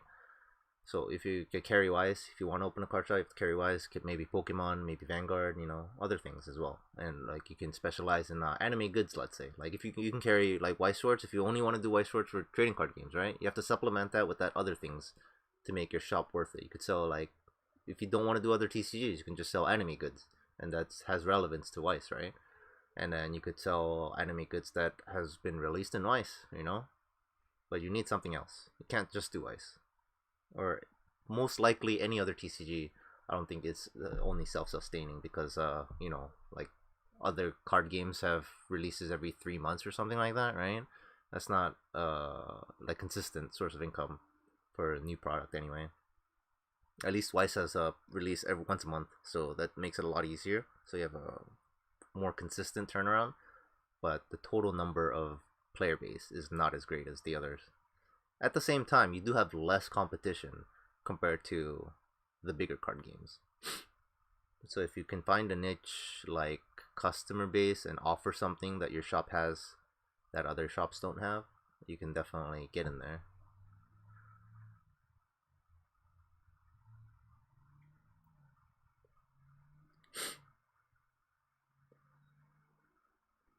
Yeah.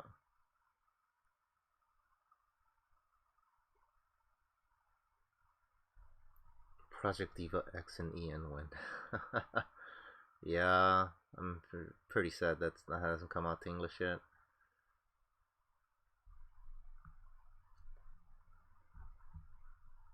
Oh yeah, one thing.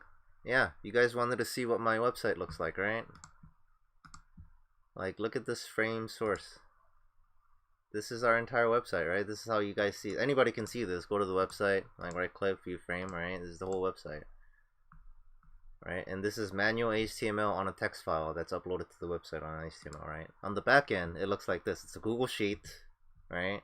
There's some crazy stuff that people, the 70-something people that remain to the very end. You have one sheet for every single set, right? And then we have, we have the columns hidden with all the codes, and then we just have relevant stuff, right? Got the quantities, prices, discount prices, names, and then recently we added the release dates on the side that you guys can't see because it's not on the thing, but you can see it in the code, right? Yeah, manual HTML. And then, yeah, see, you can see, boom, boom. Looks like Mike popped in here. And yeah, this is how we separate everything. This is our website. Anytime something sells, right?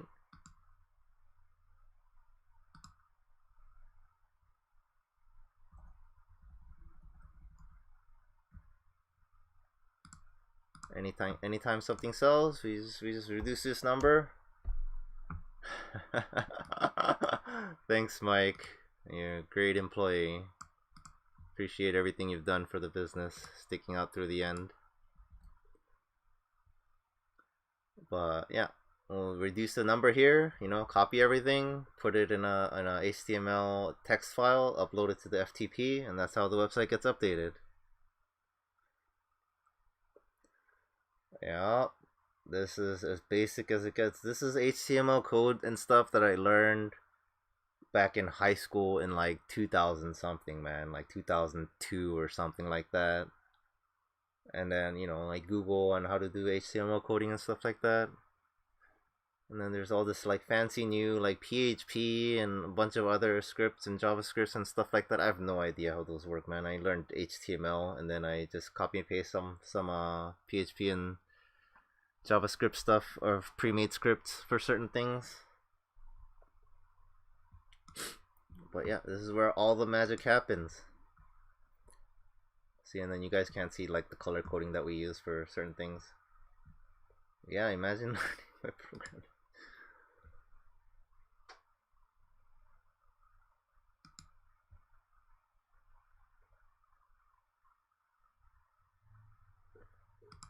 Well, that's our website.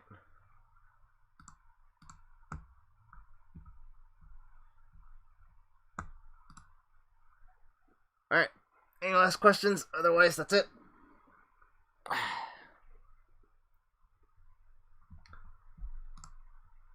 Thank you for everything, everybody. Thank you for all the people that supported us throughout the years, people that had valid criticisms. I also appreciate that. Can you have the code? Just save our website, and that's the code, mate.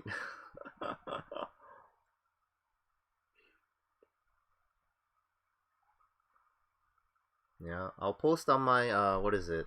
I'll post when the stream ends on my Twitter, and then if you guys have additional questions and stuff like that about JKTCG or just like me personally, if I get enough questions on that, maybe I'll do a follow-up stream if people didn't get to ask or people didn't know this was happening and had other questions that's more relevant, right? I'll make a Twitter post saying thanks for the stream, thanks for everybody that participated, and just reply to that, and then I'll do another stream if there's enough demand, okay?